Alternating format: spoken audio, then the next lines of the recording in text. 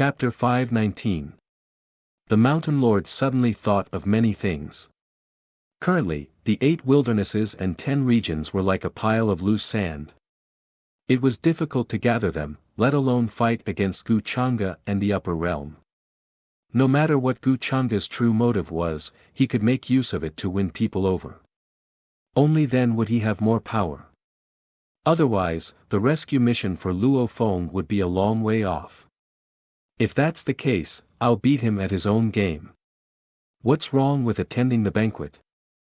Thinking of this, the Mountain Lord had a plan in mind. Now that the important figures of various races were gathered in Heaven Gate City, it was a good opportunity for him to show himself. Mountain Lord, are you going to attend the banquet that Wuxia invited? Xiao Yang did not know what the Mountain Lord was thinking. He was still a little worried. After all, Wuxia would not call the Mountain Lord out for no reason. Anyone with a discerning eye would know that something was wrong. This matter did not have much to do with the Mountain Lord, so he could leave at any time. Even the second Mountain Lord and the Mountain Lord did not have much of a relationship. This was what his master had told him a long time ago. Don't worry, I know what I'm doing. The Mountain Lord did not say much, nor did he explain anything. He then walked out of the corner and walked towards the important figures who were talking not far away. Seeing this, Xiao Yang was delighted. He understood what the Mountain Lord's choice was. He could not help but feel a wave of admiration in his heart. Even though he knew that Wuxia was up to no good and might have set up a trap during the banquet, the Mountain Lord did not care. He knew that there was a tiger in the mountain, but he still walked towards it. You are, the important figures who were discussing the Heavenly Deer City appointment in half a month could not hide their worry. They could not think of a solution. At this moment, they suddenly saw the Mountain Lord walking towards them. They could not help but be shocked. They did not sense that there was someone hiding in the area. There were supreme martial artists among them. Their cultivation was unfathomable. However, they still could not sense anyone around them. This shocked them.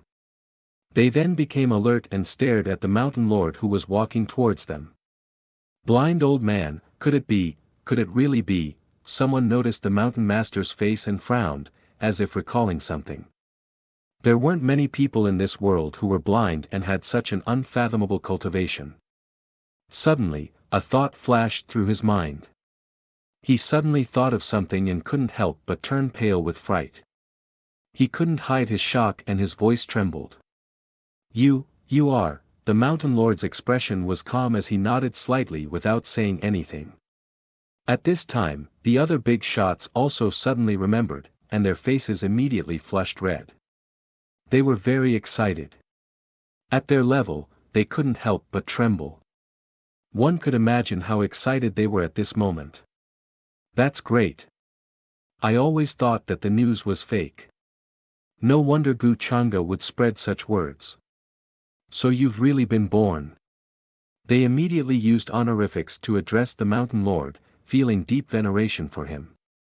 After all, he was the one who had founded the 9 mountains. His transcendent status in the current 8 desolates and 10 regions was simply indescribable.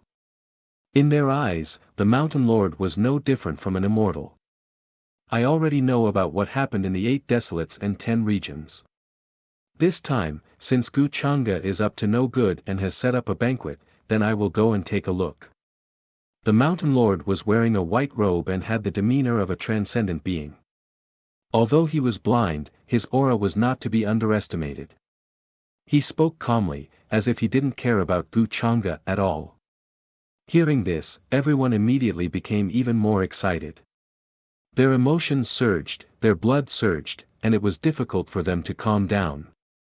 Now that the 8 desolates and 10 regions were in a dark period, if someone like the Mountain Lord stood up to them, he would be like a pillar of support. We are willing to go with the Mountain Lord. At this moment, they no longer hesitated and couldn't help but speak in unison. Their expressions were extremely serious. This was because if even the Mountain Lord couldn't do anything, then the 8 desolates and 10 regions were truly hopeless. Very good. If that's the case, then in half a month, even if the Sky Deer City is a tiger's den, we will go and take a look. Let's see what Gu Changa has up his sleeve. The Mountain Lord was very satisfied with everyone's expressions and couldn't help but nod. During this time, he contacted the other clans and gathered the remaining 3 Divine Warriors clans, the Vermilion Bird, the White Tiger, and the Xuanwu clans, to gather their last bit of strength. This way, even if Gu Changa was scheming against him, he was confident that he could escape unscathed. Very quickly, the news of the Mountain Lord of the 9 Mountains appearing in the 8 Desolates and 10 regions spread from the Juk city faster than if it had wings. This caused a huge commotion, and the waves it caused were unimaginable. All of the clans and 10 regions appeared to discuss this matter. Half a month later, within the Sky Deer City, Gu Changa invited the leaders of the 8 Desolates and 10 regions to participate in the peace treaty. To them, there was definitely something fishy about this matter and they didn't believe it. They were discussing whether or not to go. However, now that the Mountain Lord had appeared, he took the initiative to accept the invitation. This made them excited, and they didn't hesitate for long before saying that they were willing to die with the Mountain Lord. If what Gu Changa said was true, it would naturally be good, and the 8 Desolates and 10 regions would regain their rare peace. If what he said was false, with the Mountain Lord around, they would have an extra layer of protection. After all, in the eyes of countless beings in the 8 Desolates and 10 regions, the Mountain Lord was no different from an immortal. Although he hadn't appeared for countless years, now that the 8 Desolates and 10 regions were facing a great calamity and were about to fall, the Mountain Lord appeared to try his best to turn the tide. In the eyes of many cultivators, he was the last hope left. The 10 great domains and the 8 great wastelands that had yet to fall had become uplifted in the past few days. Even the armies of the upper world had stopped their attacks. It seemed that they had compromised because of Gu Changa's decree. At the same time, in the Sky Deer City, many patriarchs of the supreme sects and imperishable orthodoxies from the upper world gathered, looking slightly dissatisfied. Of course, they knew that Gu Changa had issued a decree to invite the various clans of the 8 Desolates and 10 regions. They had no objections to this, after all, it was Gu Changa's business. However, he asked for the various orthodoxies to cooperate with him and temporarily withdraw their troops. This made them a little dissatisfied. Now was the critical time to conquer the various regions, how could they withdraw their troops so easily? They were still waiting to completely conquer the 8 Desolates and 10 regions, and then find out why there were no immortals in the upper world all these years. That was the most important thing. If it weren't for the fact that Gu Changa's power was not weaker than theirs, and that he had played a decisive role in this battle, they wouldn't have agreed. Now, they wouldn't be so kind. In the palace, there was a faint fragrance of tea and immortal fog. Gu Changa sipped his tea gently and said slowly, in half a month, the various clans of the 8 Desolates and 10 regions will be here. Isn't it good to catch them all then? Everyone, why are you so dissatisfied over such a small matter? Behind him stood several people, including those who had achieved Dao from the Longevity Gu clan, Empyrean Deer Mystic Fairy, Ni Shang, and Ancestor Bone. However, Ni Shang and Ancestor Bone didn't show their faces, but their aura alone was enough to make the various orthodoxies' expressions change. They didn't dare to say anything disrespectful. If it weren't for the severity of the situation, they wouldn't have come here together at this time. Young Lord Changa is right, but how can you guarantee that all the leaders of the clans of the 8 Desolates and 10 regions will be here in half a month? An ancestor from the Sky Emperor Mountain spoke. He looked a little like a dragon, but he had a phoenix plume on his forehead. His strength was considered to be on the stronger side of the Dao attainment realm. His words were clearly approved by the rest of the people. Gu Changa's plan was simple, but the various clans of the 8 Desolates and 10 regions were not stupid. Why would they come knowing that this was a trap? To them, the success rate of this plan was not high. No, they will all come.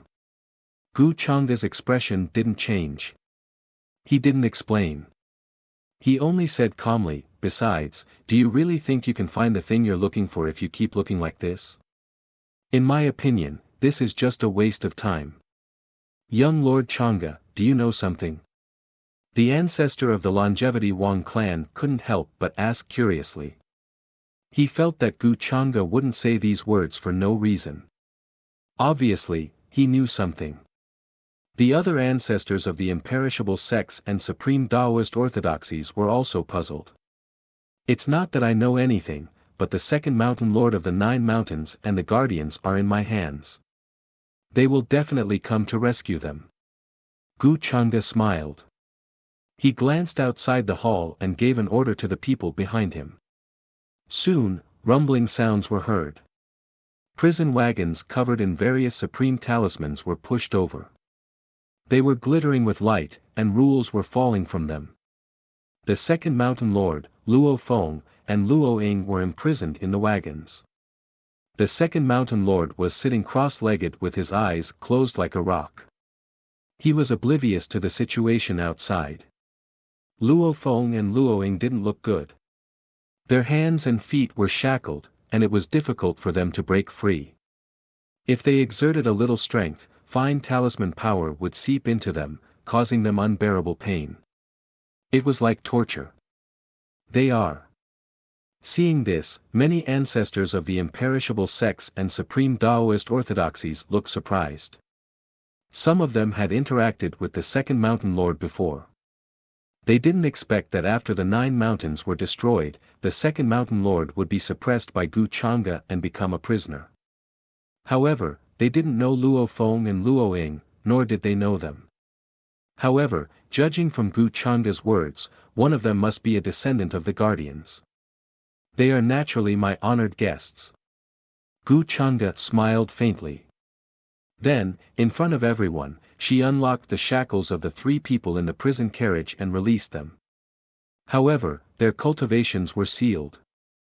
Even if they were released, they wouldn't be able to escape in front of a group of enlightened beings. It seems that young Lord Chang'e has everything under control. We were overthinking. Seeing this, many enlightened beings were not stupid. They understood Gu Chang'e's intention and couldn't help but sigh. They were even more afraid of Gu Chang'e's methods. "Gu, what tricks are you up to this time?" As the former wind ancestor, Luo Feng was still proud even though he was now a prisoner. He knew that Gu Chang'e didn't kill him because he wanted to know his secret. Therefore, before this, he was safe and his life was not in danger. Beside him, Luo Ying found it hard to hide her fear towards Gu Chang'e. Though she carried a deep hatred, she was still a young woman. Everyone here, other than Gu Chang'e, was an old monster who had lived for countless years. "Don't worry. You will see your old friends very soon." Gu Chang'e gently blew at the mist on the tea. With a slight smile on her face, she spoke unhurriedly. "Old friend, what do you mean?" Luo Feng's heart froze. Other than those of the same generation, he didn't know of any other old friends. He had a bad feeling. "Your little brother will see you very soon as well." Gu Chang'e didn't explain and looked at Luo Ying. "Little brother." Luo Ying's face was white as her body trembled in fear. It could be said that the person she didn't want to see the most right now was the little brother she had never seen before. Half a month passed in the blink of an eye. Rays of light flashed across the sky, splitting open the sky and shaking the earth. They all headed towards the Sky Deer City from all over the 8 barren domains. Chapter 520. Half a month passed in the blink of an eye. All the leaders of the clans in the 8 wildernesses' 10 regions took action. They either rode on divine rainbows or rode on clouds. They brought their servants and some of their clansmen to Heavenly Deer City. This was a matter of life and death for all the clans. No one dared to ignore it. In the eyes of many cultivators and living beings, the fate of the 8 wildernesses' 10 regions depended on this peace treaty. To the ordinary cultivators and living beings, this banquet was the only light in the darkness. They were filled with great expectations. In the ancient cities of the 8 wildernesses' 10 regions, countless cultivators and living beings were discussing. They had their servants report what happened at the banquet. Everyone was paying close attention. How big was the 8 wildernesses' 10 regions? In terms of territory, it was more than 100 million miles. The number of living beings and cultivators could only be described as immeasurable. This time, the Treaty of Peace discussion caught everyone's attention. Their hearts were filled with anticipation, but also nervousness. At this moment, an extremely large flying boat shone with divine light in dense fog. It was like a ferry boat crossing the heavens. It was flying toward Heavenly Deer City. This flying boat was huge. It was like a floating continent. There were rows upon rows of palaces and pavilions. The people on the flying boat were the leaders of the most powerful and ancient clans in the 8 wildernesses' 10 regions. There were clan leaders, elders, and ancestors. Apart from some of the younger generation, the weakest of the rest was a supreme. Before the war in the upper world, they had great power in the 8 wildernesses' 10 regions. They could cause a huge earthquake if they wanted to. There were the leaders of the 10 regions, the 8 wildernesses, and the clan leaders of the Vermilion Bird, Black Tortoise, and White Tiger clans. To put it bluntly, this group of people on the flying boat controlled the lifeline of the 8 wildernesses' 10 regions. They were the ones standing at the top. The Heavenly Deer City today is different from before. After the Heavenly Deer Mystic Fairy surrendered to Wuxia, she's still in charge of the city. But it has nothing to do with the 8 wildernesses' 10 regions anymore. So don't count on the traitor, the Sky Deer Mystic Maiden, to help us. At this moment, an ancient existence spoke. His entire body was enveloped by boundless mist, his face was thin, and his eyes were extremely bright. It was as if he could see through all the secrets of the world. He came from a reclusive family in the 8 desolates' 10 regions. He was a cultivator who had achieved the Tao. Previously, when the 8 desolates' 10 regions fought against the upper realm, he had never shown himself. Until today, he had finally appeared in the world. Around him, there were quite a few old and sturdy men of similar statuses. However, they were all silent and didn't say anything. The traitor of the Heavenly Deer Mystic Maiden. When the Empyrean Maiden was mentioned, many people couldn't help but reveal anger and disgrace in their eyes. Someone even sneered and said, "But she's also smart.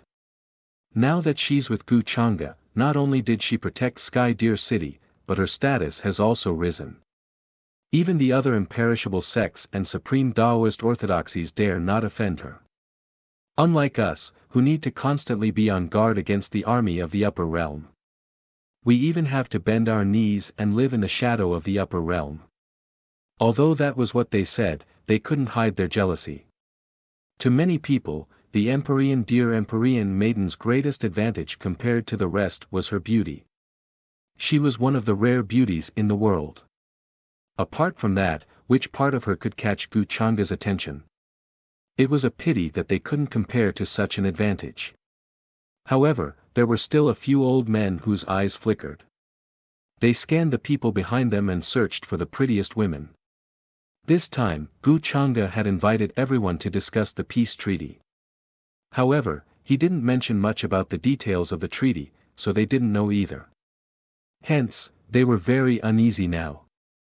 Naturally, they wanted this matter to go smoothly and restore peace to the 8 desolates' 10 regions. If they could arrange for the prettiest woman in the clan to win Wuxia's favor, that would be a good idea. That's Fairy Qingyue, she's among the people who came this time. Then, many people were stunned. Their eyes flickered as they looked at a beautiful woman who exuded an otherworldly aura.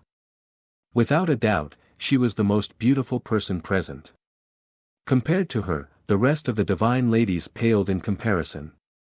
They couldn't be compared to her. However, Fairy Qingyue's identity made many people look at her strangely. They found it hard to believe that she would appear here. Zhao Yunze, who had died in battle in Sky Deer City, was very close to her. There were even rumors that the two of them intended to get engaged and planned to get married before Sky Deer City fell. However, Zhao Yunze was killed by Gu Chang'e and died tragically in Sky Deer City. Many people even heard that Fairy Qingyue was so heartbroken that she almost fainted. Now that she appeared here, it seemed that she had recovered from her grief. Fairy Qingyue is indeed Fairy Qingyue to be able to recover from her grief so quickly even in the face of such a situation. Many people sighed in their hearts but didn't think too much about it.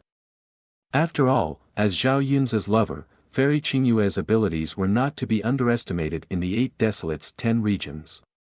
She was a hero among women. Right now, there was another person beside Fairy Qingyue. However, he looked very old and had white hair. He was the current region lord of the Great Cloud Pool region. He was Zhao Yunze's father. As the region lord of the Great Cloud Pool region, he had an irreconcilable feud with Gu Chang'e. His most favored son, Zhao Yunze, had been killed by Gu Chang'e in front of countless troops from the 2 domains in front of Sky Deer City. He had always kept this grudge in his heart. But now, revenge was a distant dream. For the survival of the entire Great Cloud Pool region, he had no choice but to grit his teeth and let go of this grudge for the time being. He led his people and rushed to Sky Deer City. "Uncle, don't worry. I know what to do." Fairy Qingyue's expression was very calm as she nodded gently. Because of Zhao Yunze, the region lord of the Great Cloud Pool region was very familiar with Fairy Qingyue. He was naturally very satisfied with this future daughter-in-law. When he heard this, his expression was a little complicated. More than that, it was regret. In the end, he could only sigh deeply. Sigh. If I had not allowed Yunze to participate in that battle, this would not have happened. I have let you all down. The region lord of the Great Cloud Pool region sighed. Fairy Qingyue shook her head and said, "Yunze told me that if he could die in the battle outside the realm, it would be a good ending for him. As the young lord of the Great Cloud Pool region, he is destined to live his life protecting the Great Cloud Pool region." These words touched the domain master's heart. He let out a long sigh, and his face seemed to have aged even more. Do we really have to do this? He seemed to be asking himself as well as Fairy Qingyue, who was sitting opposite him. Now that things have come to this, I have no other choice. Fairy Qingyue did not answer directly. Instead, she said calmly, "Don't be so pessimistic. What if there is still a chance? Even someone like the Great Mountain Master has appeared. We might still have a chance. Uncle does not want you to do this unless we have no other choice." The region lord sighed and looked into the distance. There was a sage-like, blind elder talking to the leaders of the various God of War clans. His tone was calm and steady. He did not seem to be worried or uneasy at all about participating in this feast at Hongmen. This kind of bearing made him admire him, and his heart was more or less at ease. Soon, the flying ship rumbled across the sky like a raging wave. It made a huge noise and traveled millions of miles in the blink of an eye. Many mountains, rivers, and lakes were quickly disappearing into the distance. Pieces of vast and boundless territory quickly disappeared under the feet of the crowd. Along the way, they could see powerful cultivators from the other 8 Desolates' 10 regions rushing over with their clansmen. Heavenly Deer City was located at the border of the 8 Desolates' 10 regions. It was adjacent to the territory of the upper world. However, that area was now occupied by the upper world. The sea of fire that once burned all day had gradually calmed down. Although the area was still remote and desolate, it was much more lively than before. Heavenly Deer City, which was as majestic as the backbone of heaven and earth, stood tall at the border. The stars hung over the vast plains, and the moon surged over the rivers. At this moment, the Milky Way that fell from the sky was filled with mysterious and deep radiance. It scattered over Heavenly Deer City, making it look extremely magnificent. Many large stars surged around it like dust. It was vast and majestic. Before the flying ship landed in front of Heavenly Deer City, there were terrifying divine consciousnesses that were like Wang Yang sweeping over. They were domineering and did not care about anything. Looks like they are the leaders of the various clans who have come at the request of young Lord Chang'e. Let them in. Their voices were calm. After a simple exchange, they let them in. The city gates that were as tall as the sky fell with a boom. It was obvious that behind these terrifying divine consciousnesses were the current city guards of Heavenly Deer City. Their cultivations were unfathomable. The weakest among them was at the Tao attainment realm. After all, after the formation of Heavenly Deer City was broken, there were not many defensive measures left. As city guards, they had to be terrifyingly strong. This scene made the various leaders and clansmen who had rushed over change their expressions. Once upon a time, Heavenly Deer City was no different from the Divine City in their hearts. It had a supreme status. It was not like now, where they even had to report before entering the city. Moreover, what would they do if they wanted to escape after entering Heavenly Deer City? After so many months, I'm back here again. Everything is the same, but the people are different. I wonder how Master is doing now. Xiao Yang silently followed behind the Mountain Lord and the others. Looking at Heavenly Deer City in front of him, he felt very conflicted. In the vast and spacious Heavenly Deer City, there were countless palaces and pavilions. In the distance, there were immortal islands and divine mountains. However, they now belonged to the upper world. The various orthodoxies had already divided the land and had their own territories. Now, the peace treaty was being discussed in the Heavenly Deer Temple in Heavenly Deer City. At this moment, there were already divine rainbows flashing across the city. They were the experts of the various orthodoxies from the upper world. They had also appeared and were sizing up the various leaders who were walking in from outside the city. However, their expressions were very playful, like a cat catching a mouse. This made the people from the 8 desolates 10 regions feel very uneasy. Now that they had come this far, there was no room for regret or opportunity. They could only follow this path to the end. Everyone, this way please. Since you are here to participate in the peace treaty discussion, you are naturally our young master's honored guest. Although the two worlds have been at war for countless years, and the hatred between the two worlds is difficult to resolve. However, our young master is virtuous and does not want to kill more. This peace treaty is our young master's sincerity. On the main road in Heavenly Deer City, the experts of the Gu clan who had received the news had already rushed over. Their strength was extremely terrifying.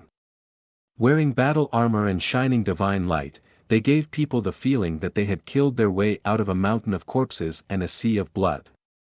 The person who spoke was a kind-looking elder. He looked very thin and weak, as if a gust of wind could blow him away. However, his aura was not to be underestimated. It was difficult to see through him. He was at least a Tao attainment cultivator. His seniority was definitely frightening. Young Master Gu is very considerate.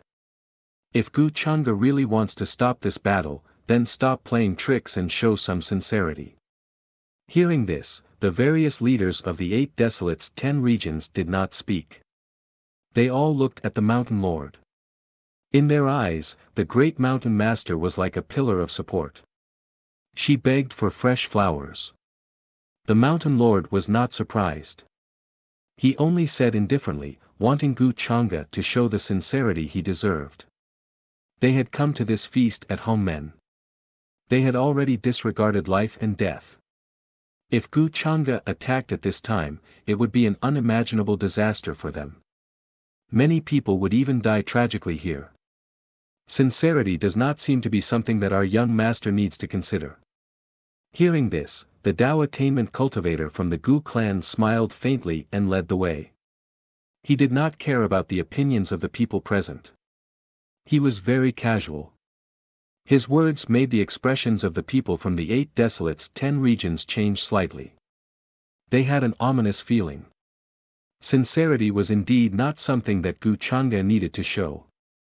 After all, the 8 Desolates' 10 regions were at an absolute disadvantage. If there were no accidents, they would be completely conquered by the upper realm soon. At this time, Gu Chang'e stood up and gave them a chance to make a peace treaty. It was up to them to believe it or not. Gu Chang'e did not need to, nor did he have the obligation to, make them believe it. For a moment, a haze rose in everyone's hearts. They knew that this was a feast at Hongmen.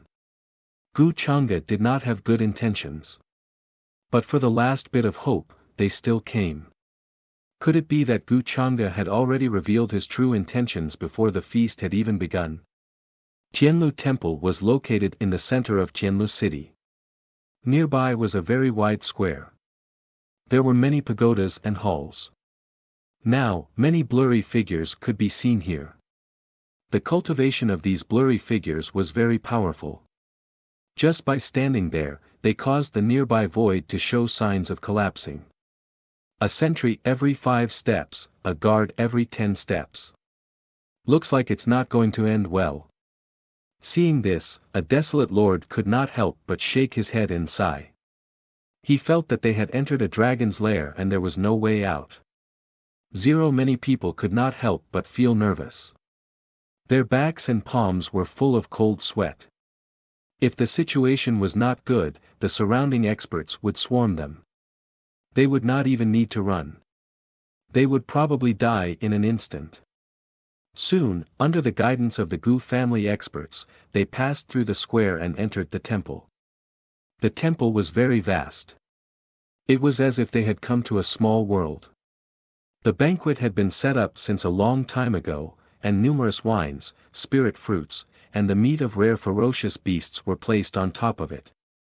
They emitted a lustrous brilliance and dazzling multicolored light, causing phenomena to appear and suffuse the air that caused one's appetite to be aroused.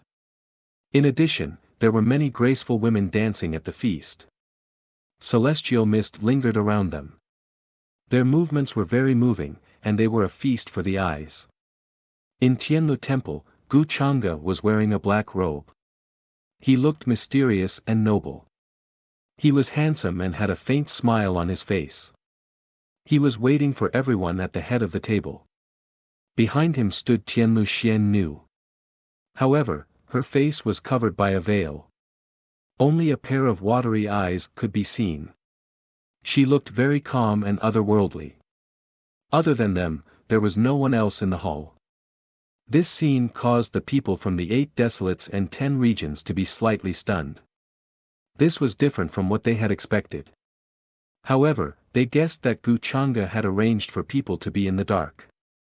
As long as he gave the order, they would rush in and take them down. Now, the life and death of the entire 8 Desolation 10 regions was in the hands of the young man in front of them.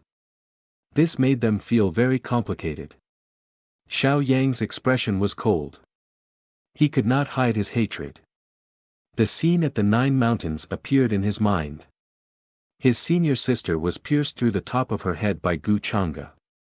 Her body and soul were destroyed. Distinguished guests, please sit. Gu Chang'e smiled and glanced at the people from the 8 Desolation 10 regions. Then, he gestured for everyone to sit. We have come as per your request. Gu Chang'e, I hope you will keep your promise. A barren lord said in a low voice.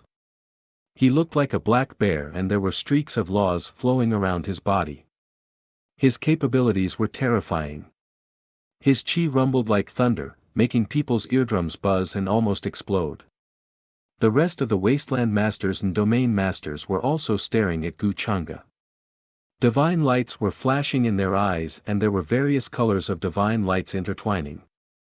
They were very cautious and did not sit down carelessly. They were worried that Gu Chang'e had other tricks up his sleeve. Everyone, don't worry. Since I have invited everyone from the 8 Desolation 10 regions to discuss this important matter, I will not attack you at this time. Could it be that you do not trust me even for such a small matter? Seeing this, Gu Chang'e only smiled faintly. He knew what everyone was afraid of. In fact, when everyone decided to come to this feast at Hongmen, Gu Chang'e had already achieved his goal. The Mountain Master, Xiao Yang, and the other divine warriors' clans were his targets. Moreover, he had already obtained the epic tree. Not many people in the upper world knew about this. Therefore, instead of destroying these clans, it was better to use them for his own purposes. To Gu Chang'e, their value was greater if they were alive. As for whether this would harm the interests of the other orthodoxies in the upper world, it had nothing to do with him. I hope you will keep your promise. Although the Mountain Master was blind, nothing that happened here could escape his senses. He then chose a seat and sat down. It was as if he was not worried about any tricks. Seeing that the Mountain Master had sat down, the others sighed in relief and found a seat. They wanted to see what Gu Chang'e planned to do. Gu Chang'e, I want to see my master and my sister. At this moment, a voice rang out in the quiet temple. Xiao Yang stood up and stared at Gu Chang'e with reddened eyes. He clenched his fists tightly and his eyes were filled with hatred as he spoke word by word. Fan. Chapter 521. Following this voice, Heavenly Dear Divine Hall fell silent for a moment. The leaders of the various clans did not expect that someone would stand up at this time and say such words to Gu Chang'e. This made them extremely shocked, and they all looked at Xiao Yang. Even the Mountain Lord beside Xiao Yang frowned slightly, thinking that Xiao Yang was being too anxious. So it's him, the disciple of the 9 mountains. I heard that he's the disciple of the second Mountain Lord of the 9 mountains. The golden-robed man beside him is the Tao disciple of the 9 mountains, Gu Wudi. Does he have a death wish? How could he say such words at this time? Soon after, many people recognized Xiao Yang and came to a sudden realization. However, even more people were dissatisfied, worried that Xiao Yang's actions would cause Gu Chang'e to be dissatisfied. Now that they were all in the same boat, if Xiao Yang affected the situation, they would not care about Xiao Yang. They didn't care about Xiao Yang's identity. When the time came, they wouldn't spare him. You want to see your master and sister? Sure, I'll take this opportunity to show you my sincerity. Gu Chang'e was not surprised and did not care. He smiled faintly. After he finished speaking, several figures suddenly walked in from outside the divine hall. Everyone could not help but look over, their pupils constricting. The person in the lead was the second Mountain Lord of the 9 mountains, but his expression was complicated. Although he had not been tortured, his cultivation and spiritual power had been sealed, making it difficult for him to use them. Behind the second Mountain Lord was Luo Ying. As for Luo Feng, Gu Chang'e did not let him come out at this time. Seeing this, everyone in the divine hall was shocked. Then, they carefully looked at the second Mountain Lord and Luo Ying, but they did not find any injuries. While they were puzzled, they could not help but sigh in relief. It seemed that Gu Chang'e had come with sincerity and did not harm the hostages in his hands. This caused hope to suddenly rise in their hearts. This feast at Treacherous Gate was not as hopeless as they had thought. If Gu Chang'e did not have a big plan, then he did have the intention to negotiate a peace treaty. Master. Sister, when he saw the second Mountain Master and Luo Ying, Xiao Yang's eyes immediately turned red. His voice trembled, even though he had never seen Luo Ying before. However, just based on his intuition at this moment, that feeling of blood being thicker than water, he could also conclude that this person was his sister. Xiao Yang, the second Mountain Master, had never thought that there would be a day when he would see his disciple again. His expression was complicated. He felt gratified, but more than that, he felt helpless and regretful. It could be seen that Xiao Yang had matured a lot during this period of time. He was no longer as rash and impatient as before. You are the younger brother.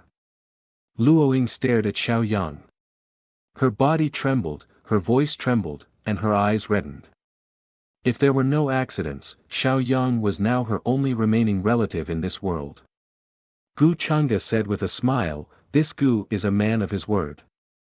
If this alliance is successfully completed, what's wrong with me letting them go? However, he didn't give them a chance to catch up. He waved his hand, and the subordinates beside Luo Ying and the second mountain master quickly led them away. When the people in the temple saw this, they didn't dare to say anything to stop it. On the contrary, Xiao Yang's eyes were even redder. He couldn't hide the hatred in his eyes. Light green runes surged on his body, and his aura seemed to be evolving into an unknown state. "Gu Chang'e, let go of my master and sister," he said through gritted teeth. His entire person was like an enraged beast. "Xiao Yang, shut up." Seeing this, the great mountain master frowned and couldn't help but shout. The rest of the people in the 8 Desolates 10 regions also frowned. They were somewhat dissatisfied with Xiao Yang. If it weren't for the great mountain master's presence, many people would have stepped in to shut Xiao Yang up. Everyone present was the true leader of the 8 Desolates 10 regions. Since they hadn't spoken yet, how could a junior like Xiao Yang be the one to shout? "Junior brother Xiao Yang, don't say any more. Since Gu Chang'e has already said that if the alliance is successful, he will release the second mountain master and your sister, he won't go back on his word. If you do this, you will only make things more troublesome." At this time, Gu Wudi, who was beside Xiao Yang, sighed. He pulled Xiao Yang and explained in a low voice. Although Xiao Yang also understood this principle, he was still unwilling in his heart. Especially after seeing his master and sister with his own eyes, he wished that he could save them now. Gu Chang'e didn't care about the jumping Xiao Yang. In his eyes, Xiao Yang was no different from a dead man. It wouldn't be a problem to let him shout like this for a while. "Young Master Chang'e, what is the alliance you mentioned this time?" In the eyes of many people, Xiao Yang's matter was not worth mentioning. What they cared about was the survival of the 8 Desolates 10 regions this time. Immediately, the region master of the Qiliao Great Region stood out. He wore a fiery red robe, and even his hair was red. He looked like a fire god.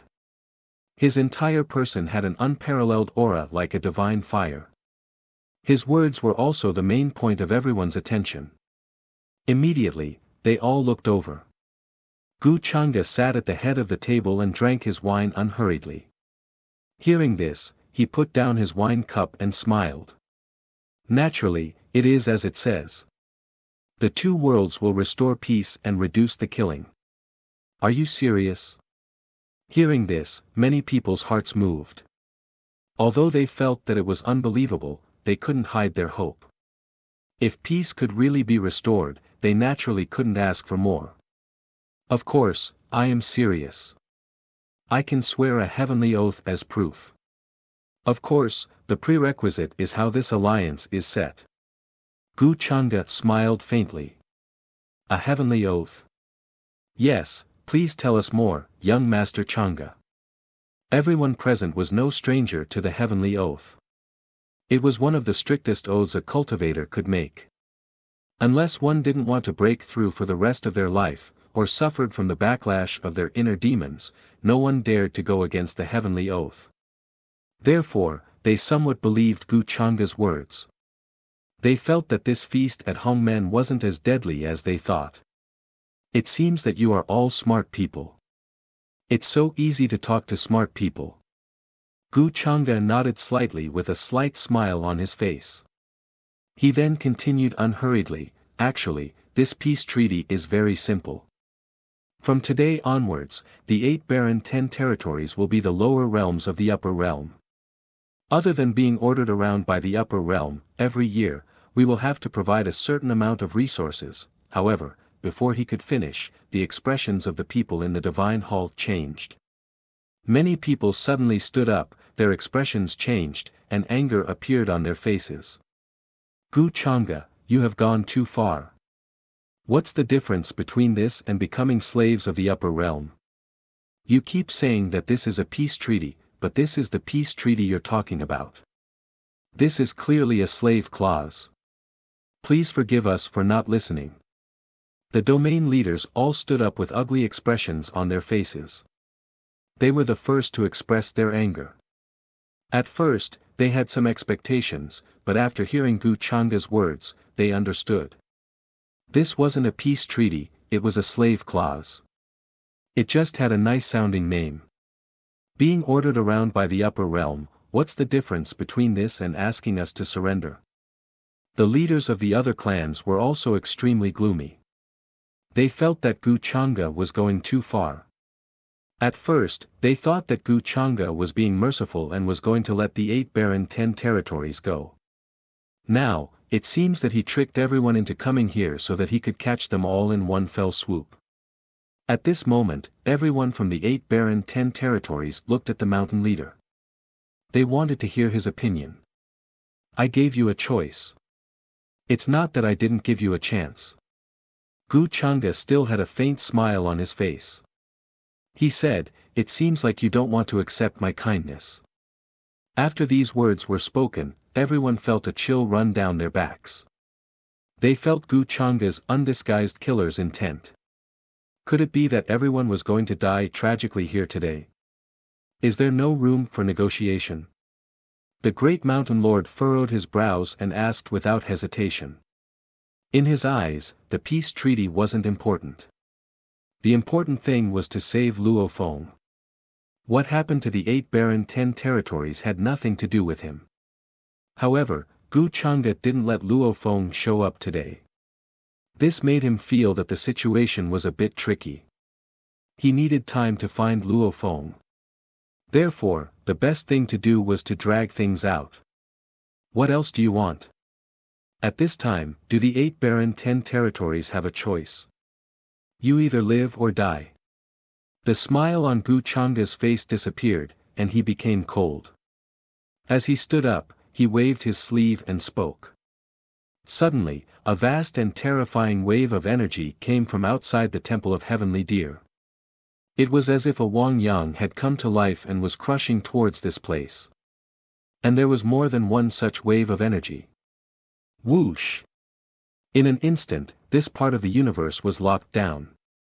Millions of miles of land were completely sealed. No living creature could escape. This scene made everyone in the Temple of Heavenly Deer change their expressions.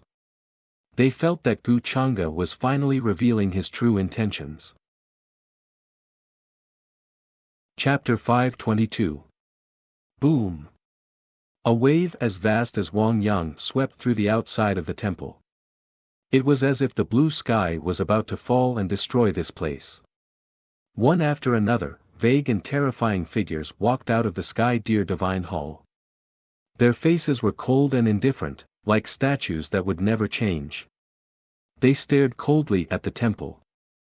Their auras were as deep as the abyss, as if they would attack at any moment. Gu Changa, what is the meaning of this? The expressions of the people in Sky Deer Temple changed. Many of the territorial lords and wilderness lords immediately took out their Dharma weapons. A vast wave of energy emerged, and a dazzling brilliance was manifesting. The leaders of the other clans also took out their weapons, runes, and other items. Their expressions were solemn and they were extremely vigilant. If Gu Changa insisted on keeping everyone here, they would have to fight back. In that case, the only thing they could do now was to fight to the death. They would not choose to be captured without a fight.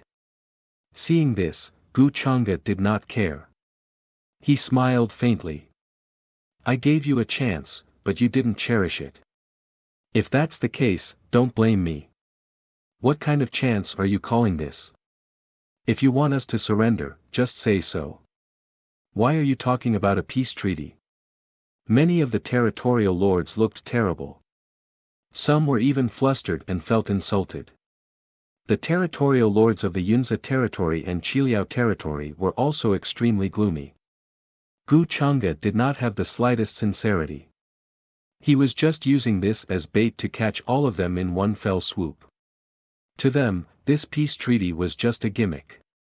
Don't tell me you're still thinking that I'll give the order to retreat at this time. Do you think there's such a good thing in this world? Gu Changa shook his head lightly and said mockingly. To him, these people's thoughts were no different from a dream. The upper realm spent so much effort to break through Sky Deer City and attack the 8 Wilderness 10 regions.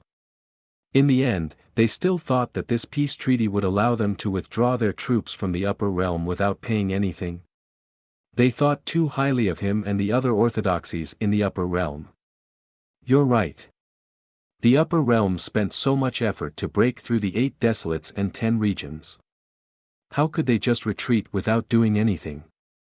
The Mountain Lord pondered for a moment, then sighed and nodded in agreement.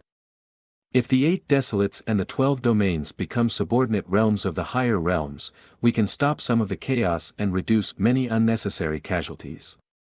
He seemed to be explaining to himself, but also seemed to be explaining to the leaders of the sects in the 8 desolates and 10 regions. In fact, it was only the majority of the people who were furious and unwilling to accept this outcome. There was still a small group of people who were willing to surrender from the very beginning. However, because the leaders of the various territory lords and the remaining 3 divine battle clans had yet to express their opinions, they chose to remain silent. The words of the great mountain master had undoubtedly moved their hearts, and they felt that this peace treaty was not unacceptable. After all, there were only 2 paths in front of the entire 8 desolates and 10 regions. They could either submit or be destroyed. How many people in this world would rather die than submit? Obviously, there were too few people like this. Many of the leaders of the great clans had expressed their anger just now because they wanted to see if there was any possibility of reconciliation. This was a method of retreat in order to advance. What do you mean by that, Great Mountain Lord? The territory lord of the Great Cloud Pool was a little shocked. He did not expect the Great Mountain Lord to have such an attitude. It seemed that he was also considering the possibility of this so-called peace treaty. Now that things have come to this, we don't have many choices left. The Great Mountain Lord seemed to know what they were thinking and sighed helplessly. Looks like you're a smart person. Gu Changa smiled and narrowed his eyes, sizing up the Great Mountain Lord with interest. He felt that the Great Mountain Lord seemed to be implying something, which was slightly different from what he had expected. However, this was also good, as it was in line with his plan. We will consider the peace treaty that young Master Gu mentioned, but can you give us some time? The Great Mountain Lord opened his mouth and said calmly, as if he was seriously considering this matter. I can give you some time, but I've never been patient. Gu Changa nodded lightly. He wanted to know why the Great Mountain Lord was stalling for time. Could it be that he wanted to rescue the second Mountain Lord and the others? Or rescue Luo Feng? But no matter which possibility it was, Gu Changa was bound to not let him continue to live. 3 days. Young Master Gu, you only need to give us 3 days. After 3 days, we will give you an answer in this hall. What do you think? The Great Mountain Lord said calmly. The rest of the Baron Lords and Territory Lords were shocked. They opened their mouths, wanting to say something, but closed them in the end. They did not expect the Great Mountain Lord to say this in the end.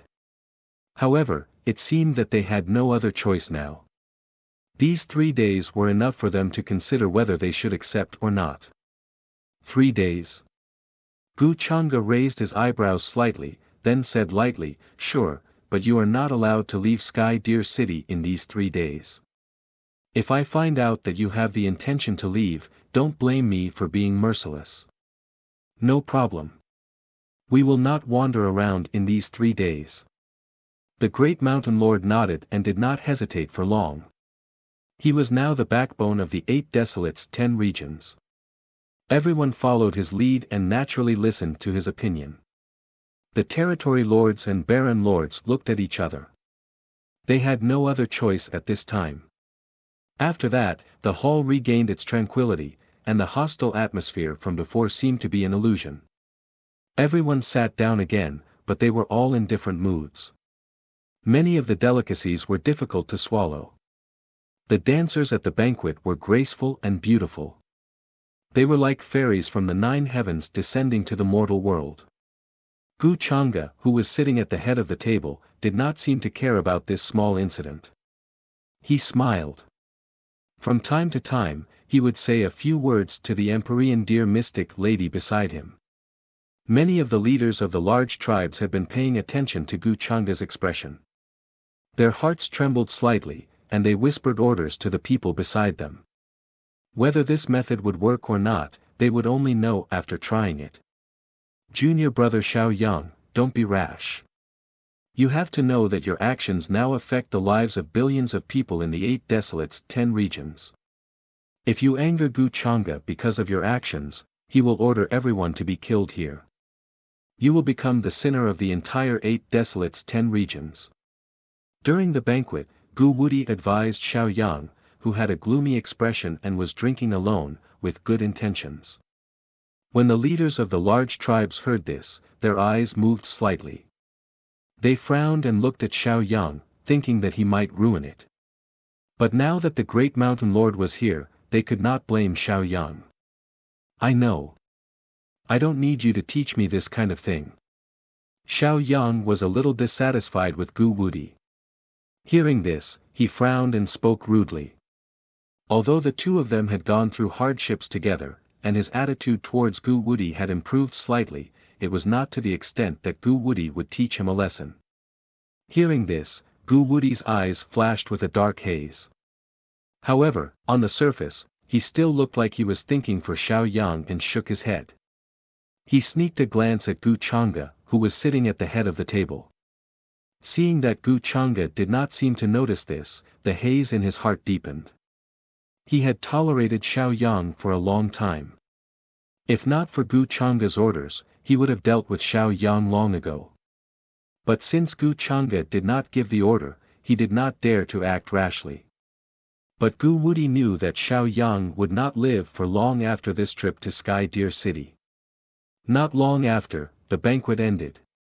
The people from the 8 desolates 10 regions heaved a sigh of relief and were led away by the Gu clan servants. They were given a place to rest. Gu Changa had given them 3 days. That meant that they still had 3 days to relax. 3 days later, they would explain to Gu Changa here and decide the fate of the 8 desolates 10 regions. Uncle, among the people from the Cloud Pool Grand region, the calm and quiet fairy Qingyue suddenly glanced at the Cloud Pool territorial lord and said softly. I understand. It must have been hard on you. The Cloud Pool territorial lord sighed in his heart. He felt a little regretful, but his expression gradually became firm as he nodded. Young Lord Changa, take care. I still have some matters to discuss with young Lord Changa alone. He took the initiative to speak to Gu Changa, who was about to leave, under the shocked gazes of many people. What is the Cloud Pool territorial lord trying to do? His son, Zhao Yunze, was killed by Gu Changa. There is a deep hatred between them that is difficult to erase. At this time, he asked Gu Changa to stay. Is he taking the opportunity to take revenge? While many people were shocked, they guessed in their hearts. But they felt that the Cloud Pool territorial lord was not so bold and capable. Even the mountain lord frowned, worried that the Cloud Pool territorial lord would ruin his plans. In Sky Deer City, even if everyone attacked together, they would not be able to hurt Gu Changa, let alone take revenge. At this time, everyone could only hope that the Cloud Pool territorial lord would not do anything stupid. Oh, Cloud Pool territorial lord, what is the matter? Hearing this, Gu Changa smiled faintly and stopped. She stood at the head of the table and watched. If he remembered correctly, he was the one who killed the Cloud Pool territorial lord's son, Zhao Yunze. How could he tolerate such a thing? The Cloud Pool territorial lord hid the hatred in his eyes. He cupped his hands and said, I have some matters to discuss with young Lord Changa alone. For the sake of the Cloud Pool Grand region, he could only hide his hatred for his son. He did not dare to reveal it. What matters do you need to talk about alone? Gu Changa smiled but did not reject his request. Seeing this, the rest of the people's eyes flashed, but they could not stay any longer. They were led away by the Gu family servants and left Sky Deer Divine Hall. However, many people noticed Fairy Chinua beside the Cloud Pool Territorial Lord. They cursed under their breath. What an old man, offering his daughter for glory. To them, Fairy Chinua was Zhao Yunza's lover, and the two of them had even intended to be engaged. Now that Zhao Yunza was dead, the Cloud Pool Territorial Lord wanted to offer Fairy Chinua to protect the Cloud Pool Grand Region. If his son knew of this, would he be able to rest in peace?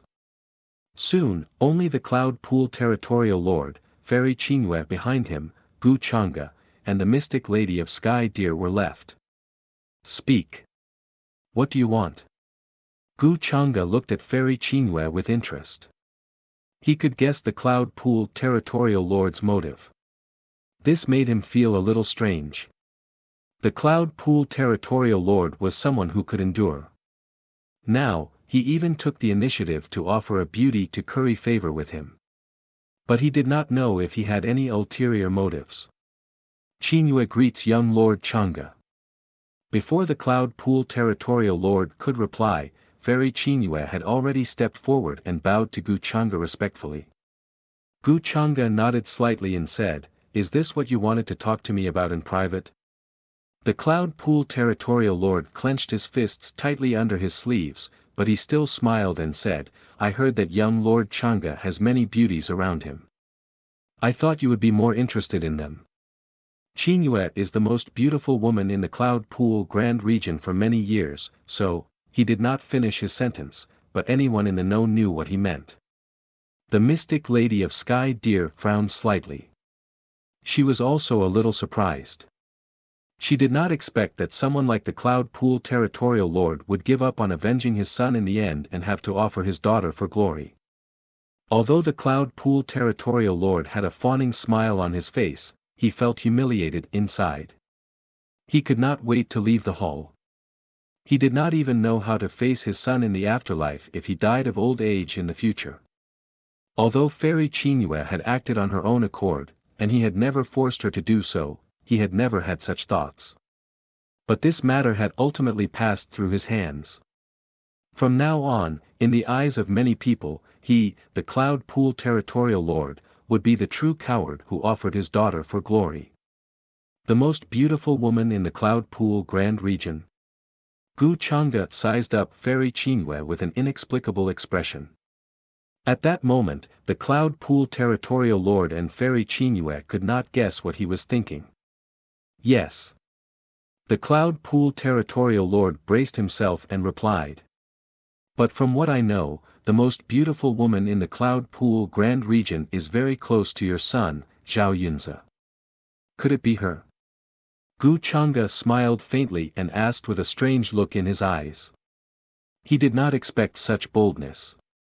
Either she had a motive, or she was extremely patient. To be honest, young Master Changa, Chinua is indeed close to Yunza, but they are only friends. There is nothing between them. Before the Cloud Pool Territorial Lord could speak, Fairy Chinua was the first to speak. She replied with a cold expression, as if she did not want Gu Changa to misunderstand. Interesting. Gu Changa smiled and asked, "So you want me to let the Cloud Pool Grand Region off just like that?" "We do not dare. This time, the Cloud Pool Grand Region will definitely cooperate fully with young Master Changa's peace treaty. We will not have any other intentions," the Cloud Pool Territorial Lord quickly replied. "Oh, if that is the case, that would be for the best." Gu Changa nodded casually. After that, the Cloud Pool Territorial Lord seemed to heave a sigh of relief. He gave Fairy Chinua a look and left first. The Gu family servants outside the hall led him to another area. "I killed Zhao Yunza. Don't you intend to avenge him?" After the Cloud Pool Territorial Lord left, Gu Changa smiled faintly as he stared at Fairy Chinua. Fairy Chinua's expression was very calm. She shook her head and explained, "With my abilities, it is impossible for me to avenge him. Young Master Changa, you worry too much. Now that the 8 desolates and 10 regions are in a precarious situation, I am like a piece of duckweed. I just want to find someone I can rely on. Is that so?" Gu Chang'e smiled nonchalantly. But I can feel a strong murderous intent from you. You seem to want to kill me, and your murderous intent is much stronger than anyone else's. Fairy Qingyue's expression changed slightly. She did not understand why Gu Chang'e would say that. Then, she quickly recovered and said, "Why do you say that, young Master Chang'e? If you are unhappy with me, you can."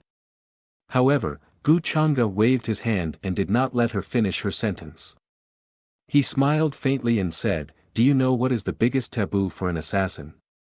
Fairy Qingyue still looked as if she did not understand what Gu Chang'e was talking about. She said in confusion, "Young Master Chang'e, you worry too much. I am not an assassin. The biggest taboo for an assassin is to use an egg against a rock." Gu Chang'e's smile disappeared. Suddenly, his expression turned cold. He directly struck Fairy Qingyue with his palm, causing her to cough up large amounts of blood as she was sent flying. At that moment, a broken stone tablet fell out of her sleeve with a clang. Countless dazzling runes were reflected on it. It looked as if it could burn at any moment, and it contained terrifying power. This scene caused her face to turn pale. She was in a daze, and she could not believe what she saw. "You want to assassinate me with a broken stone tablet?"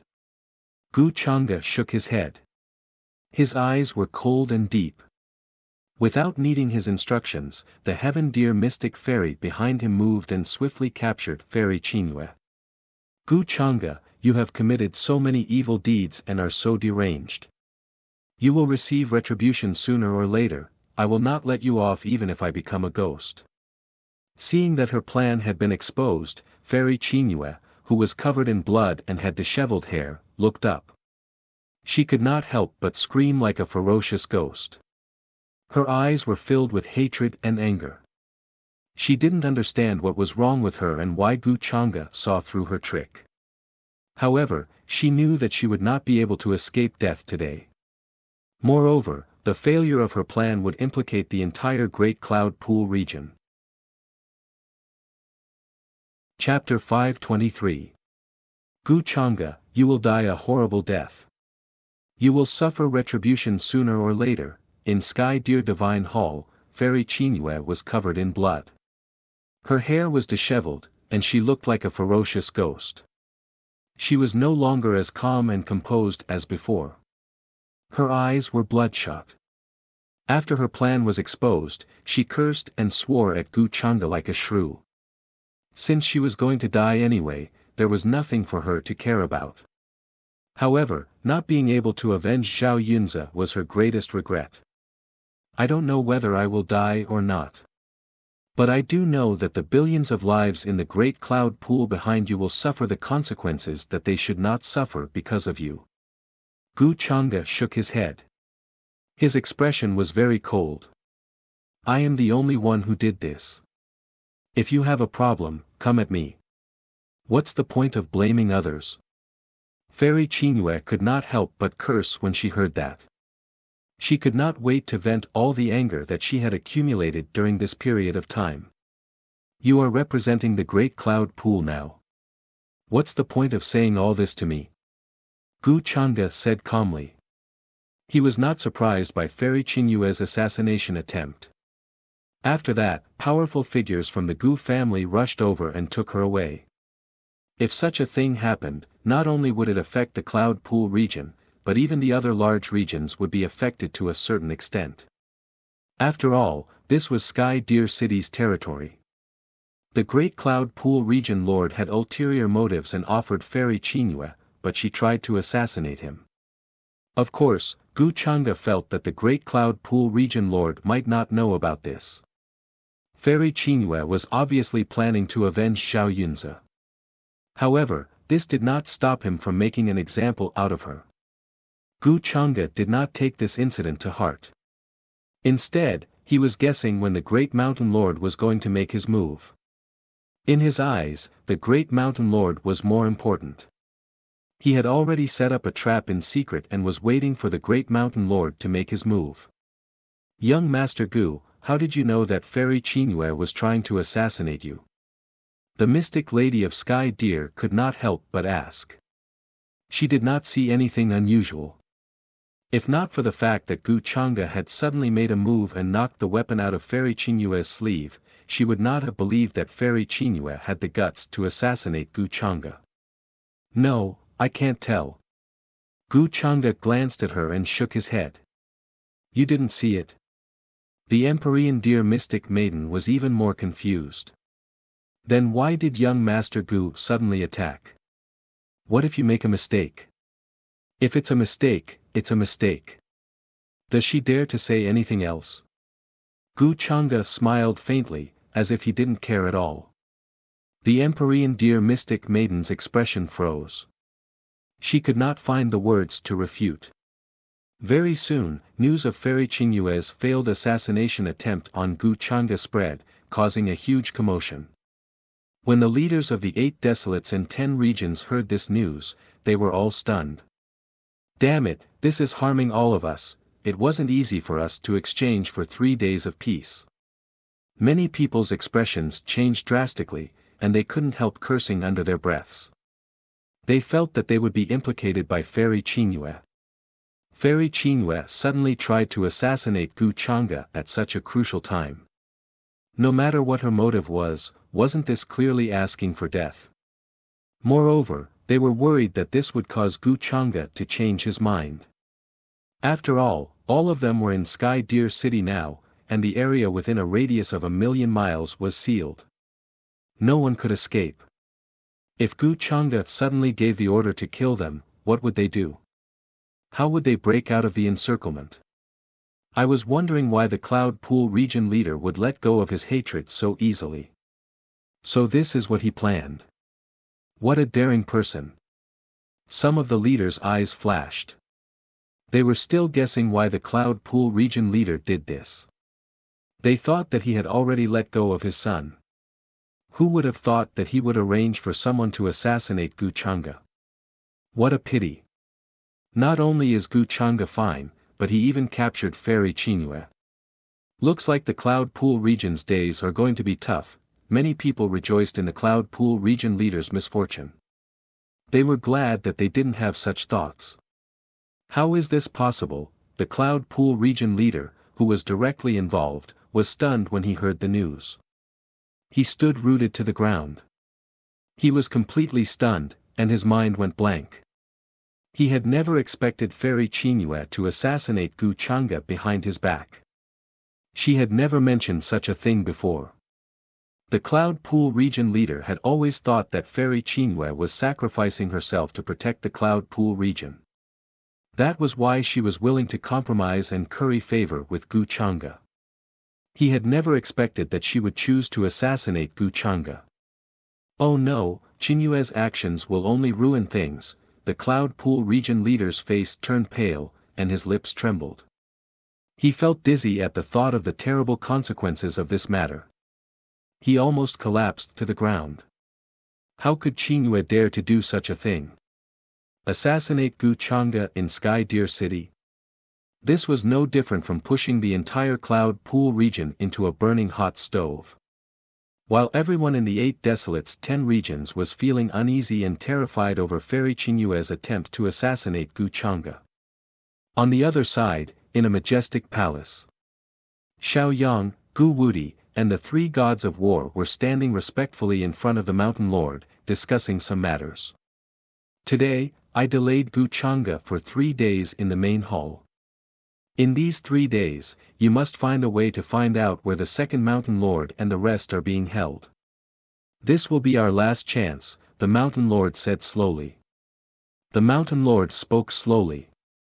His tone was calm and indifferent, as if everything was under his control. Don't worry, Mountain Lord.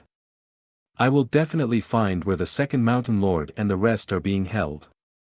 Xiao Yang understood the importance of this matter. He could not help but promise solemnly. In that case, the spies I planted in Sky Deer City can finally be of use. Gu Wudi's eyes lit up when he heard this. He clenched his fists as if he was very confident. The spies you planted in Sky Deer City? The Mountain Lord could not help but look at him.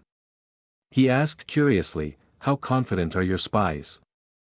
Xiao Yang was also a little surprised. He did not expect Gu Wudi to have such a trick up his sleeve. Perhaps it could be of use at this time. To be honest, when Xiao Yang and I left Heavenly Deer City to look for you, I was worried that Heavenly Deer City would fall. I made preparations beforehand and controlled many people. Although they betrayed Heavenly Deer City, they have always been my people. If they attack, we might be able to find where the second Mountain Lord and the rest are being held. Gu Wudi swore, his face full of confidence. Is that so? I hope your spies can give me a surprise. The Mountain Lord nodded. He was satisfied, but he did not place all his hopes on Gu Wudi. Gu Chang'e was so cunning. How could it be so easy to find the place where they were being held? On the other side, Gu Chang'e, Ancestor Bone, Ni Shang, and the rest appeared in the dungeon where Luo Feng and the rest were held. According to young master's instructions, we have set up an inescapable net nearby.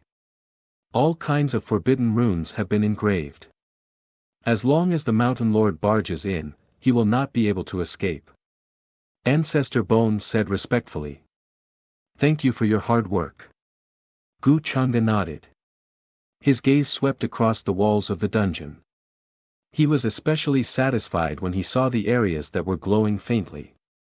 Although Sky Deer City was heavily guarded, and even millions of miles of territory had been sealed off, he was not worried. After all, the Mountain Lord was a peak existence that surpassed the immortal realm. He was comparable to the Wind Ancestor. Even if it was because of the current laws of heaven and earth, it was difficult for him to unleash his peak strength. But if he wanted to escape, who could stop him? Gu Chang'e did not believe that the Mountain Lord would care about the 8 wastelands, 10 regions and billions of lives. A person like him only cared about the epic tree in Luo Feng's hands. He only cared about the possibility of returning to his peak. Hence, Gu Chang'e was sure that the Mountain Lord would find a way to find where Luo Feng was being held, rescue him, and then bring him away. The Mountain Lord was just stalling for time these 3 days. He could beat him at his own game and wait for the Mountain Lord to enter the trap. The inescapable net has been set. All we have to do is wait for the big fish to enter. Gu Chang'e looked at the unconscious Luo Feng with a strange look in her eyes. Just in case, he had devoured Luo Feng's divine spirit completely. What was left was only a weak trace of life aura. Hence, even if the Mountain Lord managed to escape, he would discover that the epic tree was already in his hands. All his efforts would be for naught. 2 days passed quickly. Everyone in the 8 wastelands, 10 regions felt uneasy because of Fairy Qingyue's assassination attempt on Gu Chang'e. They were worried that they would be implicated. However, to their surprise, Gu Chang'e did not seem to be angry. He did not blame them either. On the other hand, the Cloud Pool Territory Lord led his people to beg for forgiveness on the 2nd day. He personally found Gu Chang'e and explained that they had nothing to do with Fairy Qingyue's assassination attempt. He was also willing to serve the Changxing Gu family from now on. Gu Chang'e had expected the Cloud Pool Territory Lord to do this. The Cloud Pool Territory was the largest territory in the 8 wastelands, 10 regions. It was extremely vast and rich in resources. Gu Chang'e had no reason not to take down the Cloud Pool Territory Lord without expending a single soldier. This incident caused quite a stir. None of the major tribes had expected the Cloud Pool Territory Lord to be so decisive. His actions made many tribes restless. Although the 3 days were for discussion, it was actually for them to calm down. Now that they had calmed down, it was time to make a decision. Mountain Lord, I've mobilized my spies over the past few days and finally found a suspicious place. We suspect that the second Mountain Lord and the others are being held captive there. At this moment, Gu Wudi reported to the Mountain Lord respectfully in the palaces where the various tribes were resting. Behind him stood Xiao Yang and 3 other powerful figures from the Divine War tribe. However, their expressions were the same as Gu Wudi's. They were excited. It was obvious that they had found some clues. "Oh, where is the suspicious place?" the mountain lord asked calmly. They had not found a single clue in the past 2 days. Honestly, he was starting to feel a little anxious. However, he was cautious by nature. He would not act rashly unless he was very confident. "We found a hidden array formation in the southwest corner of Sky Deer City. However, compared to the tight security everywhere else, the security there is exceptionally weak. At first, we did not pay much attention to that place. We felt that it was not important, so there were not many people guarding it. However, junior brother Xiao Yang found that something was wrong. The weakness there seemed to be deliberately shown to us by the upper realm so that we would overlook it. Actually, in the dark, the security there is much tighter than the other places." Gu Wudi's expression was solemn as he slowly explained. When he mentioned that Xiao Yang found that something was wrong, a strange look appeared in his eyes. However, it disappeared in a flash, and he quickly returned to normal. "Oh, there's such a place. You're all very meticulous. It seems that there is no mistake." Hearing this, the mountain lord's heart skipped a beat. Then, a rare smile appeared on his face. Chapter 524. In the palace, the mountain lord's eyes flickered.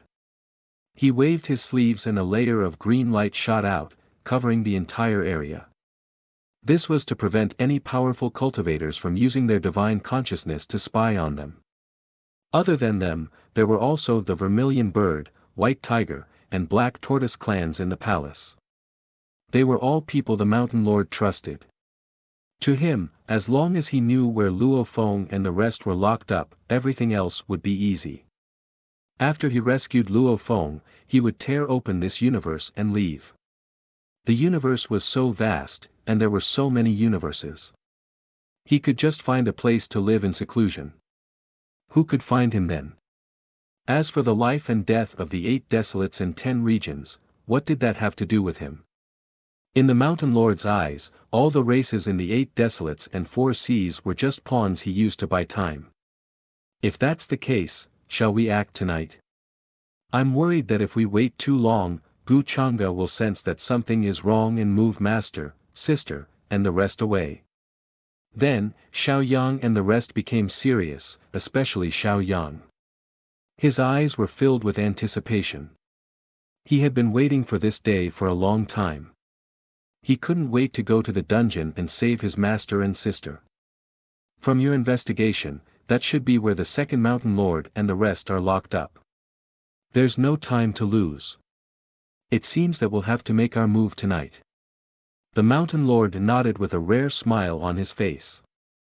Then, everyone discussed the details of their next move. They wanted to be 100% sure that they would not make any mistakes. In the blink of an eye, dusk fell. The entire Sky Deer City was shrouded in a layer of magnificent fog. Streaks of bright stars fell from the sky. When the time comes, some of you will guard the entrance. If there are any strange movements, you will be notified immediately. The mountain lord's face was solemn. He glanced at all the cultivators in front of him and ordered. "We understand. Don't worry, mountain lord." Everyone's expression was solemn. They knew how important tonight's move was. They couldn't afford to make any mistakes. Then, the mountain lord waved his sleeves, and ancient and mysterious runes appeared in the void. They turned into a hazy glow, concealing everyone's figures. He appeared to be rather cautious. While sensing the movements of the surrounding cultivators who were monitoring this place, he concealed himself and left the palace complex, heading towards the street in the southwest direction. Although it was night time, 623 Heavenly Deer City was still brightly lit. There were figures moving about in the various palaces and pavilions. Singing could be heard on the boat. In the distance, the fishing boats were like beams, bustling with noise and excitement. Stone gambling dens, teahouses, shops, brothels. Cultivators could be seen in almost every place. Apart from the occasional patrolling soldiers in the sky, the entire Sky Deer City seemed rather peaceful. It was completely different from the solemn and heavy atmosphere of war in the past.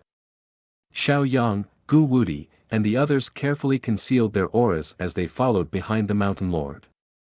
Even though the Mountain Lord had stepped in to protect them, it was impossible for them not to be nervous at such a critical juncture. However, the great Mountain Master's dermic powers were profound and his means were extraordinary. It was even harder to find a flaw in his concealment divine ability. They left the palace and walked for hundreds of miles on the streets, but no one found them. This more or less made them feel a lot more at ease, and they felt even more confident. After passing through the stone gambling den, there's a dilapidated house in the southwest direction. That's the suspicious place we've investigated, Xiao Yang said. Xiao Yang opened his mouth and said. He looked at the brightly lit stone gambling den in front of him and pointed to a house behind it. From where they were, they could only vaguely see that the light there was dimmer, as if no one lived there. There's indeed an obscure fluctuation there. We'll have to be careful later.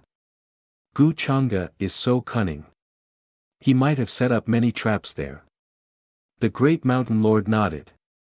His expression was slightly solemn, and a faint golden glow was gathering in his originally pitch-black eyes. The aura of the entire world, the changes of the laws, and even the fluctuations of the great Tao appeared in his mind. Such a method already involved the origin of the world. It was extremely mysterious. Following which, the group carefully concealed their auras and stealthily made their way to the dilapidated house. Young Master, as you've guessed, the Mountain Lord and the others have secretly left the palace they've been resting in for the past few days. According to our spies, they should be heading in the southwest direction. At the same time, on top of a palace in the southwest direction of Sky Deer City. Gu Chang'e stood there and looked at the group of splendid palaces in the distance. He seemed to be deep in thought. Behind him, Ni Shang's figure appeared and spoke respectfully. It seems like the fish is about to enter the net. I didn't waste so much time setting it up. Gu Chang'e smiled faintly and retracted his gaze. Young Master, you're so clever. The Mountain Lord thinks that everything is under control. He doesn't know that you've already arranged everything. Ni Shang looked at Gu Chang'e's back. A smile appeared on her cold and beautiful face. Her eyes were bright. If Ancestor Bone hadn't mentioned it, she wouldn't have known that Gu Wudi, who was by the Mountain Lord's side, was actually a hidden chess piece that Gu Chang'e had placed there.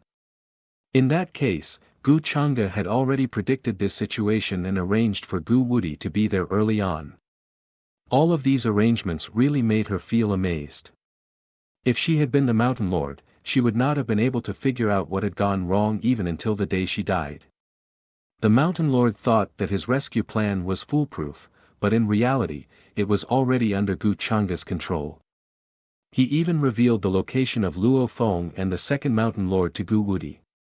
He then told Gu Wudi how to explain it to the Mountain Lord so that the Mountain Lord wouldn't be suspicious and cautious. Judging by the time, it should be about time. Pass down the order and gather everyone. The fish has taken the bait.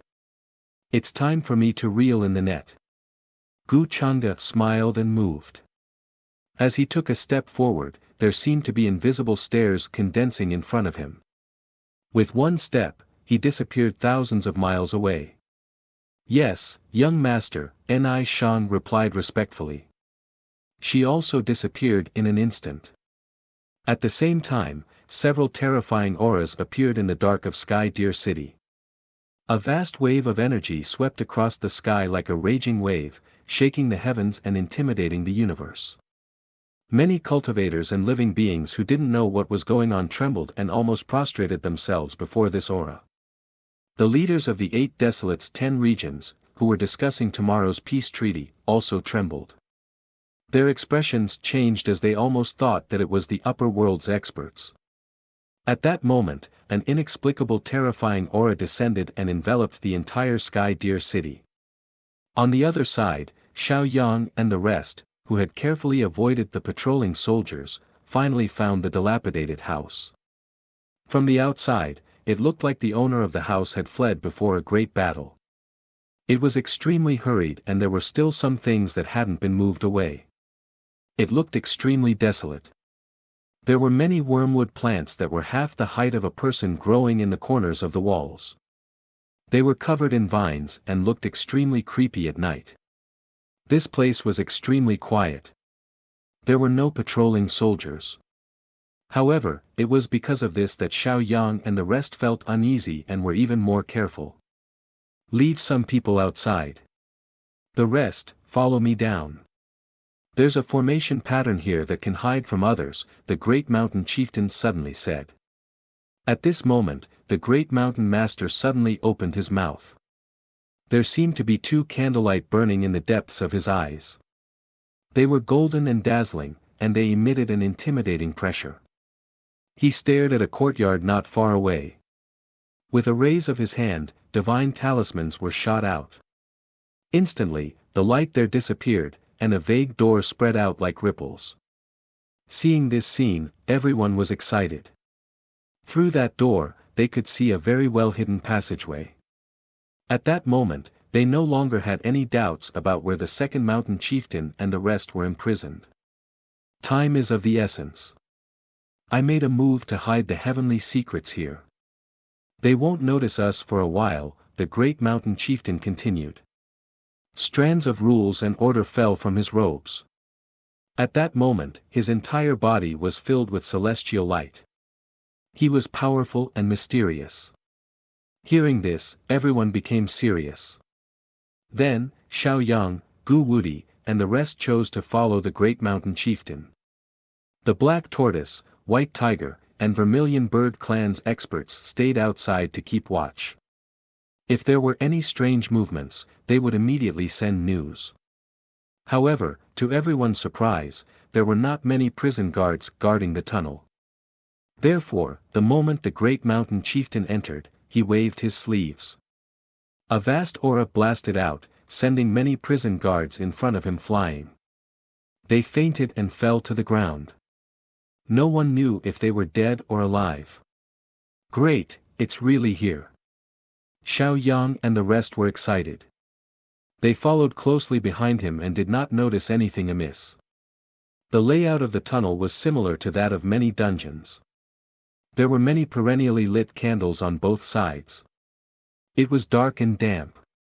Not long after entering, they saw a few people imprisoned. They were Luo Ying and the second mountain chieftain. However, their four senses were obviously sealed. They could not speak or hear anything. They could only see the great mountain chieftain, Xiao Yang, and the rest rushing over from outside the dungeon. There were chains wrapped around Luo Ying and the second mountain chieftain. These chains were obviously made of a special material and were extremely sturdy. They were locked in the depths of the dungeon and could not move. On the other side, Luo Feng was in a similar condition. However, he was unconscious and only had a weak aura. Seeing this, Xiao Yang and the rest were pleasantly surprised. Even the great mountain chieftain smiled and heaved a sigh of relief. It seems that Gu Chang'e is very confident in his arrangements. He did not send any experts to guard this place. Xiao Yang looked around. Apart from the few imprisoned people, he did not see anyone guarding this place. This surprised him a little. However, he felt that Gu Chang'e was very confident and did not think that anyone would dare to barge in and rescue the second mountain chieftain. Master, sister, I'm coming to save you. Xiao Yang did not think too much. He stepped forward and runes rose from his body. He walked toward the chained second mountain chieftain and Luo Ying in an attempt to save them.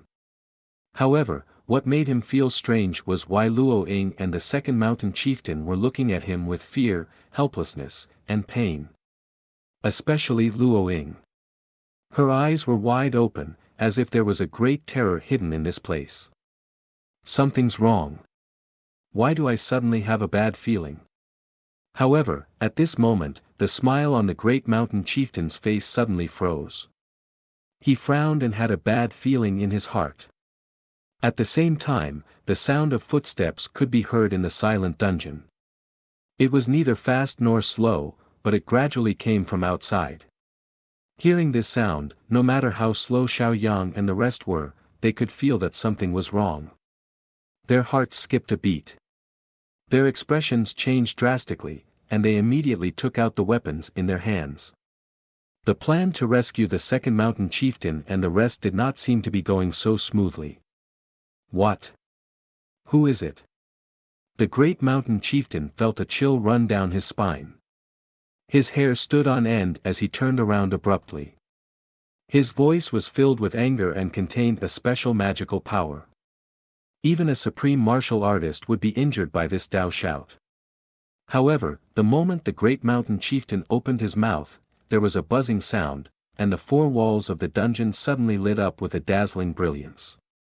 Runes of the great Dao appeared one after another. They were like bright lamps, dazzling and blinding, causing tears to flow out of their eyes. In an instant, they lit up the dark dungeon. Boom! These runes of the great Dao contained a terrifying aura.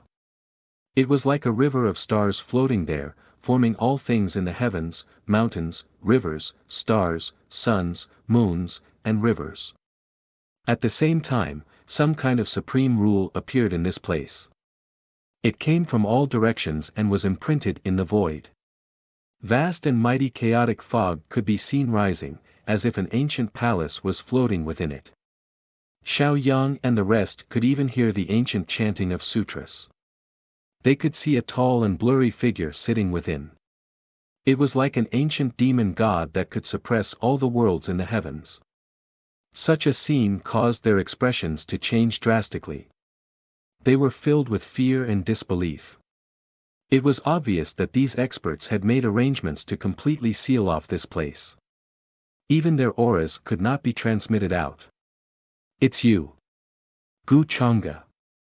How did you know we would come here? When he saw the white-robed man walking in from outside the dungeon, Xiao Yang's expression changed drastically. His voice was trembling and even a little pale. He could not believe it. I've been waiting for you here for a long time. Gu Chang'e had a carefree smile on his face. He shook his head lightly and did not explain anything. As his words fell, a vast wave of energy suddenly came from behind him. It was like a mountain sea that was rushing forward, wanting to drown Xiao Yang in the rest. Many Dao attainments cultivators appeared. Among them, the auras of Ancestor Bone and the rest were the most terrifying. Just by standing there, they were suppressing Xiao Yang and the rest to bend their backs and worship them. Such an aura made their faces pale with fear. They could not hide their fear and could not stand steadily. They could only look at the great mountain chieftain for help. You knew that I would come to rescue them? Although the great mountain chieftain was much calmer than Xiao Yang and the rest, his expression was also heavy. He stared at Gu Chang'e and asked. Chapter 525. The great mountain master wore a white robe and had a clear face. Although he was blind, he had the demeanor of a transcendent being. He had built the 9 mountains and refined the 9 mountains' celestial seal, a treasure of fate. As the person with the highest cultivation in the 8 barren 10 regions and the longest life, his strength was unimaginable and could only be described as unfathomable. The great mountain master had participated in the war of plundering the heavens with the wind ancestor and attempted to seize the authority of the heavenly axiom. After that battle, he was severely injured and his cultivation was no longer at its peak. However, after so many years, even if he could not stand in the realm of the celestial path, he was not far away from that realm. In the vast 8 barren 10 regions, it was almost impossible to find someone who could be compared to the great mountain master. Even in the current upper realm, the great mountain master was one of the best, standing at the pinnacle. That was why Gu Chang'e was so cautious. He used Luo Feng and the second mountain master as bait and waited for him to fall into the trap so that he could kill the great mountain master. Now, it seemed that his plan was very successful. No matter how shrewd the great mountain master was, he did not expect this trap to be set by Gu Chang'e. The target of this feast at Treacherous Gate was the great mountain master. In Gu Changa's eyes, the other tribes in the 8 barren 10 regions were not as important as the great mountain master. Senior, you are so cautious. If I don't put in some effort, how can I kill you? Gu Changa said with a faint smile. How are you so sure that you can kill me with so few people? The great mountain master's terrifying aura surged like an endless volcano that was about to erupt. He could not help but ask with a darkened face. Although he was not sure how Gu Changa had plotted against him and made him fall into this trap of his own accord, he had already done so. But now that things had come to this, if he didn't flee, he might be left here today, and his life might even be in danger. Then, how are you so sure that I can't kill you? Gu Changa said with a faint smile. His expression was calm, as if he did not care about this matter. Seeing his expression, the mountain lord's heart sank again. Gu Changa was the first person that made him feel unfathomable. Now that he said these words, he felt even more uncertain. Gu Changa, this old man admits that he has fallen into your trap. However, this old man would like to know, how did you scheme against this old man without him noticing? At this moment, the great mountain master seemed to be somewhat unwilling and helpless. He sighed and asked. This was also the biggest doubt in his heart. Otherwise, with his degree of cautiousness, it was absolutely impossible for him to fall for it. It could only be said that Gu Changa's methods were really brilliant. Even if he racked his brains, he still couldn't figure out which step had gone wrong. Could it be that one of your pawns is among these people? Suddenly, a thought flashed through his mind. He glanced at Xiao Yang, Gu Wudi, and the others, his tone cold. Looking at it now, there was no other possibility other than this.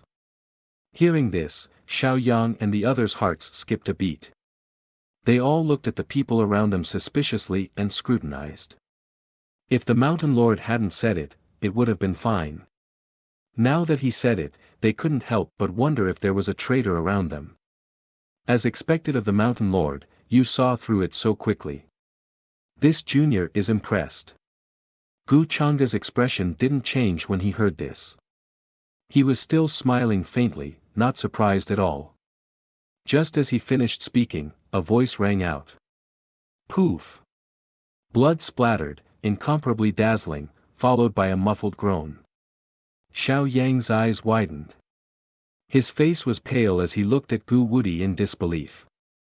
He clutched his chest tightly. He didn't expect Gu Wudi to attack him at this time. The others also looked at this scene in shock. Their bodies were cold as they stood there in a daze. They didn't expect that Gu Wudi, a Dao child of the 9 mountains, would suddenly kill. He was so cold and ruthless, showing no mercy at all. He couldn't wait to end Xiao Yang's life in one blow. You, Gu Wudi, you, Xiao Yang's face turned pale from the loss of blood. Endless fury and hatred surged in his eyes, but the terrifying pain caused him to be unable to speak, and his voice trembled. Xiao Yang didn't expect that Gu Wudi, who had been going through thick and thin with him all this time, was actually a secret chess piece that Gu Changa had placed by his side. Today, he suddenly attacked him. The feeling of being betrayed caused endless anger and hatred to grow in his heart. In his heart, he was about to forgive Gu Wudi's disrespect to eldest senior sister. I've tolerated you for a long time. If I wasn't worried about ruining young master's plan, would have killed you long ago. At this moment, Gu Wudi's face was cold. His words were even more merciless, filled with coldness and killing intent. Coupled with the blood-stained Dharma artifact in his hand, it made people tremble in fear. As a supreme stage existence, if Xiao Yang didn't have a protective artifact that blocked the attack just now, he would probably be dead by now. If there was anyone present who wasn't surprised by this, it would be the second mountain lord, who was chained up. However, he was now sealed up as a death warrior. Even if he knew, he couldn't warn Xiao Yang. This filled him with regret, and he didn't want Xiao Yang to take the risk to rescue him. The matter of you leaving the 9 mountains was also planned by Gu Changa. Hearing this, blood gushed out of Xiao Yang's mouth again. His voice trembled in disbelief. In that case, from the moment he left the 9 mountains, all his actions were actually under Gu Changa's control. It was just that he didn't know it himself. Laughable, you idiot, did you really think I intended to be on good terms with you? All of this was young master's orders. Gu Wudi's face was full of undisguised sneer and mockery. This old man has miscalculated. I didn't expect it to be you. The first mountain lord also didn't expect Gu Wudi to be a secret chess piece that Gu Changa had arranged. His expression was a little ugly, but he quickly recovered and sighed. If Mountain Lord knows what's good for you, don't try to resist. You are no match for young master. There was no trace of guilt on Gu Wudi's face. Instead, he sneered, full of relief. After today, his mission was complete, and he naturally didn't need to feign civility with Xiaoyang. It's been hard on you during this period. Gu Changa nodded slightly with a faint smile on his face. It's not hard. It's my honor to work for young master, even if I have to go through water and tread on fire. Gu Wudi respectfully said. He stepped behind Gu Changa, incomparably respectful and natural. Although Xiaoyang and the others were full of hatred and anger towards him, no one dared to make a move at this moment. Everyone was anxious and fearful. Whether they could escape alive today was still unknown. Perhaps they would all die tragically here in a moment. In that case, let's see if you can keep this old man here today. The mountain lord's face turned cold. He also understood that a fierce battle was unavoidable today. Since Gu Changa had set up an inescapable trap, there was no way he would let him leave so easily. Boom! A terrifying and majestic aura erupted, like a heavenly river bursting its banks, sweeping through the ages. Fortunately, this place had an internal space, and many runes had been carved into it. There was an array set up here. Otherwise, they would be destroyed and turned into ashes at the very first moment. Kill! Ancestor Bone and the others also attacked together. They unleashed their strongest precepts and supernatural powers, crushing towards the mountain lord. They were determined to keep him here. Each of them seemed to be standing in another world. Their bodies were enveloped in runes of the great Tao. Their faces were blurry, and their auras were deep and vast. It could be said that this battle force that appeared in the dungeon could easily sweep through the heavens and most of the races and inheritances in the 8 desolates and 10 regions. Rumble. The terrifying aura shook all directions and even spread out. The many seals in the surroundings couldn't completely block it. At this moment, the entire Sky Deer City was shaken. Many cultivators and living beings felt this fluctuation. Their expressions changed drastically, and they were incomparably terrified. Their divine souls trembled, and they couldn't help but worship in that direction. This method is indeed not something that an ordinary Tao-enlightened cultivator can compare to. It's a pity that he hasn't reached another world. That's why you won't be able to escape today. Gu Changa stood tall in his white robes. He was handsome and otherworldly. He had a smile on his face, and the chaotic Tao was faintly discernible on his body. He was just watching and wasn't in a hurry to attack. He didn't deny that he had a strong desire for the Mountain Lord's origin. It was extremely difficult to meet such a strong cultivator in the current upper world. With such an opportunity, Gu Changa naturally wouldn't give it up easily. Soon, the place became blurry and chaotic. All sorts of precepts and orders intertwined and fell like a waterfall. During the process of this battle, Gu Changa's Tao resonated with everyone else. All sorts of runes of the great Tao burst out, and the divine power was vast. It was as if it was about to rush out into the outer realm. At this moment, he was in this place. Many lights and shadows flashed past his eyes. It was as if he was personally witnessing the beginning of a great era. He was like a ruler. Open for me. The Mountain Lord's strength was monstrous. He knew that there were many opponents, so at this moment, he shouted angrily and used a supreme technique. A flower of the great Tao bloomed behind him. There were traces of celestial light shining from it. Then, several figures walked out from it. These figures were very terrifying. Some of them didn't even belong to this era. Their clothes were ancient, and they had all sorts of weapons. For some reason, the Mountain Lord had borrowed them. "Xiao Yang, come here." At the same time, he shouted angrily and reached out with his hand. He pulled Xiao Yang, who was trying to heal his injuries, over. Mountain Lord, Xiao Yang was a little frightened. He felt that his life force was quickly draining away. His entire body was quickly drying up, and he was only skin and bones. This made him feel uneasy. Why did the Mountain Lord want to devour his life force? She begged for fresh flowers. "This old man wants to borrow the blood of your sister." The Mountain Lord didn't explain much. He frowned and felt that it wasn't enough. He reached out with his hand again, breaking the chains on Luo Ying's body and grabbing her. At this moment, dazzling green light appeared on the bodies of Xiao Yang and Luo Ying. This light contained some kind of mysterious power.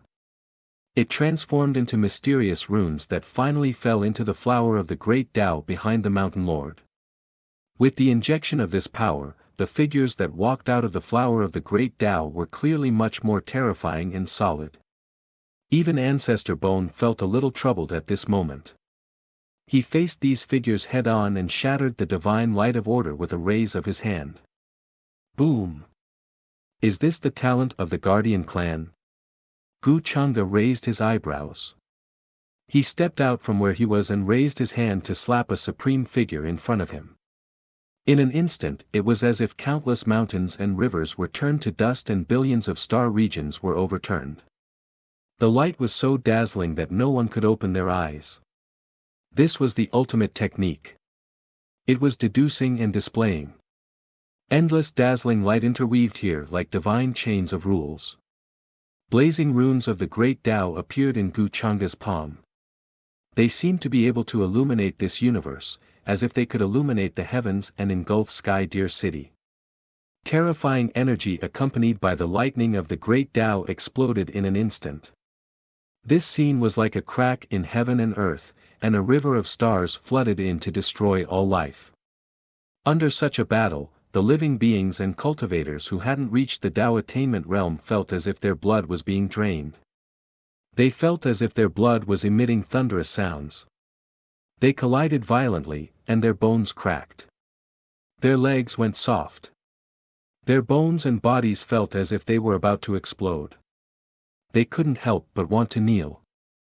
In the next moment, the figure that walked out crumbled, turning into dust that filled the sky. It couldn't last long in front of Gu Chang'e. "You're just putting up a desperate struggle." Gu Chang'e's eyes were cold.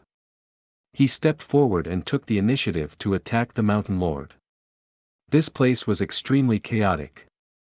All kinds of extremely terrifying lights and orders were erupting. The slightest touch could destroy living beings. This battle lasted for a long time. One had to admit that the Mountain Lord was very strong. Many of his enemies coughed up blood and were severely injured. However, he still didn't return to his peak state.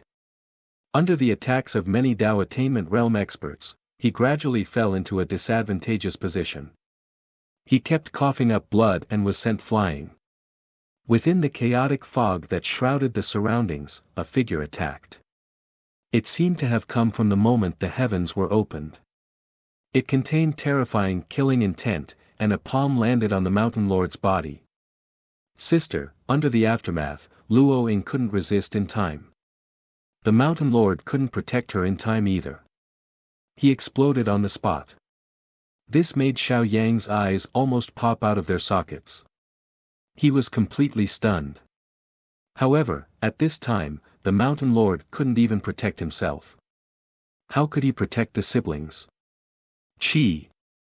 However, at this moment, the Mountain Lord, who was fighting Ancestor Bone and the others, changed his expression drastically. His scalp was about to explode, and his whole body was cold. He felt a terrifying aura coming toward him. It was as if he was in the end of the era, and it wanted to freeze and crack the souls of all life. A peerless sword light was green and faintly mixed with a bloody aura. It didn't have any luster, but it seemed to have pierced through the universe and the starry sky. Then, it pierced toward his body. This was a peerless killing intent that could make all living things wither. It was incomparably terrifying. A glistening yellow gourd appeared in Gu Changa's hand. It spewed out sword light that could kill all living things in the world. This was the power of the immortal slaying gourd. After a period of nurturing, its power was obviously much more terrifying. It had reached a new level. Pooh! In the next moment, blood splattered out. The Mountain Lord was pierced by this sword, and his aura immediately withered. However, at this time, he still endured the pain and took out a Dharma artifact. It was resplendent with immortal light and even had some immortal Tao charm. He tried to injure Gu Changa severely. Boom! Gu Changa's eyes suddenly turned cold. He raised his hand, and a black and white Tao diagram appeared. The reincarnation law on it boiled like an ocean, and it had the will of endless growth. It directly blocked in front of him. This was the supreme treasure of the Taishan Grotto Heaven, the Taishan Tao diagram.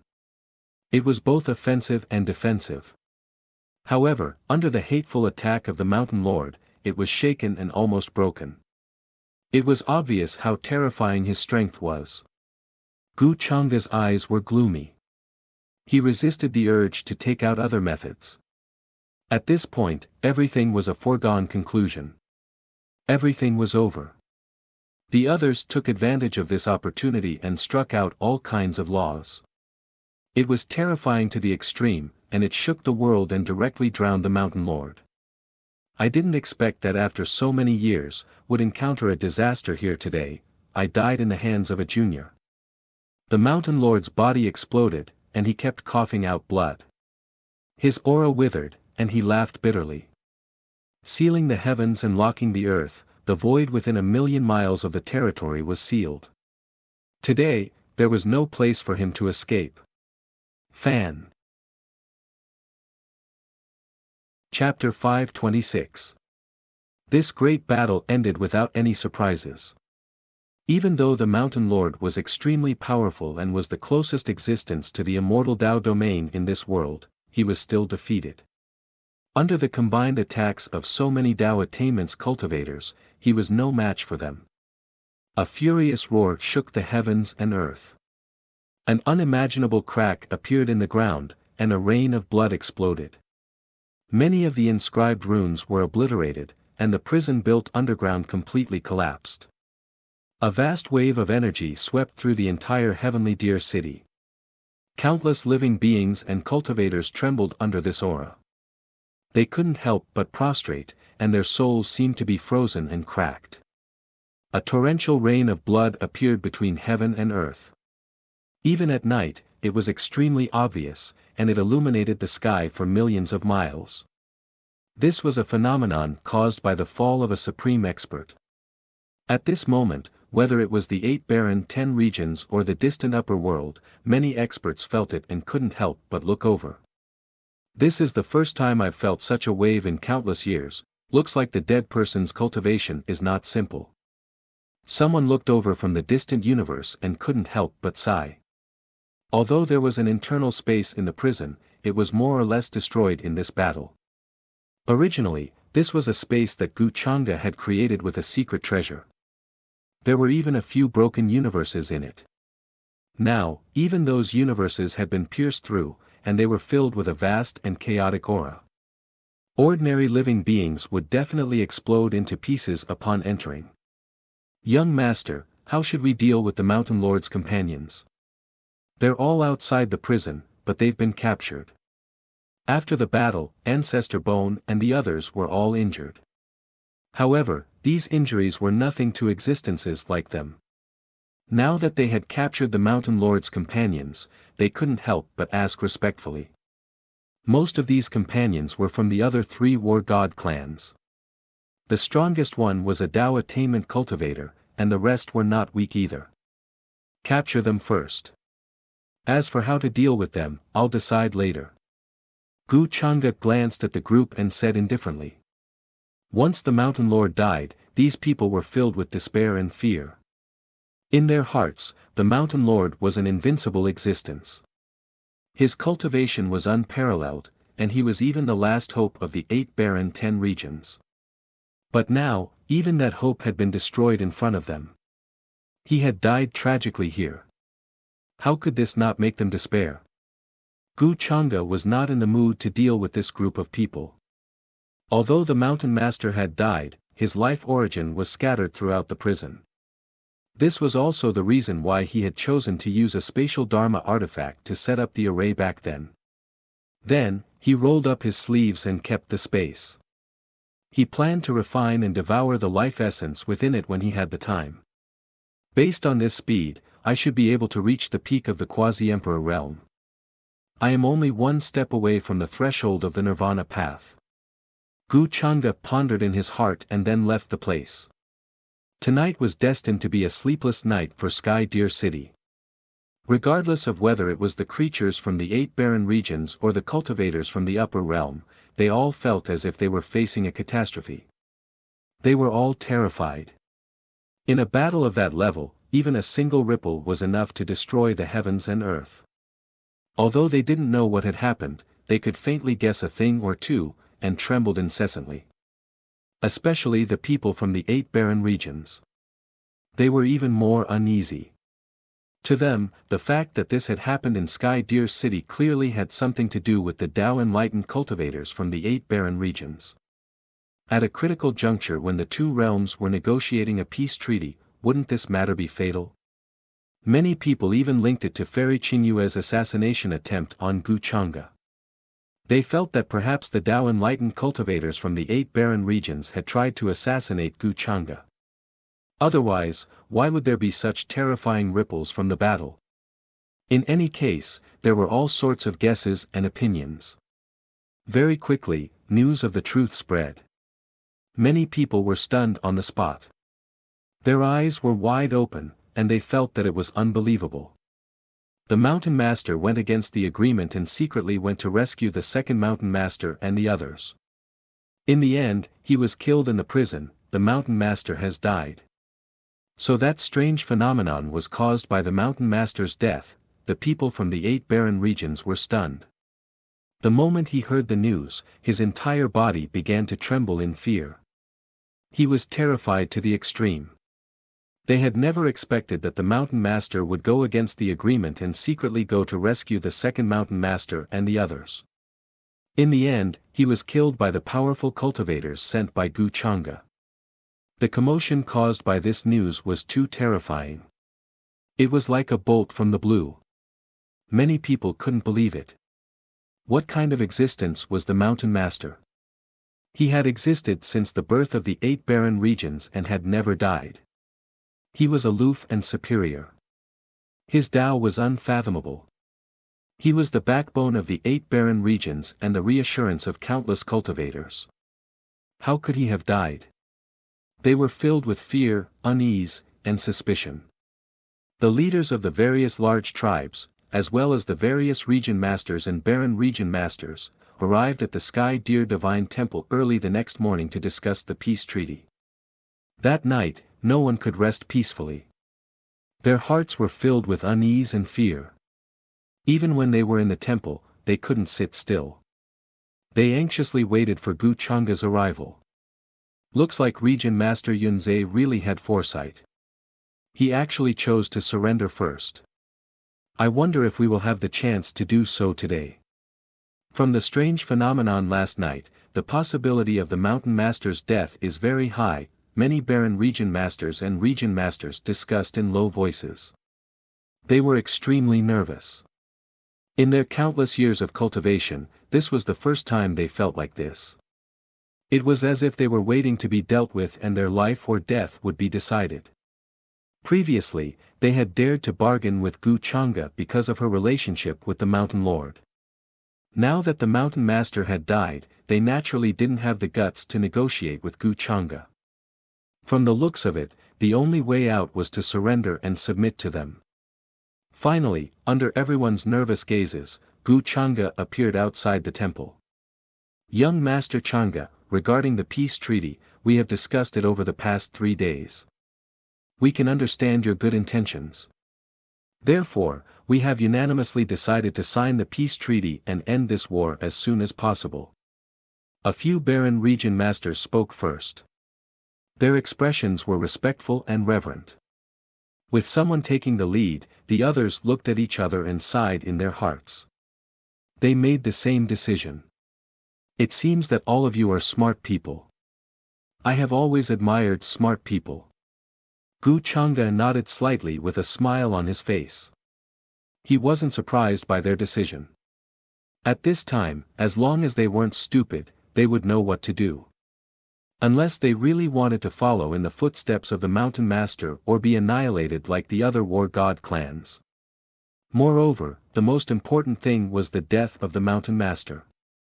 As the last hope of the 8 Desolates' 10 regions, once the Mountain Master died, the 8 Desolates' 10 regions would be like a sheet of loose sand. How would they have the courage to resist? Young Master Changa, please excuse us. From today onwards, we are willing to submit to the Longevity Gu family and serve young master like dogs and horses. Seeing this, the leaders of the various clans expressed their loyalty. Regardless of whether these words came from their hearts, at this time, they had to show their willingness to submit. If that's the case, then this will save me a lot of trouble. Gu Changa smiled faintly. Then, he asked someone to write the contents of the treaty. After all, it was based on the heavenly oath. At this time, no one dared to break the oath. Of course, he was an exception. The Longevity Gu family was definitely not the only family to participate in this so-called peace treaty. The other imperishable sects and supreme sage orthodoxies wouldn't let go of such a good opportunity to get a share of the loot. The Longevity Gu family couldn't monopolize the vast 8 Desolates' 10 regions. However, Gu Changa would take the biggest share of the loot. As for how the other orthodoxies would divide the remaining loot, that was their problem. After deciding on this peace treaty, Gu Changa turned his attention to the 2 children of fate, Luo Feng and Xiao Yang. Although Luo Feng still had a strand of his spirit left, he was not much different from a living corpse. Therefore, Gu Changa didn't hesitate to harvest him first. Apart from obtaining a large number of fate points, he also obtained a large number of fate points. This time, the Heavenly Tao treasure chest dropped an item that surprised him. An epic brand. From the outside, it was a ball of light shrouded in a dense golden mist. It revealed a deep and vast aura. An ancient aura flowed and intertwined with each other. One could vaguely see fragments of time appearing. There was an extremely mysterious river that flowed across the heavens and realms. In fact, Gu Changa already had 2 reincarnation brands in his mind as a life-saving measure. The epic brand's function was obviously very different from the reincarnation brand's function. However, they both had the same function of life-saving. The reason why Luo Feng could survive the heaven-plundering battle could be attributed to the epic brand he had condensed. The epic brand condensed all the traces of a cultivator's life. It involved the mysteries of birth, aging, death, reincarnation, and many others. In some ways, it was comparable to a cultivator's second life. However, Gu Changa knew that the mysteries of the epic brand were far greater than that. Compared to the epic brand that dropped from Luo Feng, the item dropped from the Child of Fate, Xiao Yang, was much simpler.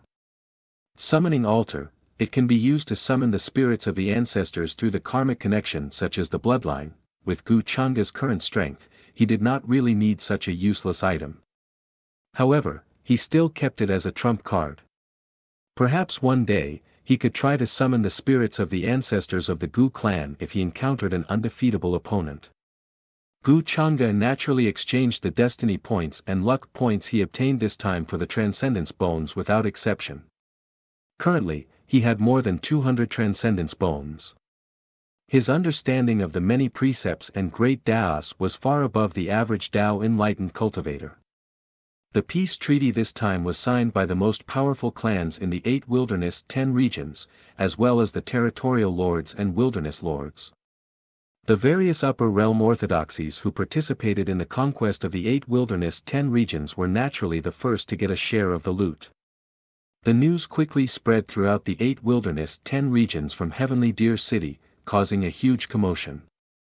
Countless cultivators and living beings were shocked. Some were happy while others were sad. Of course, there were also those who were angry. They felt that the various clans who signed the peace treaty were cowardly and had become the lackeys and slaves of the upper realm. However, all in all, the disastrous war that had swept across the 8 wilderness 10 regions had finally come to an end because of the peace treaty. Billions of living beings and cultivators in the 8 wilderness 10 regions had mixed feelings. They felt both relieved and resentful. However, even the Mountain Lord had died tragically in Heavenly Deer City, destroying their last hope. Even if they were resentful, what could they do? This was a war without any suspense. At the same time, various orthodoxies from the upper realm took advantage of this opportunity to send their clansmen to the 8 wilderness 10 regions to search for the rumored item. Conquering the 8 wilderness 10 regions was only one step in their plan. In their opinion, conquering the 8 wilderness 10 regions was meaningless if they could not find the item. After all, the ultimate goal of the various orthodoxies was to take the first step towards the immortal realm. However, other than the upper echelons of the Gu clan, no one knew that Gu Changa had obtained a mysterious divine tree after annihilating the dragon-blooded battle gods. The existence of the epic tree was now hidden in the inner verse by Gu Changa, waiting for its fruit to ripen. Before he could reach the immortal realm, Gu Changa did not want to expose the existence of the epic tree. Exposing it too early would only bring him unnecessary trouble. Besides, he was still very far away from reaching the immortal realm. In the time that followed, Gu Changa arranged for the Gu clan to take over the 8 wilderness 10 regions affairs.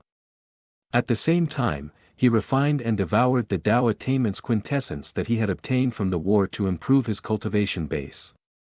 Although he was not worried about the Empyrean Deer City being controlled by the Empyrean Deer Maiden, he still sent some of his clansmen to watch over her. In the eyes of outsiders, the Empyrean Deer Maiden belonged to him, so naturally, they did not dare to have any objections. Of course, Gu Changa rewarded his subordinates who had contributed greatly in the war. Even Gu Wudi received an extraordinary pseudo-emperor weapon, which made him feel flattered. Secondly, the Bone clan had been cleansed of their sins and returned to their status as a subordinate clan of the ancient longevity Gu clan. During the war with the 8 wilderness 10 regions, Gu Changa's power had reached an unimaginable level. Many of the elders suggested that he should try to gradually take over the longevity Gu clan after returning to the clan. That way, his father, Gu Lintian, would be able to focus on his cultivation and spend more time on it. However, many of the elders still felt that it was inappropriate. They were worried that Gu Changa's time for cultivation would be affected after he took over the position. They were not worried that he would lead the clan astray. Now, Gu Changa had proven everything with his abilities. There would not be any problems if he took over the longevity Gu clan. On the contrary, due to his age, everyone felt that letting Gu Changa take over the longevity Gu clan so early would cause him to be distracted. Gu Changa should spend more time on cultivation. After all, his peers were now shining brightly in this golden age, competing with each other and doing everything they could to improve their cultivation. Gu Changa did not care much about this. In terms of his current power and status, it made no difference whether he took over the longevity Gu clan or not. Many of the elders who used to be very wary of him were now respectful in front of him, and asked for his opinion on many things. Not to mention the imperishable sects and supreme Taoist orthodoxies in the outside world. However, I heard that Mingkong Empress has taken over the unparalleled immortal dynasty during this period. In the battle for power, she defeated many of the older generation's imperial uncles and is now known as the Mingkong Empress. Gu Changa smiled faintly and said with some interest in his eyes. He suddenly mentioned this matter. Chang'e is right. Although Mingkong Empress did not participate in this battle, she has already firmly controlled most of the power of the unparalleled immortal dynasty during this period of time. When the time comes, once the two of you get married and join forces, the entire upper realm will probably fear you. When the elder in front of him heard this, he smiled slightly and said. He was extremely satisfied with this daughter-in-law of the Gu clan. The unparalleled immortal dynasty is now recognized as the #1 immortal dynasty in the upper realm. Its existence can be traced back to before the taboo era. Mingkong Empress is naturally not bad to be able to do this. Gu Chang'e nodded with a smile in his eyes. He was thinking about another matter. Now, of the 7 heaven-wielding artifacts, except for the heaven-wielding sword, the other 6 were in the hands of him and Yu Mingkong. During this period of time, although he did not pay attention to the heaven-wielding sword, Yu Mingkong would not be idle.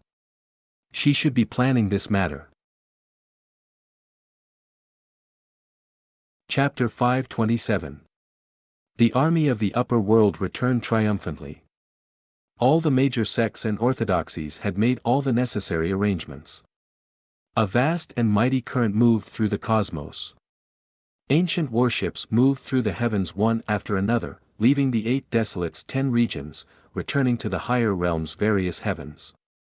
Unlike when they first arrived, although the upper realms' army returned victorious, they did not manage to find the item that the various orthodoxies were looking for. This was a pity in the hearts of many ancient existences. Of course, they wouldn't give up. They continued to send their clansmen to search all over the 8 desolates 10 regions. Only a small number of people knew about Luo Feng's existence. Besides the Mountain Lord, only Gu Chang'e knew that he was the wind progenitor who had stolen the epic tree. Therefore, in Gu Chang'e's opinion, the various clans and orthodoxies would return empty-handed in the end. After staying in the 8 wastelands 10 regions for several months and completely refining the origins of many Dao attainment experts, Gu Chang'e also set off to return to the upper domain after his cultivation had reached the 9th heaven of the quasi-emperor realm. The Empyrean deer mystic fairy had become Gu Chang'e's personal spokesperson in the eyes of countless beings and cultivators in the 8 desolates and 10 regions. Their position in the 8 wastelands and 10 regions was not affected by the matter of them surrendering at the earliest. On the contrary, her status rose with the tide, and many of the great clans and great domains revered her even more. After all, now that everyone had chosen to surrender, there was no such thing as looking down on anyone. After returning to the upper realm, Gu Chang'e felt that his days were much more leisurely. He understood that it was because of his cultivation realm. Now that he had reached another world, he didn't need to constantly plan like before. As a 9th heaven quasi-emperor, even if he had part of his strength, he could easily kill those who had attained the Tao. Furthermore, he still had many terrifying methods and trump cards. Therefore, in the current upper realm, he could do whatever he wanted without fear. Even if he encountered a person who had attained the Tao, the other party would probably be somewhat fearful of him and would not dare to provoke him lightly. Hence, Gu Chang'e went to the unparalleled immortal dynasty and stayed with Yu Ming 12 Kong for a period of time. While he was at it, he also gave them some rare treasures and resources that he had obtained from the 8 desolates and 10 regions. Compared to his leisure, Yu Mingkong was much busier. After all, the Wushuang immortal dynasty was simply too vast, with boundless territories. Although her methods were tough, it was still very difficult for her to control the entire unparalleled immortal dynasty in a short period of time. There were many things to do every day. Moreover, after Gu Chang'e left, she still had to make time to accompany him every night. In her own words, she could not neglect Gu Chang'e.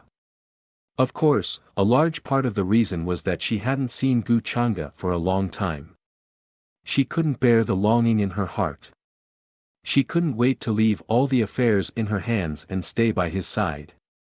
Speaking of which, you took in a concubine in the 8 desolates 10 regions. Above the immortal couch, the curtains were like clouds, and the immortal mist was faintly discernible. Yu Mingkong's silky black hair cascaded down her back. Her eyes were cold as she tilted her head to look at Gu Changa. Her tone was very calm as she asked. Gu Changa heard this and looked at her who was using his arm as a pillow. He smiled and said, "It's just a rumor.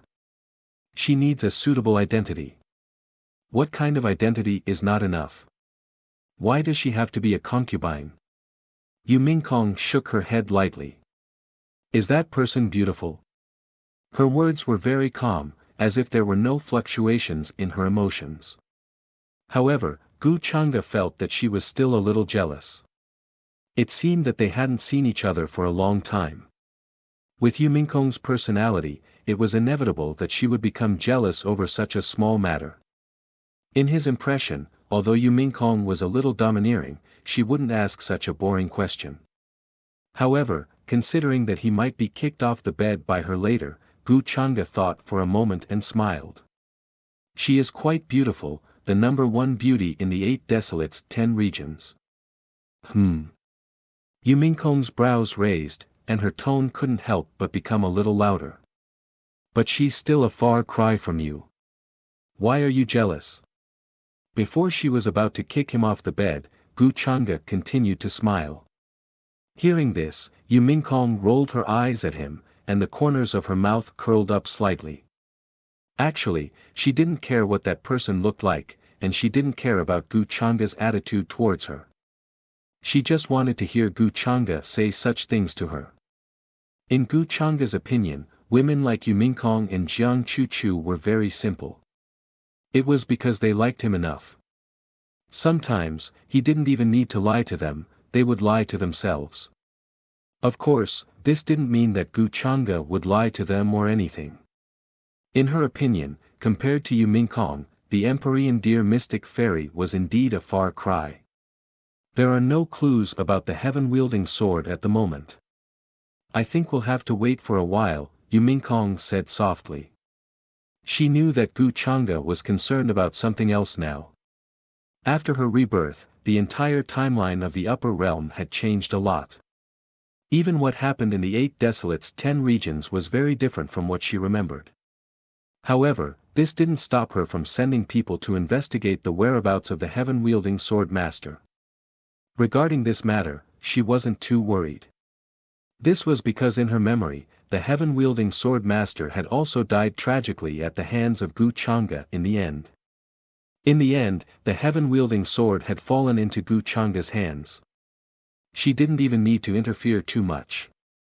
The heaven-wielding sword would eventually fall into Gu Changa's hands. Of course, she couldn't tell Gu Changa these things. The matter of the heaven-wielding sword isn't urgent. The secret of the immortal palace isn't in a hurry either. When Gu Changa heard this, he shook his head and smiled. After staying in the Wushuang celestial dynasty for a few months, he took the time to visit the Purple Pole Elixir sect to see the current Lin Chilhan.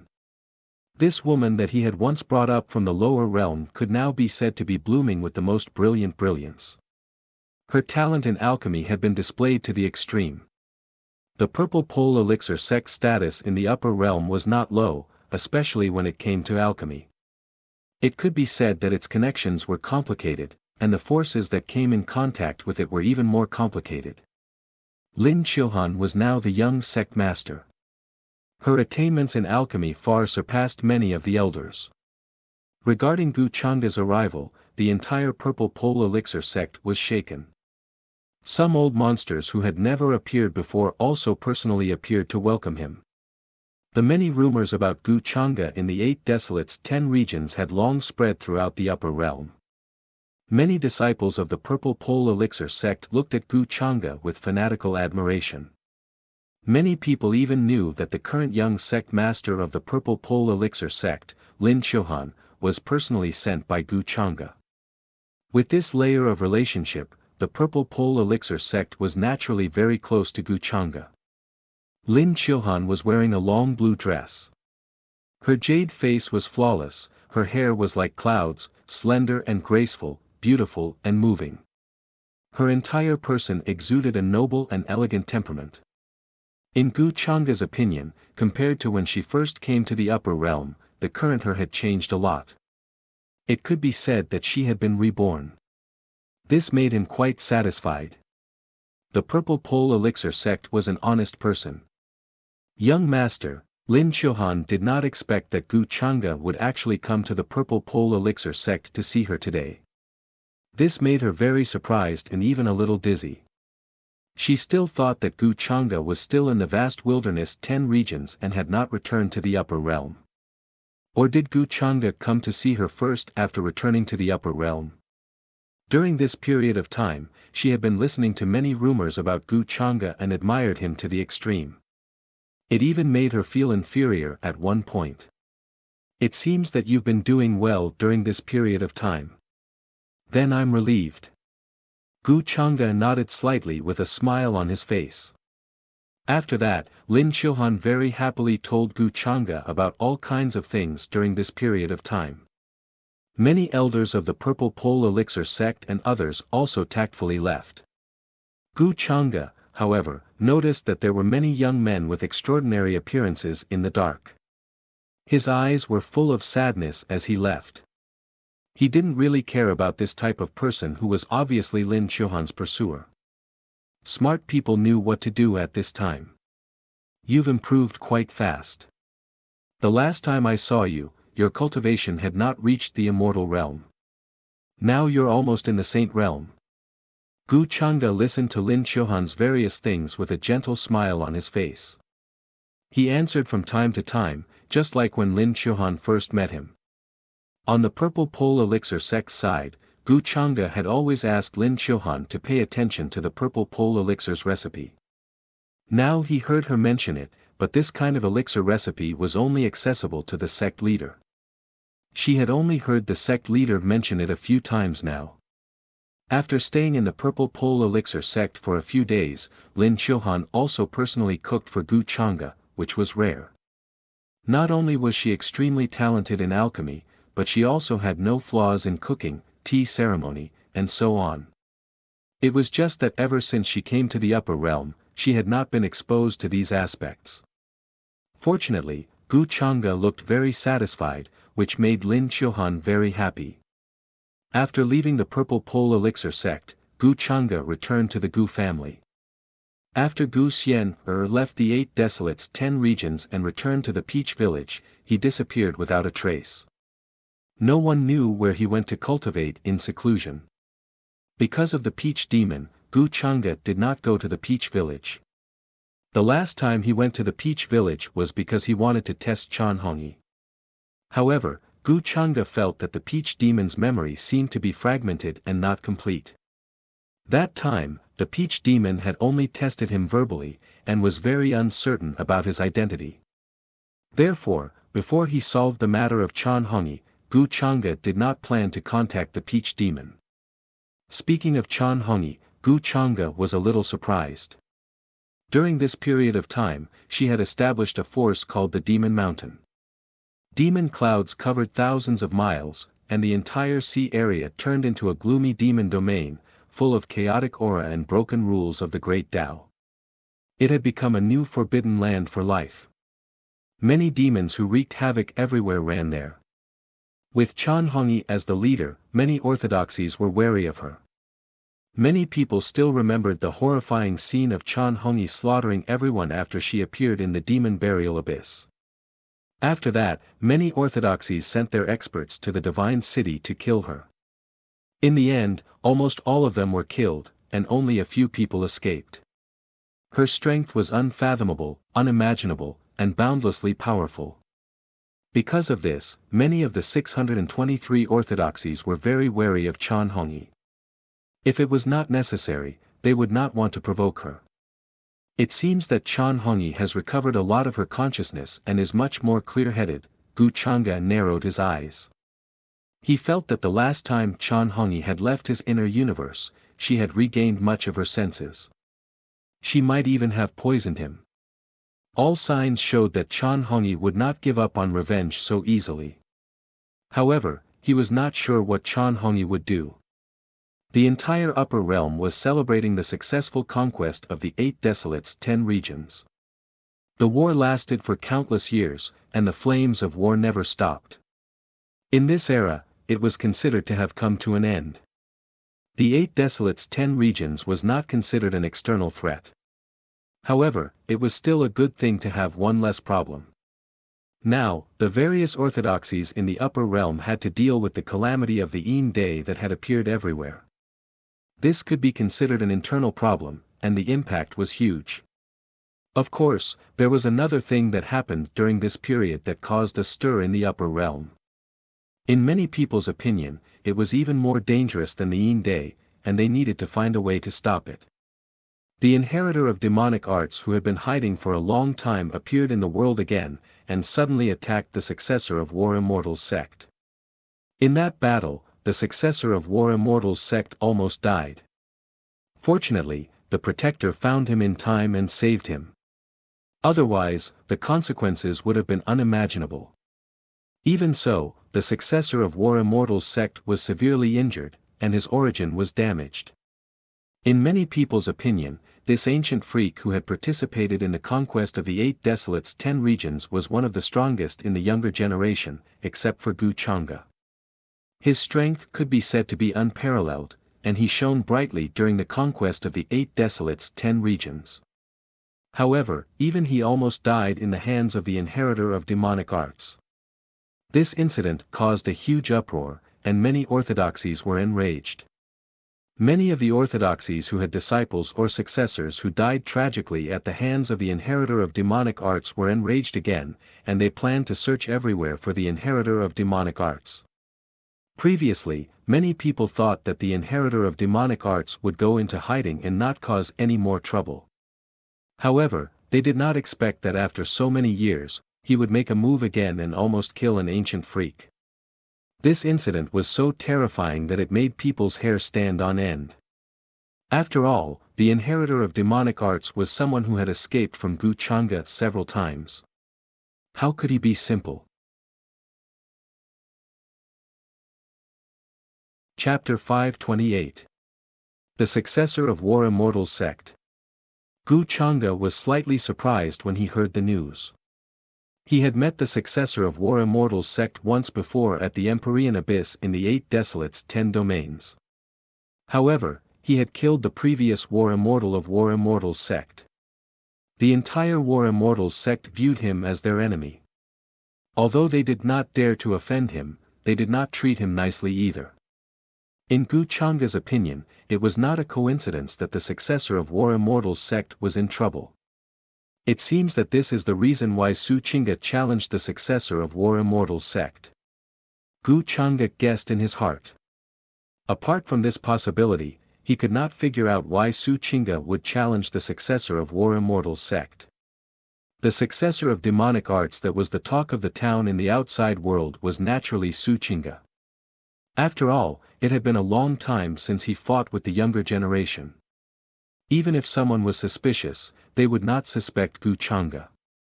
Judging from the current situation, Su Chinga had stirred up a hornet's nest. Not only would War Immortal's sect and other forces hunt her down. Even those orthodoxies whose successors were killed by Gu Changa would pin their grudges on Su Chinga. With so many troubles, she probably had no other choice but to escape. Unfortunately, she was still too inexperienced and did not manage to kill the successor of War Immortal's sect. Instead, she got herself into trouble. It seems that Su Chinga will be in danger if I don't do anything. Gu Changa seemed to be deep in thought.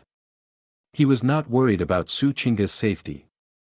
He just felt that he would be in trouble if Su Chinga was in danger. If the successor of War Immortal's sect was not dead, then he might have seen Su Chinga's face. If something happened to Su Chinga, there would be one less scapegoat for Gu Changa. Moreover, it was not the right time to expose his identity as the successor of demonic arts. Gu Changa had to think of a way to make Su Chinga behave during this time. At least, he had to kill the successor of War Immortal's sect who might have seen her face before. We can use this opportunity to get by Lien, to send assassins to deal with the successor of War Immortal Manor. Speaking of which, I haven't been to the Chaotic Star region for a while. It's time to make a move on the Ji family behind Ji Qingxian. Gu Changa recalled this matter. If he wanted to find Su Chinga, he would have to rely on Ji Qingxian. Although the two sisters had exchanged identities, they must be in contact with each other. With that in mind, Gu Changge ordered someone to prepare a carriage for him. He planned to make a trip to the chaotic star field. As for the matter of the hidden clan, he planned to wait for An Yen to obtain that drop of Yin Xian's blood before making his move. The matter between Jiang Chen and Niu Tian had been delayed for a long time. It was time to solve it. Because of the 13 great bandits, the starfield of chaos had always been feared by the major orthodoxies. Even though the 13 bandits had been destroyed by Gu Changge, they were still alive. However, under the support of Gu Changge, another new bandit force was gradually growing stronger. Its degree of complexity was not the slightest bit smaller than that of the 13 bandits. During this time, this new force was the only one in the chaotic star region. It had taken over many bandit forces, big and small. The caravans along the way had been exploited a lot, but no one had the nerve to voice their anger. Because they knew the new force's owner was Gu Changge. On the surface, the new force's owner was a young woman, but many forces knew this young woman was only Gu Changge's maid. Over time, many forces of the merchant union passing through this area had gotten used to it. As long as one paid the toll, there wouldn't be any robberies.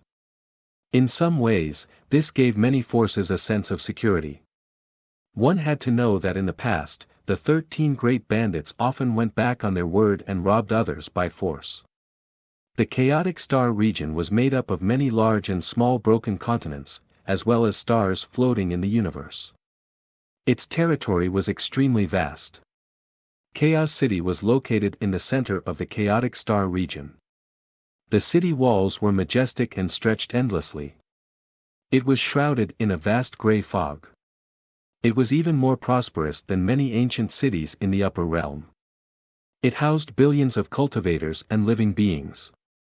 At this moment, in the depths of Chaos City, in an extremely grand and majestic palace complex, a beautiful woman in a purple dress with soft black hair covered her face with a veil.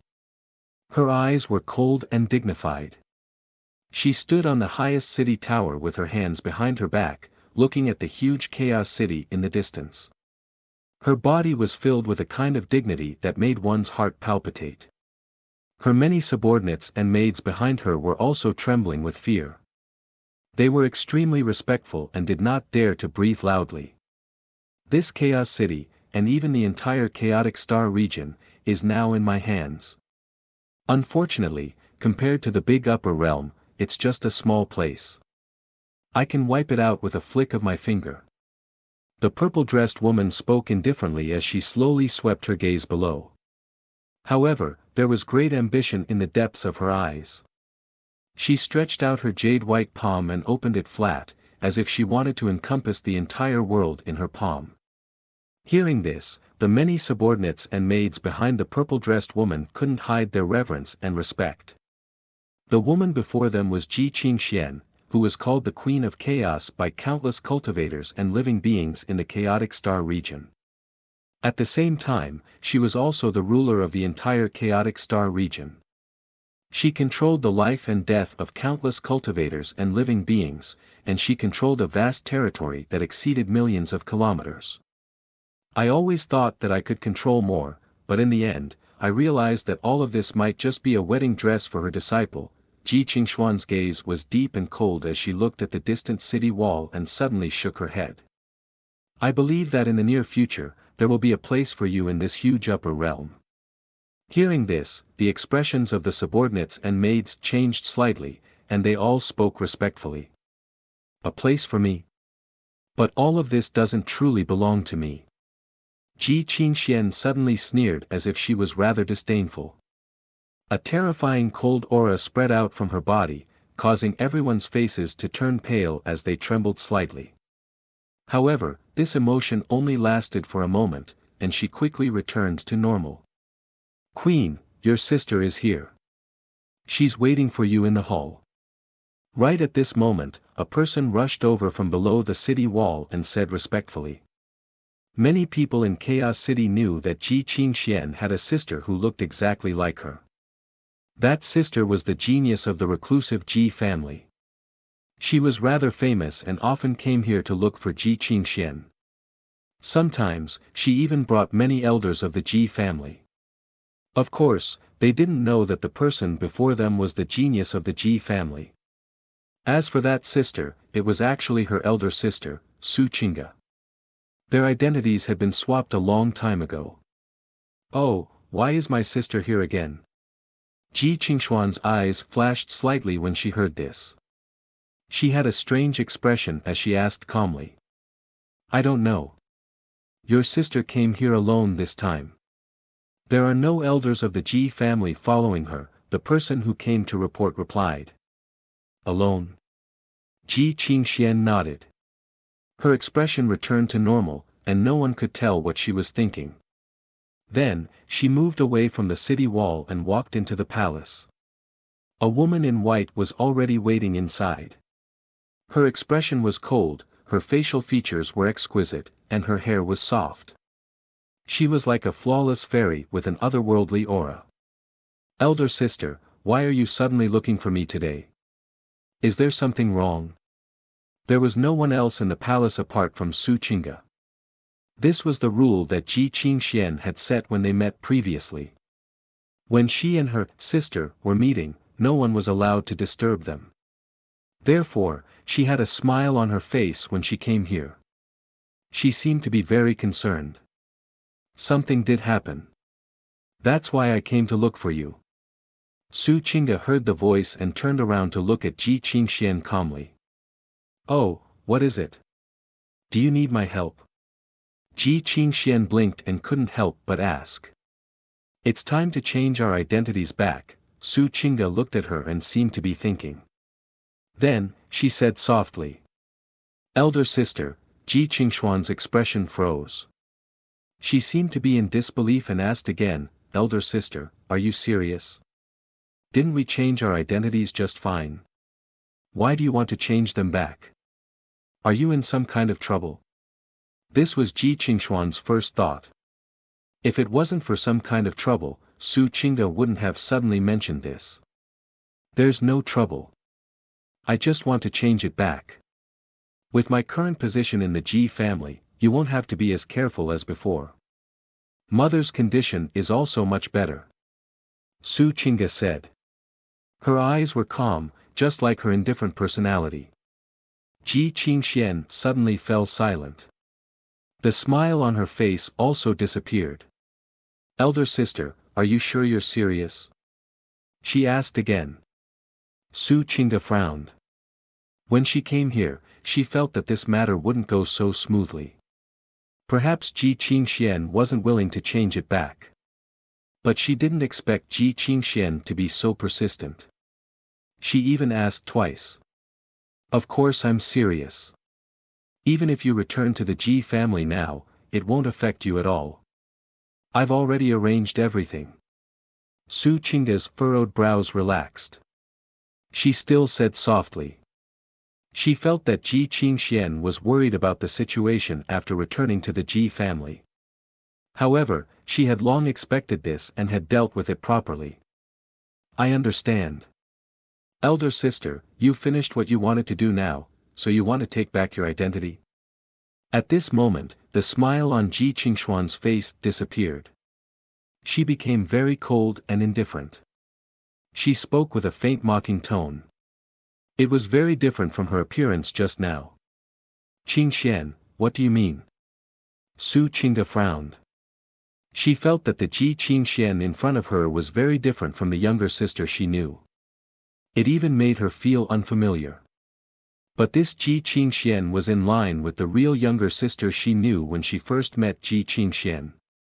The obedient appearance on the surface was just a pretense that she was already used to.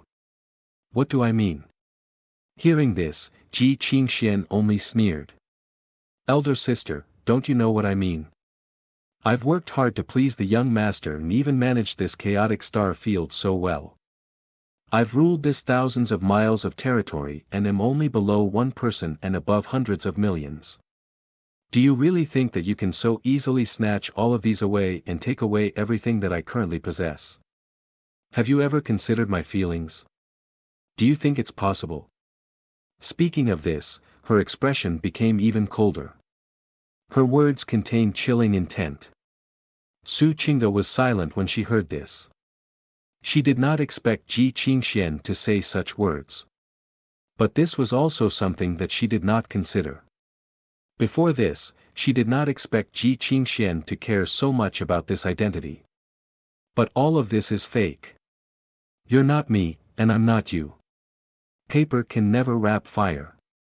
Once it's exposed, do you dare to imagine the consequences? Su Qingge frowned and said. In fact, she was not sure if Gu Changge had discovered that she and her younger sister had exchanged identities. Now, as long as the two of them exchanged identities in time, there was still a way. Yes, all of this is fake. Elder sister is elder sister, and I am me. Ji Qingxuan's expression was cold as she said faintly, so I only need to kill you. From then on, I'll be you. There will no longer be Ji Qingxian in this world, only Su Qingge. What's mine will still be mine. The young master will only favor me. Everything will have nothing to do with you. Qingxian, you. Su Qingge's expression changed slightly as she felt a slight chill. She knew that this was because Ji Qingxian wanted to kill her. This made her very shocked and even felt that it was inconceivable. Ji Qingxian actually wanted to kill her and replace her identity from then on. This way, it would be like what she said. There would no longer be Ji Qingxian in this world, only Su Qingge. I didn't want to do this, but elder sister, you forced me. I don't want to lose the young master's favor, nor do I want to lose everything that I've worked so hard for. So elder sister can only ask you to die. Ji Qingxuan's expression was cold as her eyes were emotionless. When she talked about this, it was as if she was talking about something that had nothing to do with her. Buzz. As soon as she finished speaking, a dazzling light suddenly appeared in the palace. Ancient and mysterious runes appeared on the walls and in the void. They contained a terrifying pressure and intertwined to form an extremely vast star map that could kill any living thing that stepped into it. You've already set up all of this in order to kill me? Su Qingge's expression changed slightly as she retreated. At this moment, a terrifying chill swept through her body. She really did not expect Ji Qingxian to set up such a powerful formation in this palace in advance just for this day. I actually didn't want to activate this formation. I also didn't want this day to come. Ji Qingxuan's expression did not change as she slowly walked toward Su Qingge. But elder sister, why do you have to barge into my life and try to take everything away from me? Can't you just be Ji Qingxian? All these days, I've been worried that the young master would suddenly find out that I'm not the real Su Qingge, but his useless sister. What do you think I should do? Hearing these words, Su Qingge stepped back. A trace of anger flashed across her face. Her voice turned cold. So you want to kill me? Chapter 529. There was dead silence in the hall. Many divine runes shone brightly, reflecting on the walls and the void. Su Qingge never thought that such a day would come. Ji Qingxian did not hesitate to kill her in order to obtain her identity. As her elder sister, other than feeling heartache and anger, she was deeply disappointed. They were sisters, after all. Although they did not grow up together, they were supposed to help and protect each other in a strange place like the upper realm. However, they never thought that there would be a day when they would turn against each other. For such a ridiculous identity. Actually, I should have thought of such a day. You are very ambitious. If you stay in the Ji family, it will be difficult for you to realize your ambitions and ambitions. Coincidentally, we exchanged identities, which gave you such a chance. Su Qingge said. After thinking it through, she gradually regained her composure. It was not her fault, nor was it Ji Qingxuan's fault. However, they should not have exchanged identities in the first place. Now, she should not have said that she wanted to change her identity back. Perhaps the best way now was for her to be Ji Qingxian from now on. Ji Qingxian would continue to stay by Gu Changa's side as Su Qingga. Elder sister, what's the use of saying this now? Ji Qingxian was still unmoved when she heard these words. As she waved her hand, various mysterious runes appeared in the hall again. They even condensed various divine weapons, such as axes, hooks, tridents, sabers, spears, swords, and halberds. They all shone with divine light and attacked Su Qingga. Stop. If you stop, I can still give you a chance. If you continue to be so stubborn, don't blame me for being ruthless. Su Qingga's calm face had a trace of coldness. At this moment, she was also furious. However, the person in front of her was her younger sister. She could not kill her in such a short time. Oh, elder sister, do you think you still have a chance? The corner of Ji Qingshuan's mouth held a faint smile as she mocked. Her current strength was already at the absolute saint realm, which was comparable to many young supremes. Most importantly, the runes in this place were under her control. Even if a quasi-supreme expert were to step into this place, they would still have to be wary. Ji Qingxian did not think that the current Su Qingga had any ability to resist. You're so stubborn. Today, I must teach you a lesson. Su Qingga had a cold look on her face. Suddenly, several misty lights appeared in her sleeves and then fell into her palms. It was a somewhat broken ancient horn. It was very simple and unadorned, and there were traces of dried blood on its edges. However, he could faintly hear a dragon's roar coming from within, shaking the void and causing the entire palace to gently sway. The moment she saw this item, Ji Qingshuan's expression changed slightly. However, he quickly regained his composure. Big sister has quite a lot of good things. You even have a broken dragon horn. However, if you want to rely on this broken dragon horn to break my rune, then you must be dreaming. Ji Qingxian said lightly. Although the dragon horn had the power to break through formations, it was a complete dragon horn and required a large amount of magic power. No matter how strong Su Qingga was, how could she break a quasi-supreme level array with just a broken dragon horn? Hearing this, Su Qingga did not say anything. She only took out the broken dragon horn in her hand and slammed it into the rune in front of her. As the inheritor of demonic techniques, her improvement during this period could be said to be extremely fast. Even an ancient freak like the successor of War Immortal's sect, who was widely recognized as one of the most powerful young existences of this generation, almost died in her hands. A single Ji Qingxian was not worth her using all of her means. Buzz! In the next moment, a dazzling brilliance exploded in front of her. It was like a huge wave was rushing toward her, causing the entire palace to shake as if it was about to collapse. The dragon horn emitted a misty light and was extremely heavy. Even the void exploded with a boom, showing how terrifying its power was. In just an instant, many of the runes were obliterated, and the resplendent light in this place gradually dimmed. How is this possible? When Ji Qingxian saw this, her expression became unsettled. Things were a little out of her expectations. Her sister, Su Qingga, was much stronger than she had imagined. The rune in front of her did not seem to be able to deal with her. Instead, it was quickly destroyed by the broken dragon horn.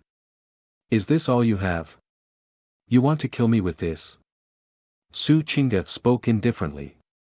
Her white robe fluttered in the wind, making her look otherworldly. Ji Qingxian calmed down and said with a faint smile, I've underestimated you, sister, but you seem to have underestimated me too. As soon as she finished speaking, the entire palace began to tremble. The surrounding space even became misty as strands of chaotic mist began to surge out. It was as if the world had suddenly been created. This palace is actually a spatial artifact. Are you planning to trap me here forever? Su Qingga was a little surprised. She did not expect Ji Qingxian to have other means. However, if it was just a normal spatial artifact, it would not be enough to trap her. Sister, you seem to be quite confident in your own strength. Ji Qingxian spoke indifferently while paying attention to Su Qingga's expression. She did not expect Su Qingga to only be a little surprised when she activated this palace. The two of them were sisters. Although they weren't telepathic, they could faintly sense each other's emotions at this time. Su Qingga was much calmer than she had imagined. She was not flustered at all. Aren't you quite confident in your own means too? Su Qingga also asked back indifferently. Soon, the two began to fight in this palace. Fists and palms collided. All kinds of divine runes fluttered in the air. It was extremely dazzling. Many daos and techniques were being performed. This place became extremely blurry. Even the chaotic mist around them exploded and rushed in all directions. Both of them were very powerful, and they were strong enough to be respected among their peers. Especially Su Qingga, she did not use her most powerful means from the beginning to the end, but Ji Qingxian still found it troublesome. After dozens of moves, she began to cough up blood. Impossible, Ji Qingxuan's mouth was bleeding as she retreated. She was in disbelief. She was born in the upper realm and had been cultivating diligently since she was young.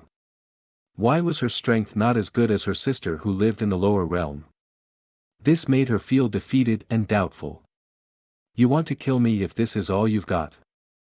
After severely injuring Ji Qingxian with one palm strike, Su Qingga charged forward again. Her clothes were fluttering, and her beauty was moving. There was a faint smile at the corner of her mouth. She was a little conceited, but also a little mocking. Bunches of silver vines intertwined in the void as if they were rooted here. They could be condensed into all kinds of divine weapons.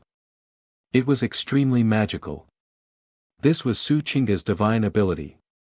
It was extremely powerful and tricky. Even if Ji Qingxian used the Ji family's ultimate divine ability, she could not break through this technique and was heavily injured. Her face was slightly pale, but her eyes were still calm. It was obvious that she had not used her means yet. At this moment, she frowned as she heard footsteps coming from outside the palace. Ji Qingxian had to stop what she was doing. If it was not something serious, ordinary people would not dare to disturb her at this time. Thinking of this, Ji Qingxian waved her hand. The chaotic mist in the palace also dispersed. The aftermath of the battle also quickly disappeared. Su Qingga stood on the other side. Seeing this, she did not continue to attack. What's the matter? Ji Qingxian took out an embroidered handkerchief and wiped the blood at the corner of her mouth. She asked faintly. However, what puzzled her was why the person outside the palace did not speak. Ji Qingxian frowned and was a little displeased. It was inevitable that she would be angry to be disturbed at such a time. Especially when she was at a disadvantage and was not Su Qingga's match. This made her pent-up anger, and she had nowhere to vent it. If there's nothing, don't disturb me, Ji Qingxian said coldly. Oh, did I disturb you? In the next moment, a chuckle sounded outside the palace. The palace door that was firmly shut by Ji Qingxian with a secret technique opened quietly at this moment. Her many subordinates and maids were standing respectfully outside the palace. They did not even dare to raise their heads. The one who spoke was a young man beside them. When they heard this chuckle, both Ji Qingxian and Su Qingga's expressions froze. They even felt their heads buzzing, and their minds went blank. They were a little dazed. Young master. Why did he suddenly come to Chaos City? Moreover, the two of them did not sense his aura. If Gu Changde had not spoken, they would not dare to believe that he would actually appear here. Moreover, it was at the critical moment when the two of them had turned against each other and were about to fight to the death. At this moment, both Ji Qingxian and Su Qingga had cold sweat on their palms and backs. However, Ji Qingxian reacted the fastest. She was stunned at first, but then joy appeared on her face. She quickly went forward to welcome him. Young master, why did you suddenly come over? Why didn't you tell me in advance? I was going to welcome you outside the city. Ji Qingxian had a happy smile on her face. She went forward to hold Gu Changa's arm. It was the complete opposite of the cold and dignified appearance in front of everyone in Chaos City. Su Qingga wanted to go over instinctively, but she remembered her current identity and forcibly restrained herself. However, the expression on her face was a little complicated. She was more nervous and uneasy. She was worried that Gu Chang'e would notice something. She had followed Gu Chang'e for the longest time. Therefore, she understood how terrifying Gu Chang'e was. Whether it was his shrewdness or his strength, they were all close to the level of a demon. Gu Chang'e might have already sensed her fight with Ji Qingxian earlier. After all, his current strength was unfathomable.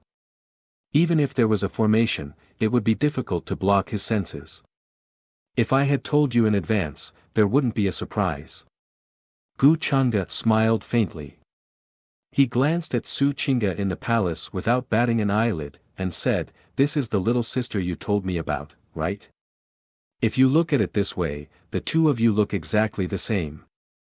I almost can't tell you apart." Chapter 530. The atmosphere in the hall was a little strange. The two sisters who had just turned against each other and were at each other's throats looked at each other at the same time. They both saw the deeply hidden nervousness and worry in each other's eyes. As for Gu Chang'e's sudden arrival, they were not prepared at all. They did not know how long Gu Chang'e had been here and whether he had heard what they said before. However, at this time, no matter what, they could only brace themselves and accept it. Ji Qingxuan's face was full of smiles. She intimately held Gu Chang'e's arm and explained, "She is the younger sister Ji Qingxian that I mentioned to young master. She is the genius of the hidden Ji family. When I first saw her, I was also shocked. She looks exactly like me, so it's easy for us to recognize each other. I remember now. When we were in the ancient kingdom of Vermilion Bird, didn't we meet once?" Hearing this, Gu Chang'e nodded as if she had understood something. Qingxian greets young master Chang'e. At this time, Su Qing'e also regained her composure and said with a respectful expression on her face. No matter how big the conflict between her and Ji Qingxian was, at this time, the first thing to do was to hide everything deeply and not reveal any flaws. It would be best if Gu Chang'e could not detect any abnormality. No need to be so polite. Gu Chang'e nodded slightly and stopped looking at Su Qing'e. "I heard a lot of noise outside the hall and thought something big happened." Then, as if he had thought of something, he spoke again with a faintly discernible smile at the corners of his mouth. Hearing this, both Su Qing'e and Ji Qingxuan's hearts tightened and cold sweat appeared on their palms. "It's not a big deal. Actually, I was sparring with my younger sister just now. She always felt that she was stronger than me, but I didn't believe it, so I started sparring with her in the main hall. I didn't expect that young master would come at this time." However, Ji Qingxian reacted quickly and explained with her usual obedient expression. "If you don't believe me, you can ask Qingxian. She is very strong. She gave me a huge shock today. I was almost not her match."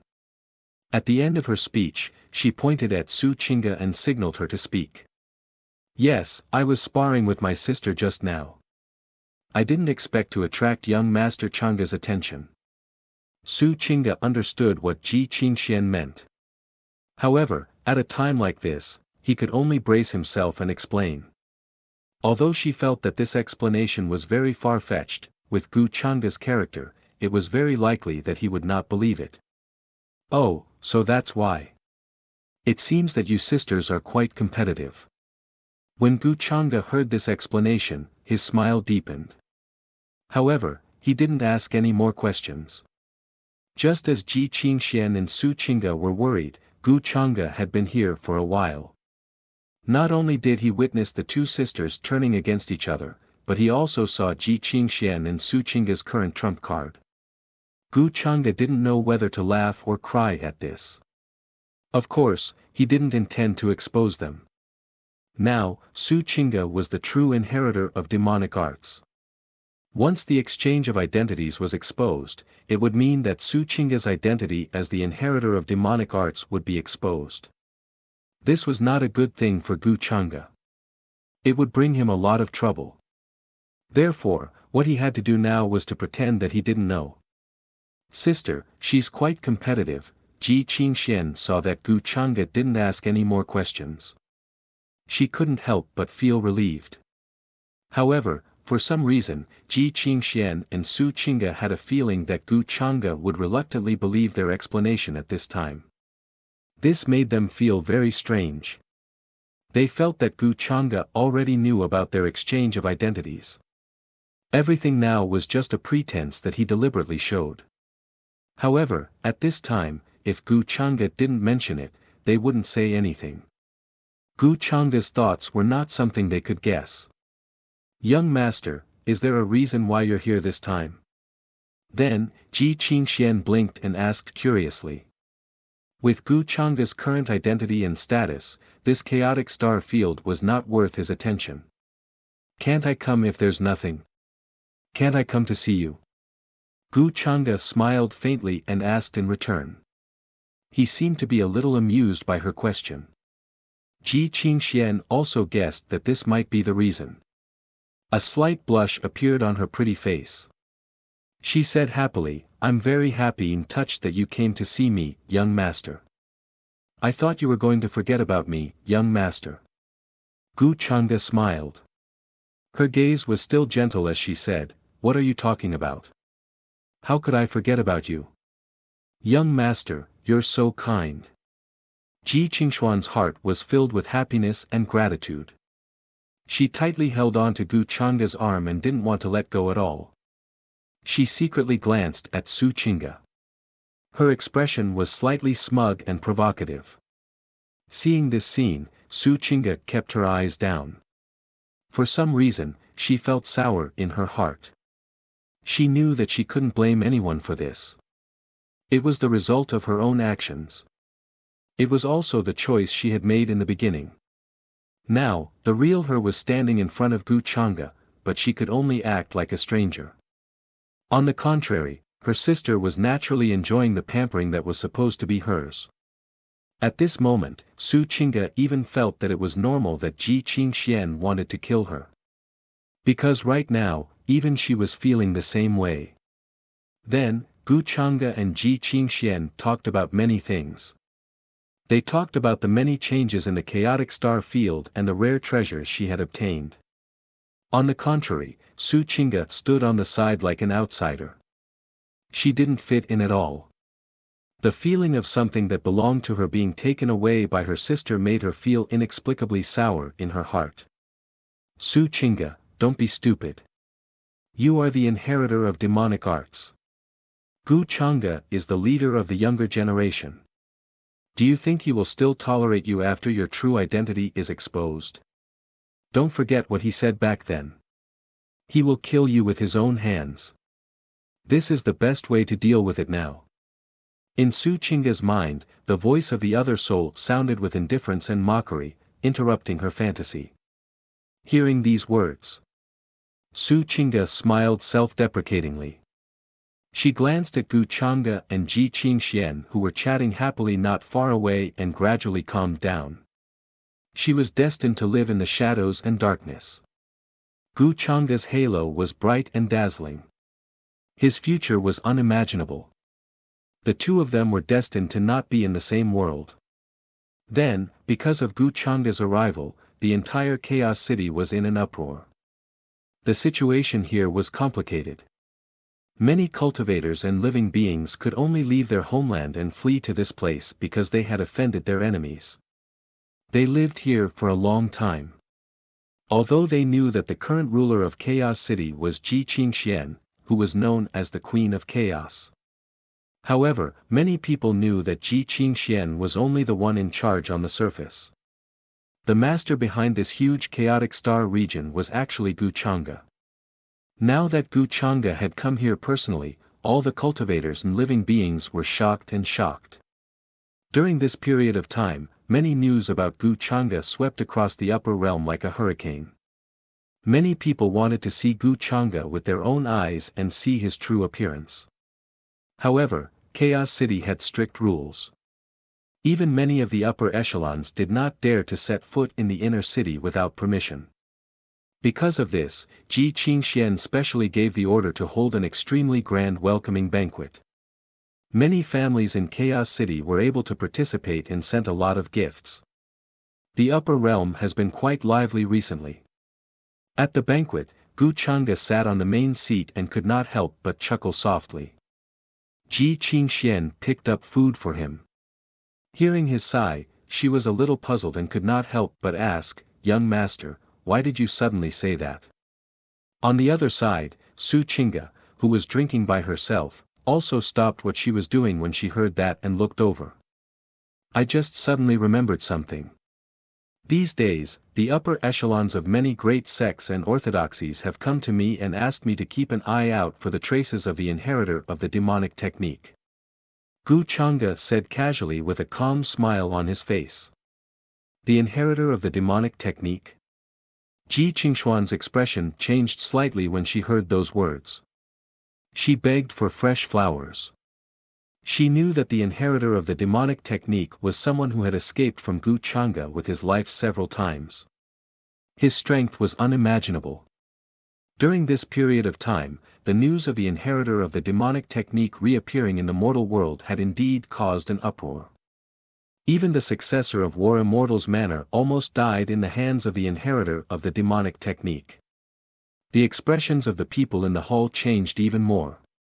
Su Qing'e, who was picking up food, also froze at this moment. She seemed a little unnatural, but she quickly recovered and no one noticed anything unusual.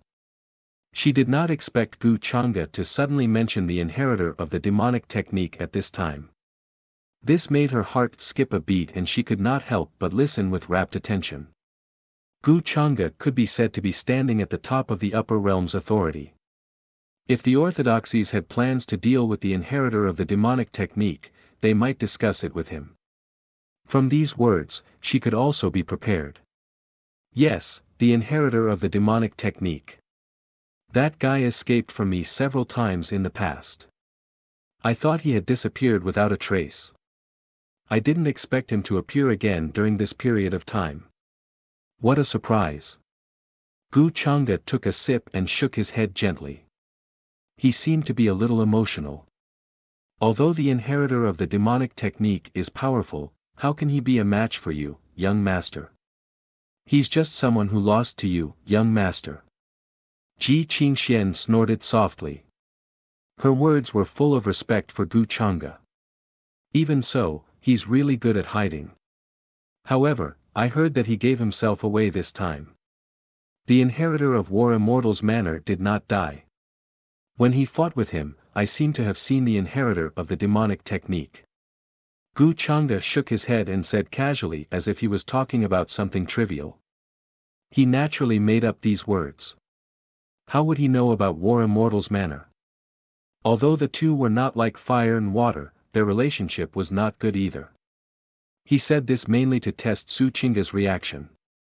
If she really exposed her true appearance, Gu Chang'e could only ask Bai Lian to do everything possible to kill the inheritor of War Immortal's manor. Gu Chang'e would not allow such an accident to live in the human world. Gave himself away. If that's the case, War Immortal's manor will soon find the true inheritor of the demonic technique. Hearing these words, Ji Qingxian was slightly surprised. She did not expect the inheritor of the demonic technique to reveal his true appearance in this ambush. If that was the case, wouldn't the true identity of the inheritor of the demonic technique be exposed to the world soon? Su Qing'e's heart trembled. She frowned slightly and her expression was somewhat unnatural. It was indeed her mistake to not kill the inheritor of War Immortal's manor.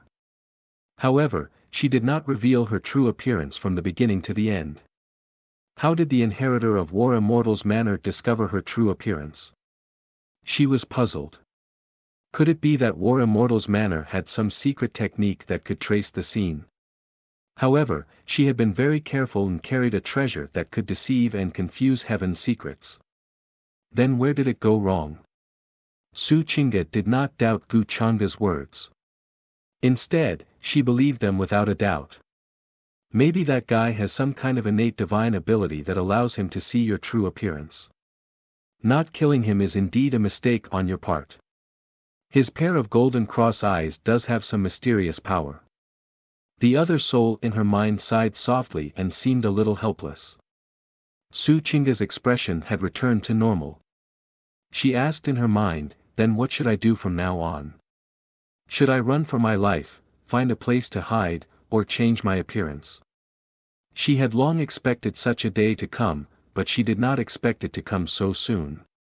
However, Su Chinga was not very flustered at this time. She began to think of countermeasures. It seems that I can only act according to the circumstances. If there is no other way, go to Demon Mountain and seek refuge with that person. She will take you in. The other soul replied and then gradually became silent. Su Chinga nodded with a calm expression. Have you considered the matter of Ji family that I told you before? Later, in the middle of the banquet, Gu Changa seemed to have suddenly thought of something and asked Ji Qingxian, who was beside him, with interest. Ji Qingxian was stunned at first. Then, she reacted and became a little surprised. There was no hiding the ambition in her eyes. She said almost without hesitation, if young master is willing to help us sisters, we are naturally willing. Chapter 531. Gu Changa had mentioned this to her before, but Ji Qingxian was still thinking about it at that time. The main reason was that she did not know how she and Su Chinga would face the Ji family. During this period, Su Chinga had a good life in the Ji family. She had solved many of Ji Qingshuan's worries. Of course, a large part of the reason was that many elders in the Ji family already knew that Ji Qingxian had a twin sister named Su Chinga, who was Gu Changa's maid. Therefore, the Ji family's attitude toward her had changed greatly. However, this did not affect Ji Qingshuan's ambition. Not only did she want to control this chaotic star region, but she also wanted to become the master of the reclusive Ji family. Only Gu Changa could give her such an opportunity. The Ji family's matter? Su Chinga's eyes flickered. She knew what Ji Qingxian was talking about. This was because before they turned against each other, Ji Qingxian had mentioned to her that she wanted to control the entire Ji family. However, as a Renzu family, the Ji family had a long history. It was even superior to many of the imperishable sects and supreme orthodoxies in the upper realm. Therefore, she had been thinking about it and felt that she needed to consider it carefully. After all, the Ji family's waters ran deep. If she was not careful, she would fall into an irrecoverable situation. Now, there was an opportunity in front of her. As long as you have the ambition, I can help you. Gu Changa smiled faintly. He observed Su Chinga's reaction just now and could see that she was quite surprised by the news. In that case, she should be very cautious and did not reveal her true appearance. However, Gu Changa still ordered someone to eliminate the War Immortal sect's descendant for safety's sake. Thank you, young master. Ji Qingshuan's face was filled with joy.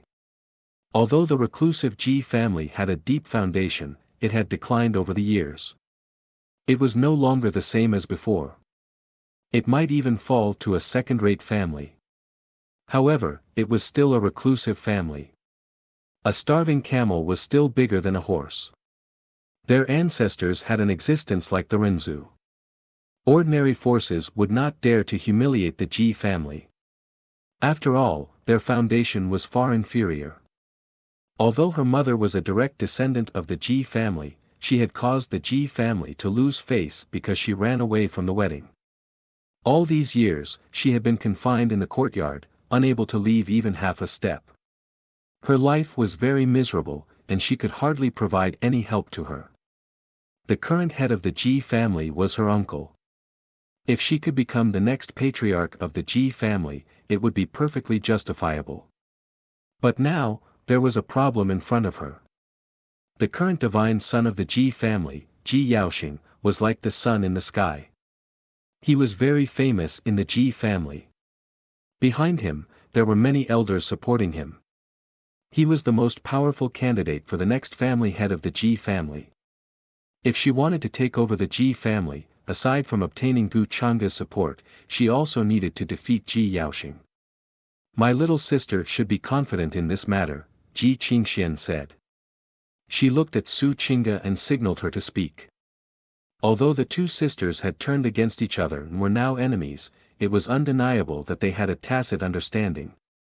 They could understand each other with just a glance. At this moment, Su Qingge also nodded and said, just as elder sister said, I am quite confident that I can become the next patriarch of the Ji clan. Her current identity was the favored daughter of the Ji family. She was considered a reputable figure in the upper realm. If she took over the Ji family, she could have another layer of cover. It's good that you're confident. Otherwise, you'll have worked for nothing and might become a joke.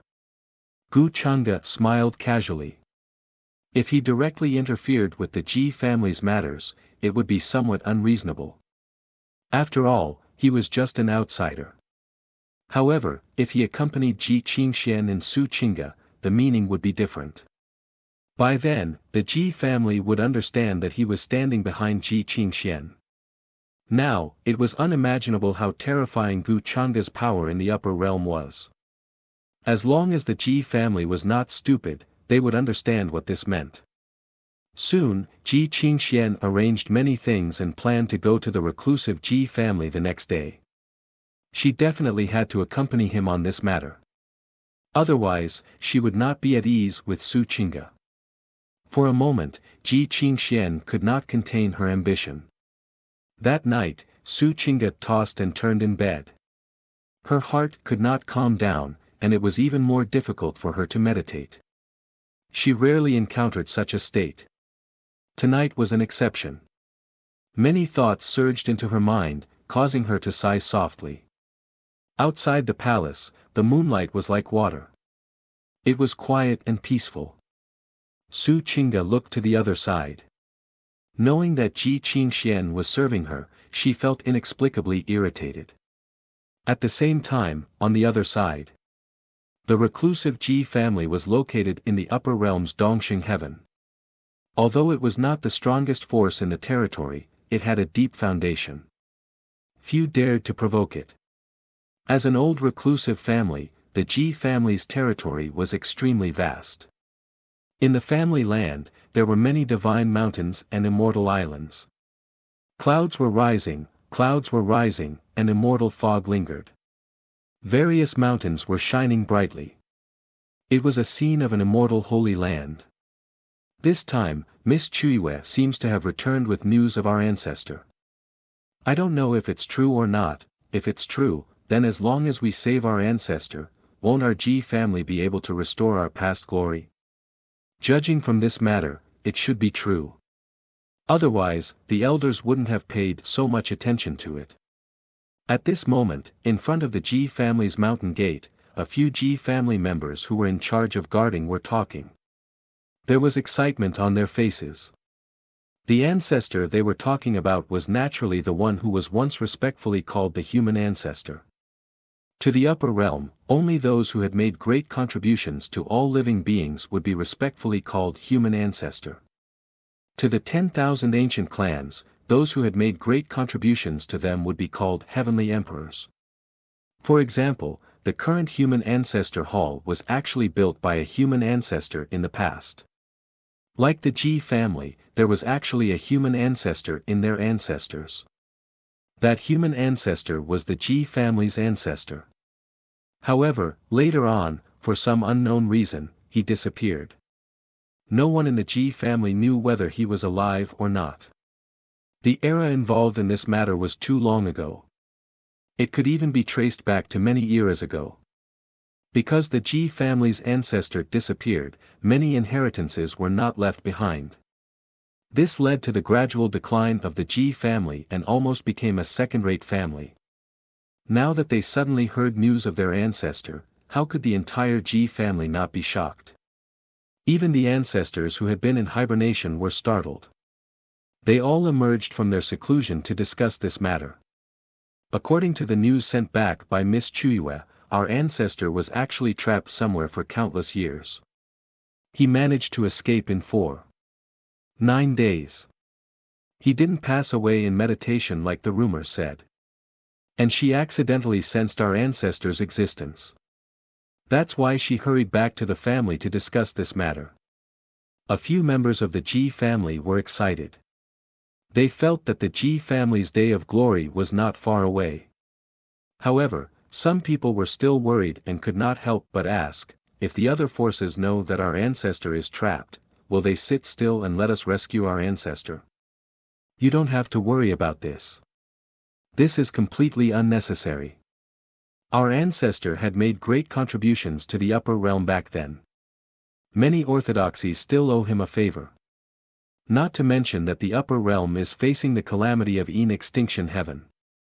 The human ancestor hall is helpless against it. Our ancestor is not dead yet. As long as we rescue our ancestor, won't the calamity of extinction heaven be easily solved? You'll know who's more important at a glance. Hearing this, the members of the Ji family could not help but shake their heads and analyze. Chapter 532. The news that the Ji family's ancestor was trapped somewhere and did not pass away had only spread within the Ji family's small circle. It had not spread to the outside world yet. Therefore, the few people in front of the Ji family's mountain gate were only whispering to each other. They did not intend to let the many cultivators passing by at the foot of the mountain hear them. Before the Ji family's higher-ups decided whether to spread the news, they did not dare to say anything. However, now that they heard the news that the Ji family's ancestor had not passed away, all of them felt excited and swept away their previous depression. The reclusive Ji family had been silent in the upper realm for too long. It had been so long that many forces and orthodoxies had almost forgotten about the existence of such an ancestral family. Just as the Ji family members were talking about this roar, in the distant sky. Suddenly, a huge commotion could be heard. A white jade carriage flew across the sky and descended towards this place. The white jade carriage had 9 pale blue WIRMs as its mounts. As it flew across, the sky trembled. It looked incomparably grand and imposing. Even from a long distance away, a terrifying pressure could be felt emanating from it. Many cultivators outside the Ji family's mountain gate had a change of expression. They felt their hearts palpitate. Those are Great Saint WIRMs, 9 Great Saint WIRMs pulling the carriage. Who is it? Who has such a grand display? Could it be the Ji family? Many people were shocked. They felt that such a display would only be seen when some imperishable sects or supreme orthodoxies sect masters or patriarchs traveled. Who is it? Quickly report to the elders. Many members of the Ji family who were chatting felt their hearts tremble at this moment. They became solemn as they looked at the white jade carriage that was descending. Some of them even quickly returned to the family to report. They were extremely cautious. In the current upper realm, what did it mean to have 9 Great Saint WIRMs pulling the carriage mean? It meant that at least one of them was a patriarch or sect master of a supreme sect or imperishable orthodoxy. Their strength was far above the supreme level. The current Ji family must treat such a figure with caution. They dared not be negligent. Soon, the white jade carriage sped over. It crossed thousands of miles and landed in front of the Ji family's mountain gate. The 9 flood dragons were like 9 majestic mountain ridges, emitting a monstrous aura and pressure. Just their eyes were like blood moons, filled with malevolence and savagery. Everyone in front of the Ji family's mountain gate had a drastic change in expression. They were very uneasy, and many of them were out of breath. They almost knelt down before the 9-headed Jiao dragon. This had nothing to do with seniority. It was just a natural reaction when facing a powerful opponent. There was no way to control it. I wonder which senior has come to my G family. Someone braced himself, plucked up his courage, walked forward, and asked cautiously. The rest of the G family members were also extremely cautious. They took out their Dharma artifacts, worried that the G family's enemies would come looking for them. Right when everyone was anxious while their thoughts ran wild, the curtain of the white jade carriage was opened, and a beautiful and extraordinary white-clothed figure walked out. Her expression was calm and indifferent, and she revealed an extraordinary bearing. "It's me," Su Qingge said. Miss Qing Xian. When they saw Su Qingge, all the members of the Ji family were stunned. Then, they let out a long sigh of relief. It was fine as long as it wasn't an enemy. But soon, they reacted and were even more shocked. From the looks of it, Miss Ji Qingxian should have come back with someone. Could it be a senior with profound cultivation? They looked at the white jade carriage curiously, wanting to know who Ji Qingxian had come back with. However, the white jade carriage was obviously a powerful Dharma artifact. It was engraved with many array patterns that could block prying eyes. It was a world of its own. Don't think too much. The person in the carriage is young Master Chang'e. Quickly inform the elders that an important guest has come to the Ji family. Su Qingge knew what they were thinking and couldn't help but say. During this period of time, she had been living in the Ji family as Ji Qingxian, so no one noticed anything unusual. What? Young Master Chang'e? Young Master Chang'e actually came to the Ji family personally. Hearing this, everyone in front of the Ji family's mountain gate was very shocked. Their eyes widened as they looked at the white carriage with disbelief. They even suspected that they had misheard. A figure like Gu Chang'e actually came to the Ji family personally today. After realizing this, their expressions changed drastically. They didn't dare to delay and turned into divine rainbows as they quickly returned to the family to report this matter. If it was really Gu Chang'e who came personally, he wasn't someone that they, the gatekeepers, were qualified to welcome. This is the family that my younger sister has been living in. This is my first time coming here. The curtain of the white jade carriage was pulled open again. Ji Qingxian walked over and seemed to be curious and exclaimed. She was wearing a purple dress, and her face was equally beautiful and delicate. It was as if she was carved out of the same mold as Su Qingge. Seeing this scene, the Ji family's people's eyes almost popped out. They couldn't believe it. There were two people who looked so similar in this world. They looked exactly the same. If Su Qingge wasn't standing in front of them, they might not be able to tell who was who. Before this, many people only heard that Ji Qingxian had a twin sister. And that sister seemed to be Gu Chang'e's maid. Because of this, many of the Ji family's people who had made things difficult for Ji Qingxian didn't dare to make things difficult for her anymore.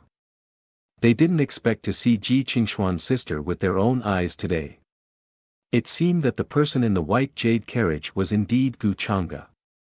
Thinking of this, everyone's expression became extremely respectful. They stood there and didn't dare to breathe. What the Ji family's people said just now is a bit interesting. In the white jade carriage, Gu Chang'e didn't appear. He looked a bit pensive. When his divine will swept over just now, he happened to hear the conversation of the Ji family's people. The Ji family's ancestor didn't die, but was trapped somewhere. This news surprised him a bit. In terms of seniority, the human ancestor he killed in the human ancestor palace was half a generation younger than the Ji family's ancestor. The Ji family's ancestor was a very talented person. Ji Xingqiu was one of the most outstanding people after the taboo era. Rumor has it that he passed away, but I didn't expect him to be trapped somewhere. Now it seems that the Ji family is planning to spread this news to get other orthodoxies to help. Gu Chang'e recalled the many records about the Ji family's ancestor in his mind. The Ji family's idea was good, but the Ji family's enemies might not want Ji Xingqiu to reappear in the world at this time. After all, the Ji family's ancestor was one of the most powerful people in the upper realm. His cultivation was unfathomable and unimaginable. If he regained control of the Ji family, it would inevitably affect the current situation in the upper realm. Moreover, as the former human ancestor, Gu Chang'e didn't know how Ji Xingqiu was related to the reincarnation of the human ancestor he killed, Jiang Yang. Thinking of this, the best solution to this situation was to make Ji Xingqiu disappear forever. Without Ji Xingqiu, it would be easier for Ji Qingxian to control the Ji family, which would be more beneficial to Gu Chang'e. However, in terms of righteousness, it's best for me to go with the flow and plan in secret. After all, if I rescue Ji Xingqiu, I might be able to solve the current problem of Yin extinction heaven. Most of the orthodoxies in the upper realm understand this, and since they owe Ji Xingqiu a favor, they might agree to help. Gu Chang'e's eyes flickered slightly as he fell into deep thought. He believed that it wouldn't be long before the news of Ji Xingqiu's imprisonment shocked the entire upper realm. When that time came, many bad guys would appear. Wouldn't this be an opportunity for him? While Gu Chang'e was scheming in his heart, inside the Ji family's mountain gate, divine rainbows descended. In the distance, there was a golden path that extended into the depths of the Ji family's mountain gate. The current Ji family master, many of the Ji family's elders, and even the old antiques who came out because of Shang Luan's rescue of their ancestors, all rushed over to personally welcome Gu Chang'e. To them, whether it was rescuing their ancestors or Gu Chang'e's personal arrival, they had to be cautious and did not dare to relax. You've come at the right time. At this time, Gu Chang'e sensed the fluctuation and also walked out of the carriage. Young Master Chang'e, it's an honor for the Ji family to travel hundreds of millions of miles to visit us. The Ji family master looked at Gu Chang'e who appeared in front of him and said with slight respect. He was a middle-aged man with a dignified face. He looked extremely elegant, but there was a sense of pressure and oppression that was difficult to ignore. When his eyes opened and closed, there was a divine light and golden light lingering around him. Many of the Ji family's elders and antiques behind him also looked extremely solemn. After the end of the expedition in the 8 desolates and 10 regions, Gu Chang'e's power in the upper realm had reached an unimaginable level. Even a group of elders like them did not dare to be arrogant in front of Gu Chang'e. They had to treat him with respect. You're too kind, Ji family master. Gu Chang'e nodded slightly. His expression was gentle and natural, without the hostility that the Ji family was worried about. Everyone in the Ji family heaved a sigh of relief when they saw this. When they learned that Gu Chang'e had personally come, everyone was shocked and even worried. The Ji family and Gu Chang'e did not have a deep relationship. Previously, because of the search for the Sky Palm Tower, the Ji siblings offended Gu Chang'e. Many of the Ji family's elders were worried that Gu Chang'e would take revenge, so they took the initiative to give the Sky Palm Wheel to resolve the trouble. Many people looked at Su Qing'e, who looked exactly like Ji Qingxian. While they were shocked, they were also guessing the purpose of Gu Chang'e's visit.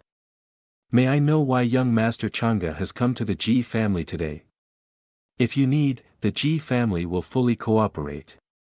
The Ji family master's eyes moved slightly. He glanced at Su Qing'e and vaguely guessed Gu Chang'e's purpose. However, he still took the initiative to ask. I'm actually here this time to accompany Qing'e. Hearing this, Gu Chang'e smiled slightly.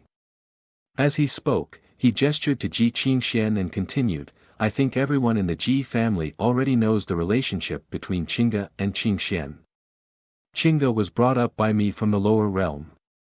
She was separated from her mother when she was young and hasn't seen her mother for more than 20 years.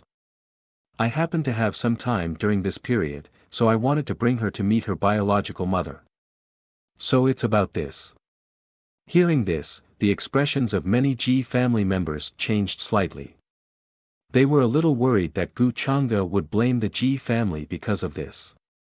Of course, they knew the relationship between Ji Qingxian and Su Qing'e. Many elders even personally went to see Su Qing'e in Chaos City.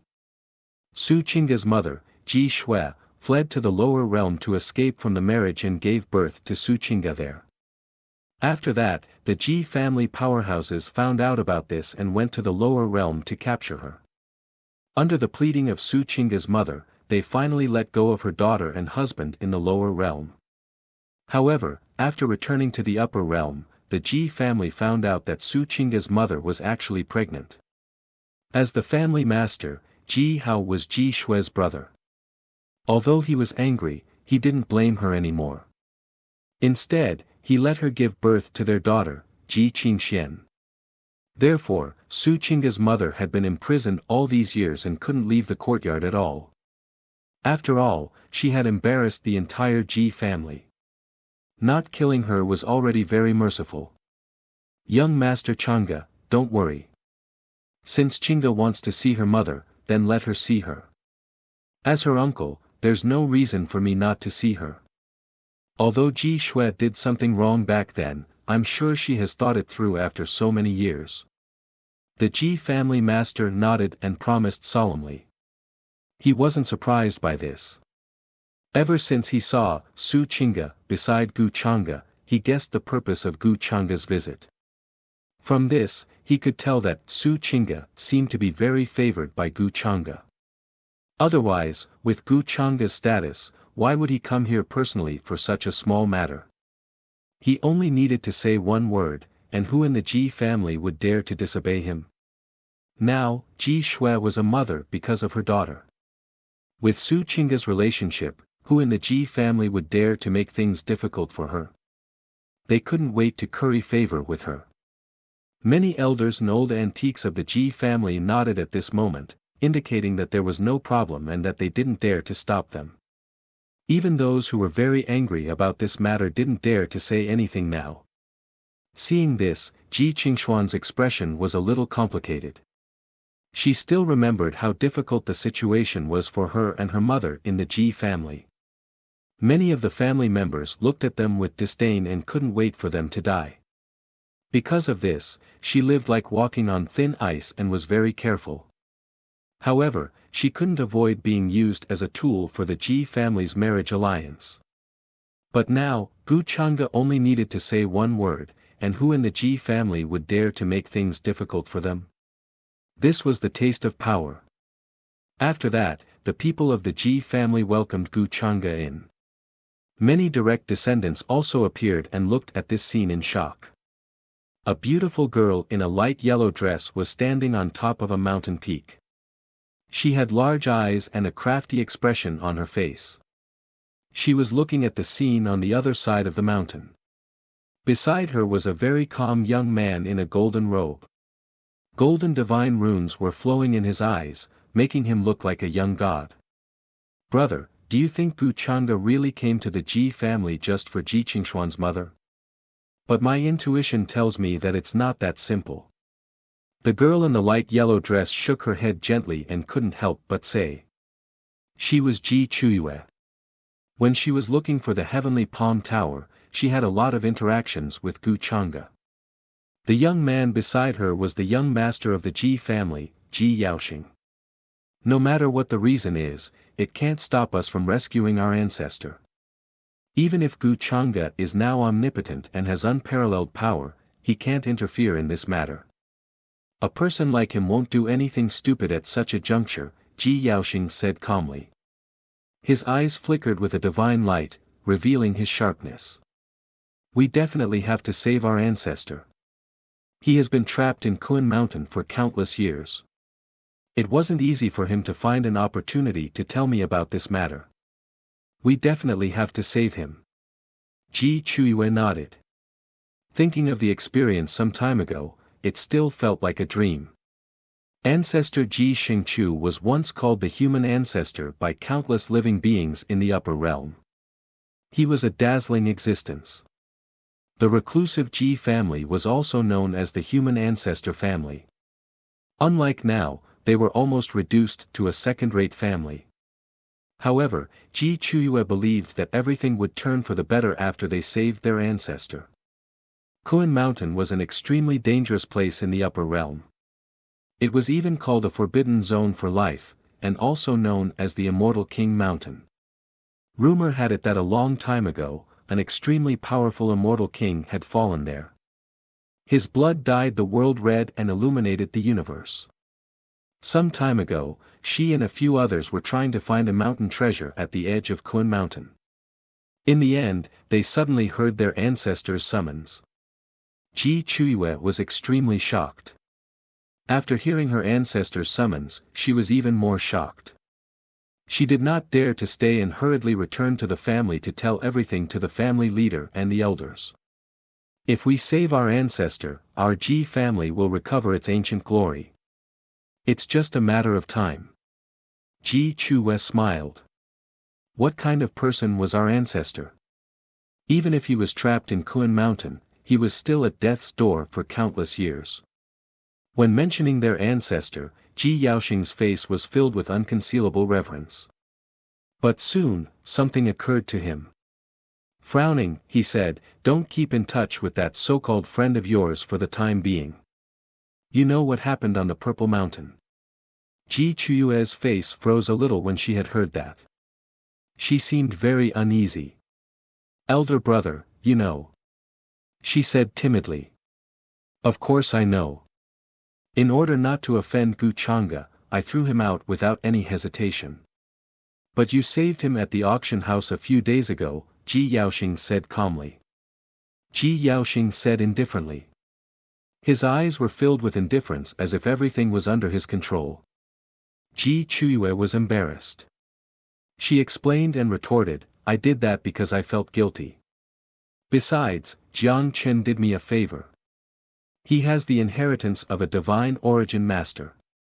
This time, at the edge of Kun Mountain, if it weren't for him, I wouldn't have heard our ancestors' summons." Frowning, Ji Yaoxing said, "Don't forget that Jiang Chen regards Gu Changa as his enemy. As the princess of the Ji family, you should consider everything from your family's standpoint. What can befriending Jiang Chen bring you and your family? If you offend Gu Changa, what will happen to your family? I hope you can consider it carefully. You can make use of that Jiang Chen, but don't befriend him sincerely. He's not a good person. There's something disgusting about him." Ji Chuiwe's face froze when she heard her elder brother's words. She wanted to refute, but she couldn't find anything to say. She was a little unhappy. She thought Jiang Chen was a good guy. However, it was a pity that he had always regarded Gu Changa as his enemy and wanted to take revenge.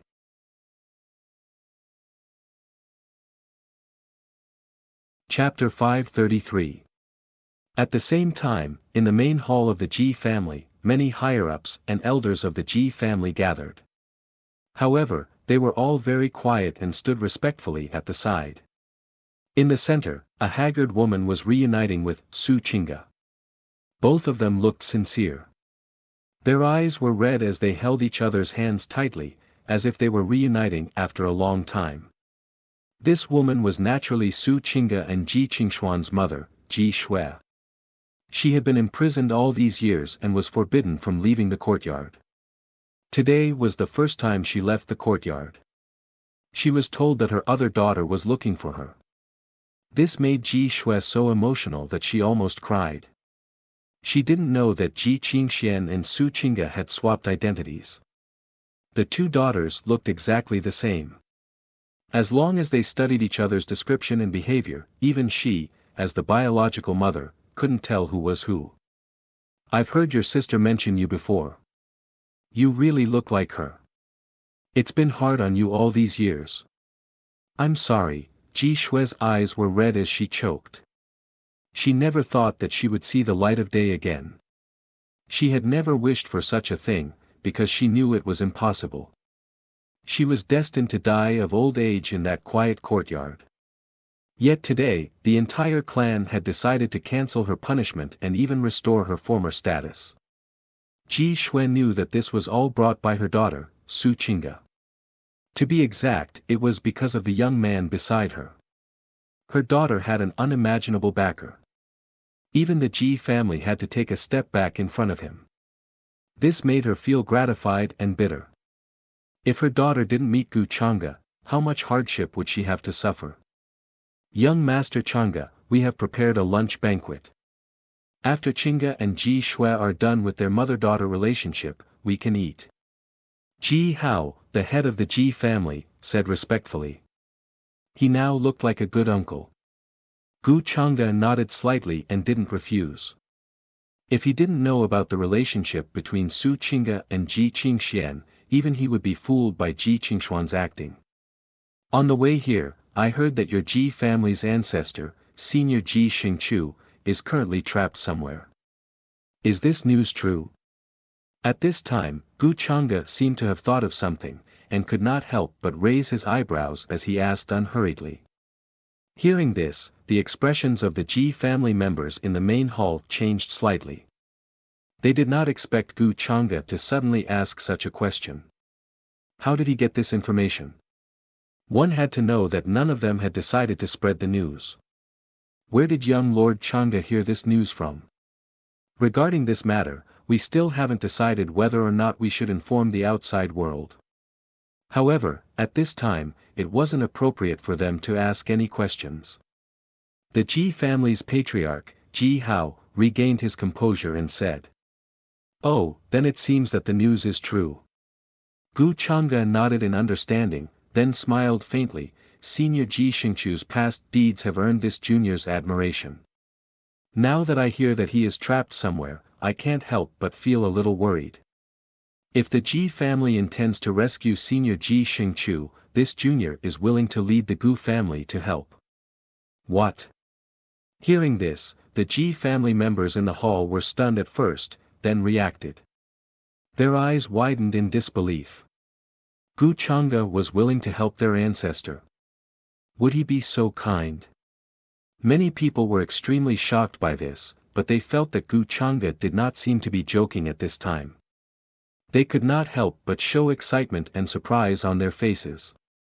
Even the head of the Ji family, Ji Hao, took a deep breath to calm himself down, but there was also a look of surprise on his face, and his voice trembled slightly. If young Lord Chang'e is willing to lend a hand, the Ji family will naturally be grateful. As long as Gu Chang'e said so, he could immediately order the clan to spread the news of their ancestor being trapped in Mount Kun throughout the upper realm. Previously, they were worried that because of this matter, the enemies of the Ji family would come looking for them and join forces to attack them. Over the years, the Ji family had been weakening day by day. If many enemies attacked together, they might not be able to hold on before they could rescue their ancestor. That was why he hesitated. After all, there were pros and cons to this matter. However, after Gu Chang'e's words, the situation changed, and it gave Ji Hao a lot of confidence. After the entire Ji family had Gu Chang'e's help, it was an invisible deterrent to their enemies. There's no need for that. Senior Ji Xingqiu had made a great contribution to the upper realm and protected hundreds of millions of lives. Now that he's in trouble, as juniors, how can we not help? Gu Chang'e gently shook his head and smiled faintly. Hearing this, the Ji family members who had a good impression of Gu Chang'e because of what happened just now admired him even more. Such a righteous matter was said by Gu Chang'e, but it was understated and not worth paying attention to. They could only say that he was worthy of being young Lord Chang'e. His state of mind was far beyond their reach. Ji Chuyue and Ji Yaoxing, who had just walked into the main hall, were stunned when they heard this. Especially Ji Chuyue, her beautiful eyes stared blankly at Gu Chang'e. She could not imagine that this was what the Gu Chang'e she knew would say. In her impression, not only was Gu Chang'e powerful, but he was also very shrewd. He would not give up until he achieved his goal and was very cold and ruthless. Previously, she was still worried that Gu Chang'e would very likely stop them from rescuing their ancestor. However, now Gu Chang'e was willing to take the initiative to help. Gu Chang'e's mind is indeed not something that I can fathom. Ji Yaoxing was also secretly shocked and very surprised. He guessed that Gu Chang'e would not interfere in this matter, but he did not expect that Gu Chang'e would be willing to help. No matter the reason, this was a great kindness to the entire Ji family, and it was worth remembering forever. Young Lord Changa's noble character and unquestionable integrity is truly admirable. Many of the Ji family's higher-ups and old antiques also spoke at this moment. Their expressions were much more respectful, and their words were also from the bottom of their hearts. Later, at the luncheon, Ji Hao and the others of the Ji family told Gu Changa in detail how they knew that the Ji family's ancestor was trapped in Mount Kuan. Mount Kuan was extremely famous in the entire upper realm. It was a place of death, and even supreme beings only dared to wander around the periphery. In the deeper parts of Mount Kuan, even a small puddle could contain endless dangers. After all, Mount Kuan was also known as the Immortal King Mountain. Legend had it that an immortal king had fallen there. Countless years had passed, and even a drop of the immortal king's blood contained unimaginable power, enough to obliterate everything. So Senior Ji Xingqiu is trapped in Mount Kuan. After so many years, he's still alive. I can only say that he's worthy of being called a man. Gu Changa nodded in realization. He seemed to be somewhat impressed, but he was somewhat thoughtful in his heart. Although Mount Kuan was extremely dangerous, as the saying goes, misfortune and blessing go hand in hand. Naturally, there would be unimaginable opportunities. The Ji family's ancestor would not be trapped in Mount Kuan for no reason.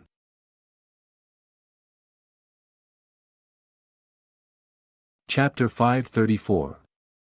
It's been countless years since our ancestor disappeared. If Chuyue didn't hear our ancestors summon this time, I'm afraid we wouldn't know that our ancestor was trapped in Mount Kuan. For so many years, we thought our ancestor had fallen.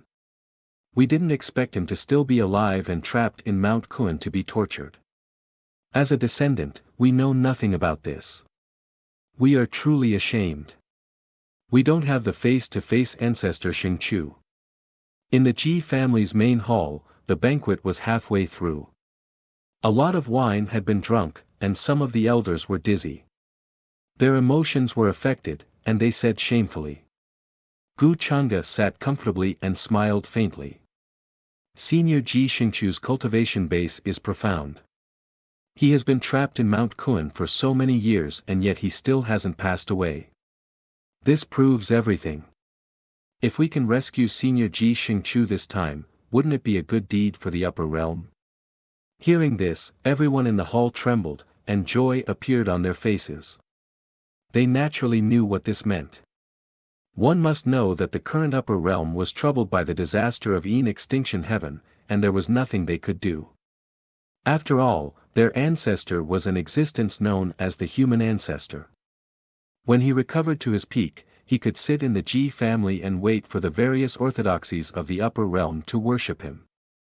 How glorious would that scene be? They could not help but feel a surge of emotion as they imagined it. Young Lord Changa is right. With our ancestor around, our Ji family will not have to worry about not being able to restore our ancient glory. The Ji family head, Ji Hao, drank a few cups of wine. His dignified face showed a rare joy. As he spoke, he glanced at Su Qingge and Ji Qingxian who were standing behind Gu Changa. It was hard to tell who was the elder sister and who was the younger sister. He could not help but ask, "Young Lord Changa, what do you think of Qingxian?" In terms of identity, although he was Ji Qingshuan's uncle, he rarely cared about her all these years, let alone take care of her. However, at this time, he must act like an uncle, afraid that Gu Changa would think that he had mistreated Ji Qingxian all these years. Qingxian is quite smart. Very likable. Gu Changa said with a faint smile. While speaking, he glanced at Su Qingge beside him.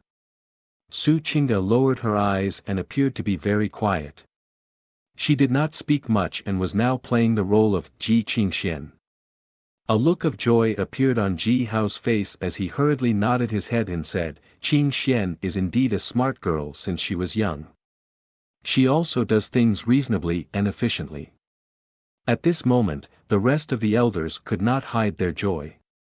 Although Su Qingge was Gu Changa's maidservant, her surname was not Ji after all. In their eyes, she was no different from an outsider. However, Ji Qingxian was different. She was a direct descendant of the Ji family and grew up in the 630 Ji family. If she could be like her sister and catch Gu Chang'e's eye, it would naturally be a great thing for the entire Ji family. In today's upper realm, was there anyone more reliable than Gu Chang'e? Chuyue, Yao Xing, then, Ji Hao called his son and daughter, Ji Yaoxing and Ji Chuyue, over. The two of them had been in contact with Gu Chang'e before. However, this time, he suddenly came to the Ji family and they had not come to greet him. Therefore, in Ji Hao's opinion, it was better to take this opportunity to build a good relationship with Gu Chang'e. On the other hand, the Ji family master, Ji Hao, also had his own thoughts. In terms of appearance, his daughter, Ji Chuyue, was not inferior to Ji Qingxian and Su Qingge at all. After all, Ji Qingxian was only his niece, and Ji Chuyue was his daughter. Ji Chuyue was wearing a light yellow dress. She was tall and slender, and her face was beautiful. Her eyes were sparkling with craftiness, and she was surrounded by the spirit of heaven and earth like an elf. Chuyue greets young Master Chang'e. She blinked her eyes and bowed to Gu Chang'e. Beside Ji Chuyue, Ji Yaoxing was wearing a golden robe.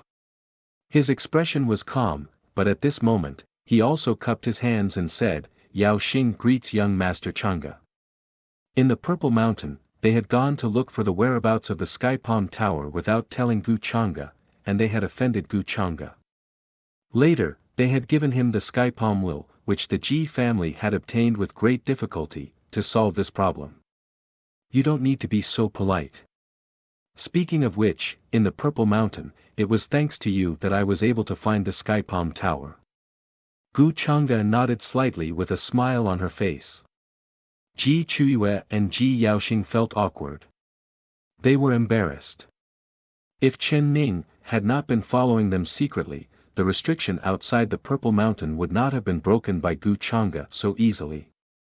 Of course, they had to thank Jiang Chen for this. Young Master Chang'e, you are so generous. You don't care about my sisters and my mistakes. Now you are even willing to help the Ji family. I'm truly ashamed, Ji Yaoxing said with a guilty look on his face. It's just a small matter. Don't worry about it. Gu Chang'e waved his hand casually. He did not care at all. In his opinion, Ji Yaoxing was a smart man who would achieve great things. It could be seen from the fact that he had abandoned Jiang Chen without hesitation. Such a man knew what he should do at the right time. Even if Gu Chang'e had not asked, Ji Yaoxing would have given up the position of the Ji family's lord to Ji Qingxian. In the next few days, the news that the Ji family's ancestor, Ji Xingqiu, had not died spread all over the East Ascension heaven, as if it had grown wings. It caused a great sensation in the upper realm. Many imperishable sects and supreme orthodoxies were shocked and could not believe it. The Ji family's ancestor, Ji Xingqiu, was a man from countless years ago. He had been called the human ancestor. Later, he had founded the Ji family. Such a person was also extremely outstanding in that era. However, for some unknown reason, he suddenly disappeared without a trace. Many people thought that he had passed away, which led to the gradual decline of the Ji family. Now, they had suddenly heard that the Ji family's ancestor had not died, but had been trapped in Mount Kuan. Many people were petrified. They opened their eyes wide. They could not believe it. How many years had the Ji family's ancestor been trapped in Mount Kuan? They were afraid he had been trapped in there for several eras. This news was absolutely true. It had been told by an old man of the Ji family. It was so shocking that the upper realm was shocked. At this moment, almost no force or orthodoxy could sit still. After all, the Ji family's ancestor was a peerless man from countless years ago, standing at the peak of the upper realm. He had been trapped in Mount Kuan all these years. Did that mean he had been trapped in Mount Kuan for at least several eras, or even longer? As to how the Ji family's ancestor had been trapped in Mount Kuan, no one knew. Whatever the reason was, the news that the Ji family's ancestor was still alive was shocking enough. After all, he had been called the human ancestor. When this news spread across the upper realm, many imperishable sects and supreme Taoist orthodoxies were the first to react. Some orthodoxies who had a grudge against the reclusive Ji family could not sit still. They were worried that the Ji family's ancestor would start to deal with them after he was freed. Then, another news was even more shocking. The Ji family planned to rescue their ancestor, so they sent many powerhouses to Mount Kuan. However, before they could get close to Mount Kuan, they were met with an inexplicable formation pattern. All of them were turned into dust and disappeared. This shocked many orthodoxies who had been paying attention to this matter. Mount Kuan was a dangerous place. Even supreme beings did not dare to go there. There were many stories of those who had achieved the Tao and lost their lives there. Now, it seemed that the Ji family's plan to rescue their ancestor was not going to be easy. The Ji family's ancestor, Ji Xingqiu, was a person who had made great contributions to the world. The other orthodoxies are not going to help at this time. I think it won't be long before all the imperishable sects and supreme Taoist orthodoxies in the upper realm gather here. After all, there's a real human ancestor living in Mount Kuan. Within the various ancient cities, there were cultivators and creatures that were discussing this matter.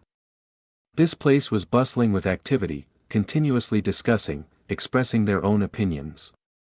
In their opinion, Ji Xingqiu was not only the Ji family's ancestor, but also the human ancestor in the eyes of countless living beings in the upper realm.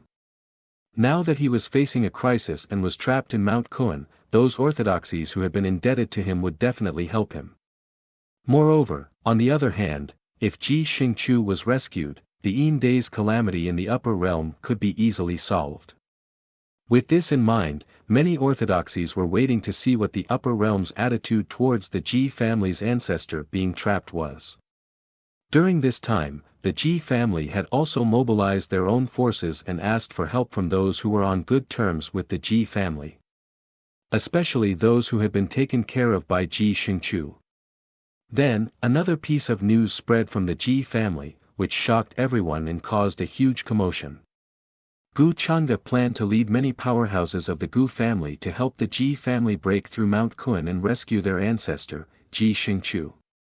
This news shocked many of the imperishable sects and supreme orthodoxies. They found it hard to believe. Logically speaking, the longevity Gu family and the Ji family did not have a close relationship. Why did Gu Chang'e want to do this? Could it be that he was warm-hearted? Or did he just want to help the Ji family's ancestor escape?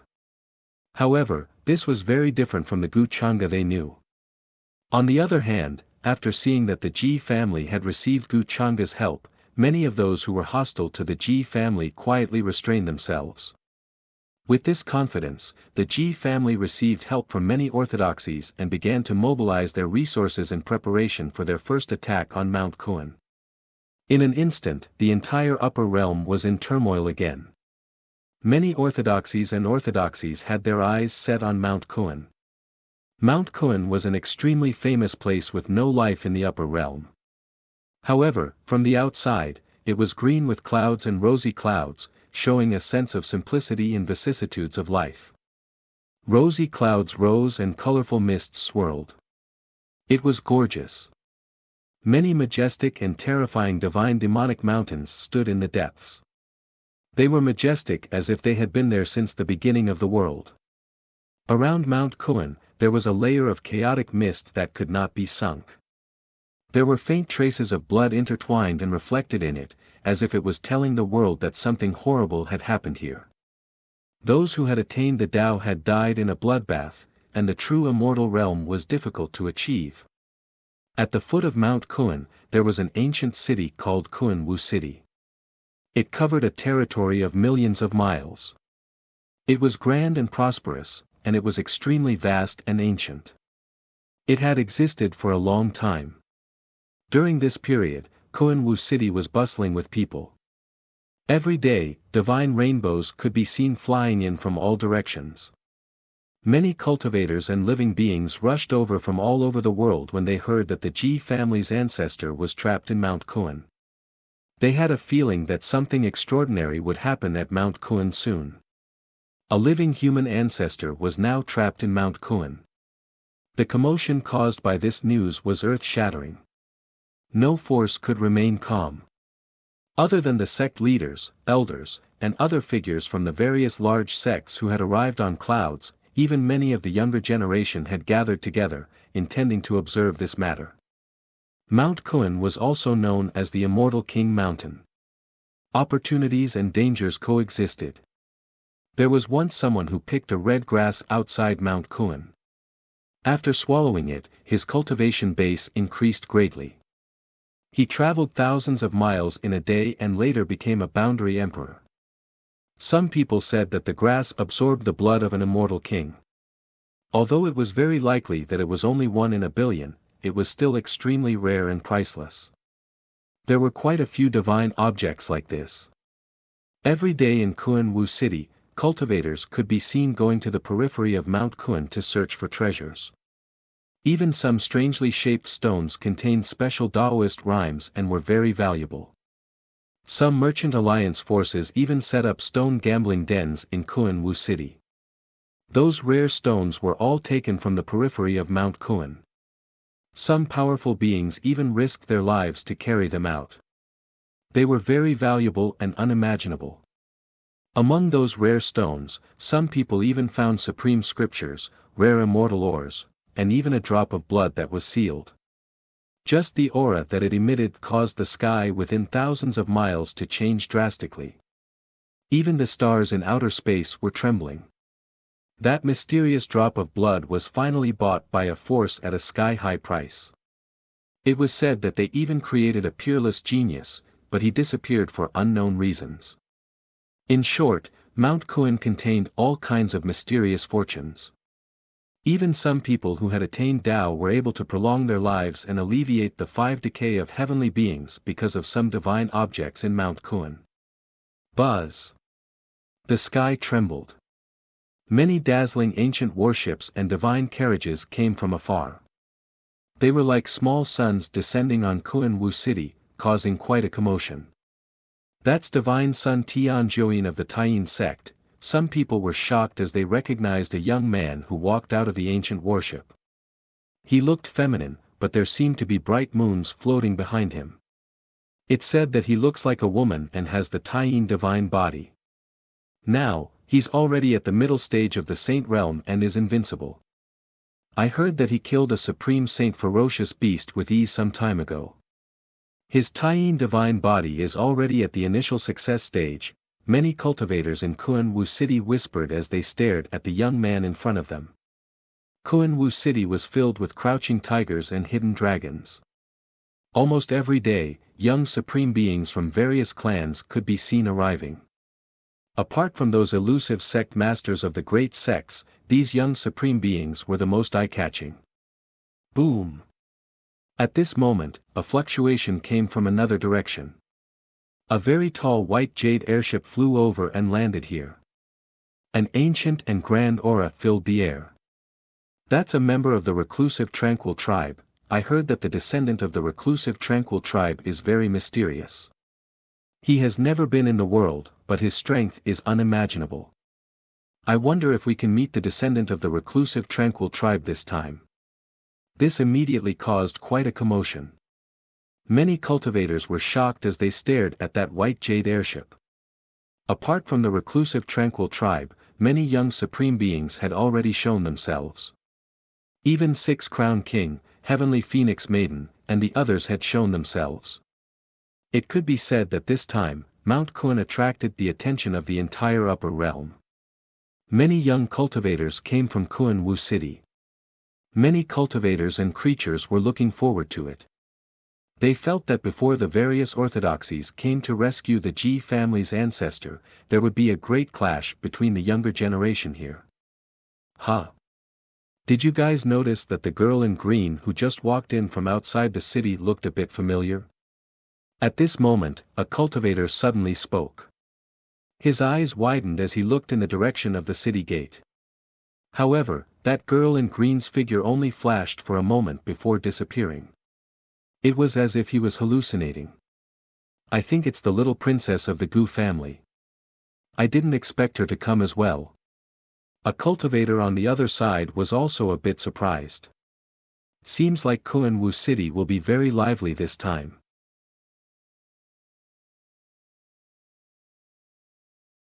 Chapter 535. Kuan-Wu City was not far from Mount Kuan. As long as one looked from the city wall, one could see a mountain range shrouded in chaotic fog. Towering over the clouds, it was magnificent and majestic. It was misty there. One could not see clearly at all. It was more like an ancient land that had existed since the beginning of the world. It was mysterious and vast. Even from a long distance away, a terrifying pressure that made one's heart tremble could be felt, and it was enough to shake one's soul. Streaks of divine lights or divine rainbows swept across the sky and landed from the distant world. They rushed to Kuan-Wu City. These days, too many big shots had come to Kuan-Wu City. One could even hit an elder of an imperishable sect with a stone thrown in the city. Many practitioners even sensed the fluctuation of some powerful doctrine attainment artifact. It flashed in Kuan-Wu City. It was really scary. Those who had come to help the Ji family even brought doctrine attainment artifacts to attack Mount Kuan. Such a move was so rare that it shocked the whole world. It was rare to see such a thing in the past few eras. The upper realms had sent troops to attack the 10 desolation fields, but that was the power of a whole realm. Now they were facing Mount Kuan, a forbidden land for life.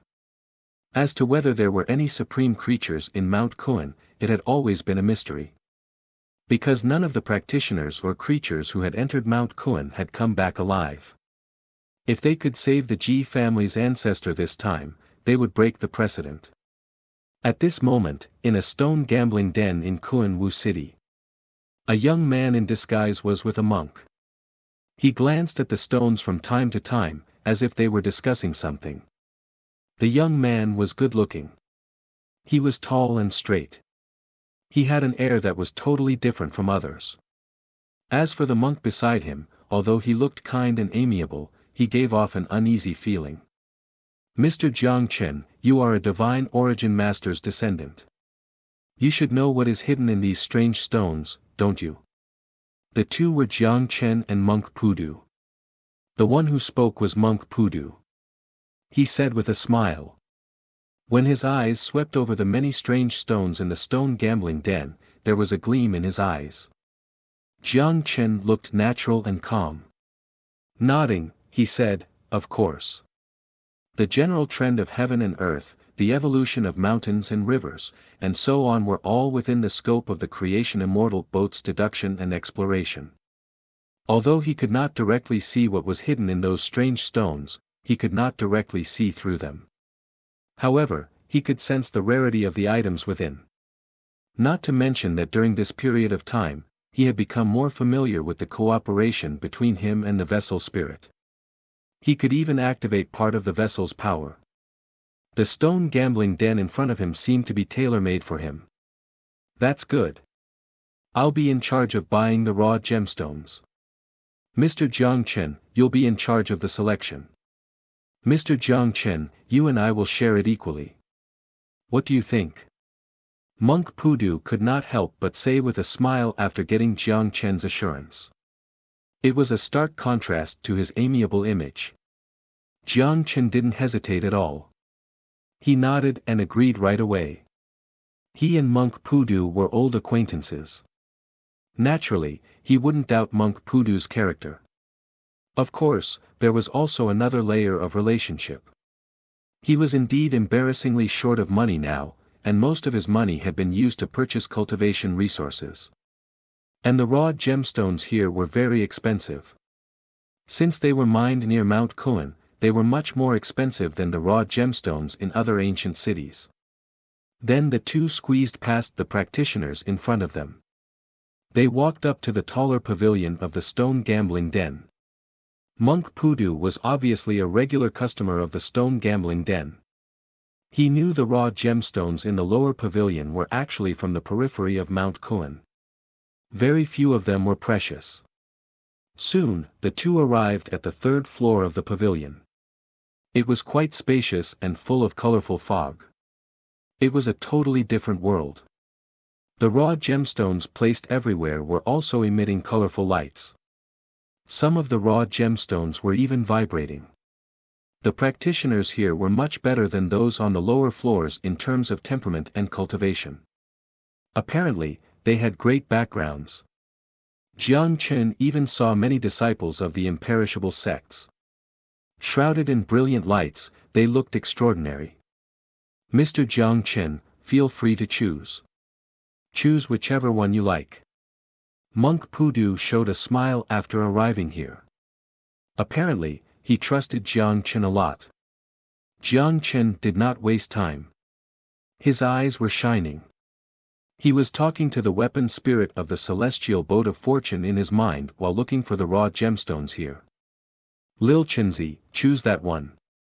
Yeah, the biggest one in the center, the weapon spirit of the celestial boat of fortune urged him. Jiang Chen nodded. He laid his eyes on the biggest primordial stone in the center of the third floor. It was as big as several people's arms. It was uneven and had many lumps on it. Compared to the other primordial stones, which were shining brightly, it looked much worse than the others. I want this one, Jiang Chen said calmly. He pointed at the raw gemstone without any hesitation. Hearing his words, many people here turned their attention over, and their expressions were somewhat strange. They had glanced at Jiang Chen and Monk Pudu when they had come in. They did not know them, so they did not pay much attention to them.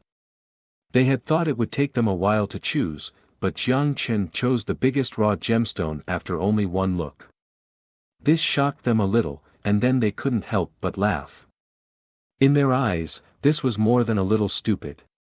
He was like a layman who didn't know anything. Where did this fool come from? Did he think he could get something good from the biggest one? Even Elder Mo shook his head and said he could not see through that raw gemstone. I can't believe he wants to buy it.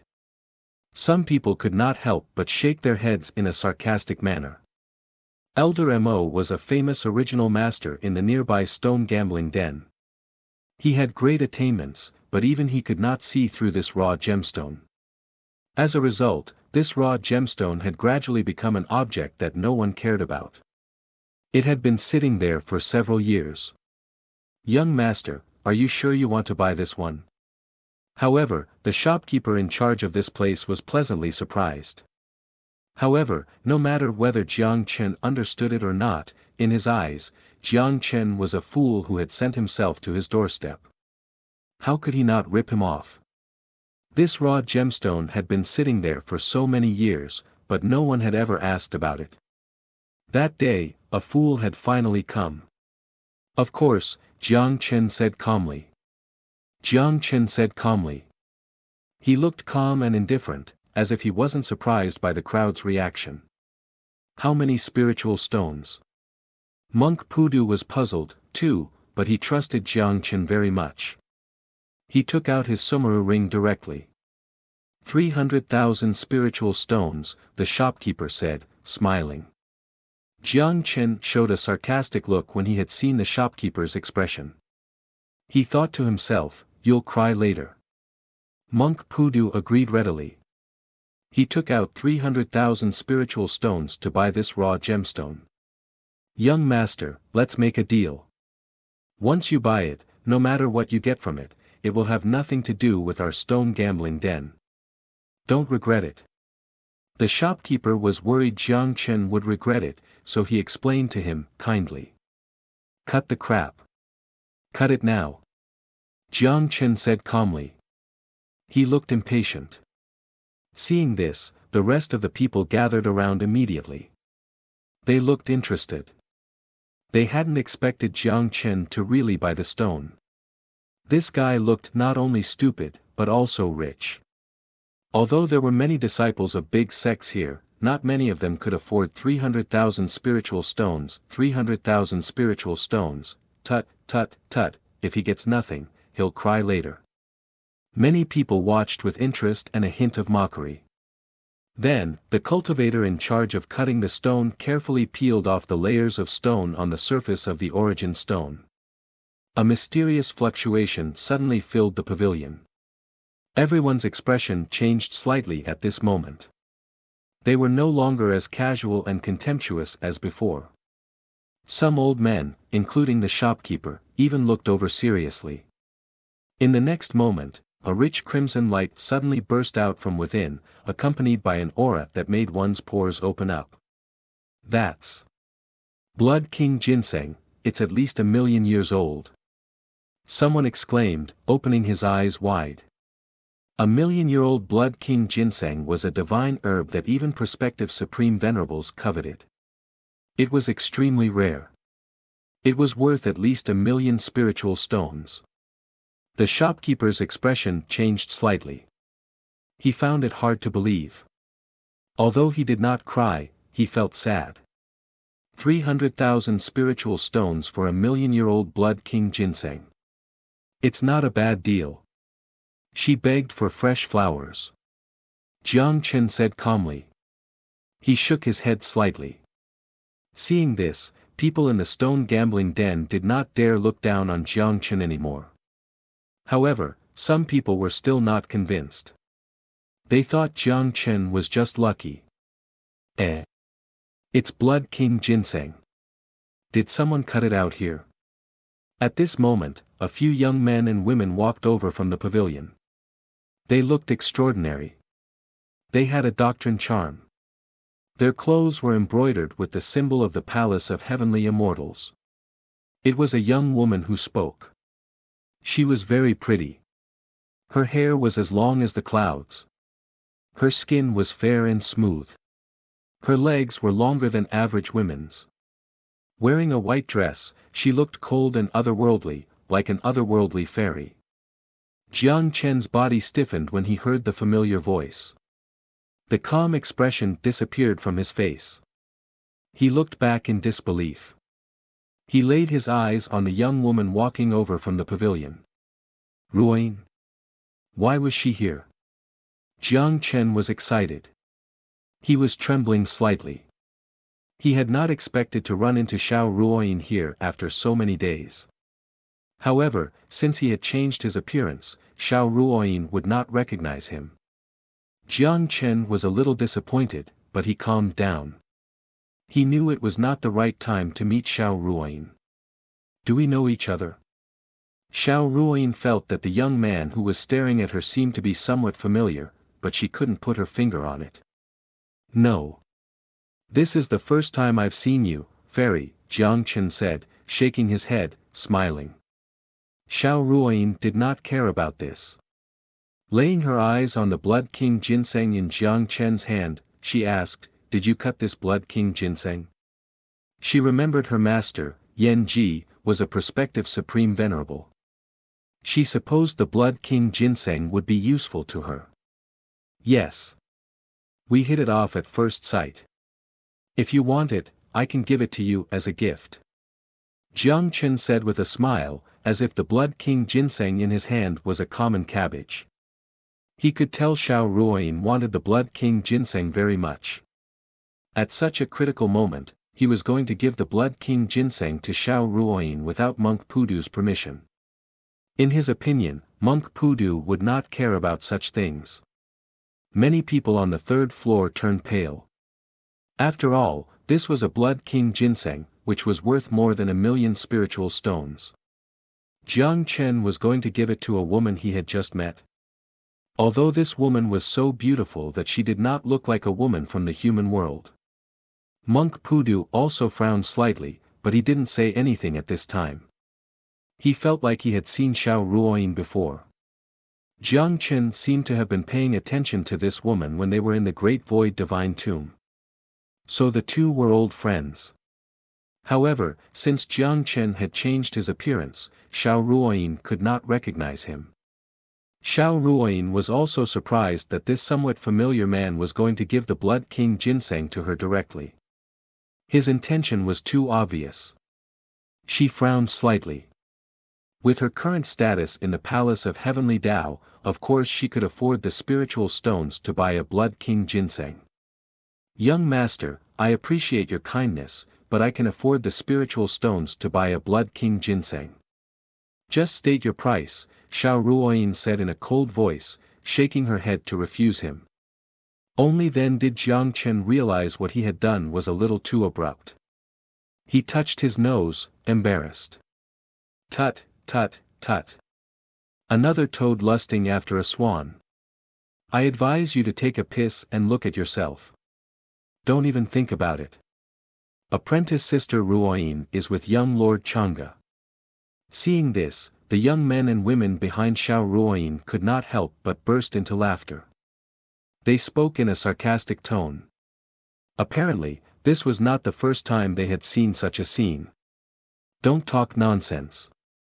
If young Master Gu hears this, he'll probably laugh at my wishful thinking. Xiao Ruoyin blushed. She could not help but roll her eyes at her sibling companions behind her. Seeing this, Jiang Chen's face stiffened. His face turned pale. He tightened his grip on the ginseng. Ordinary.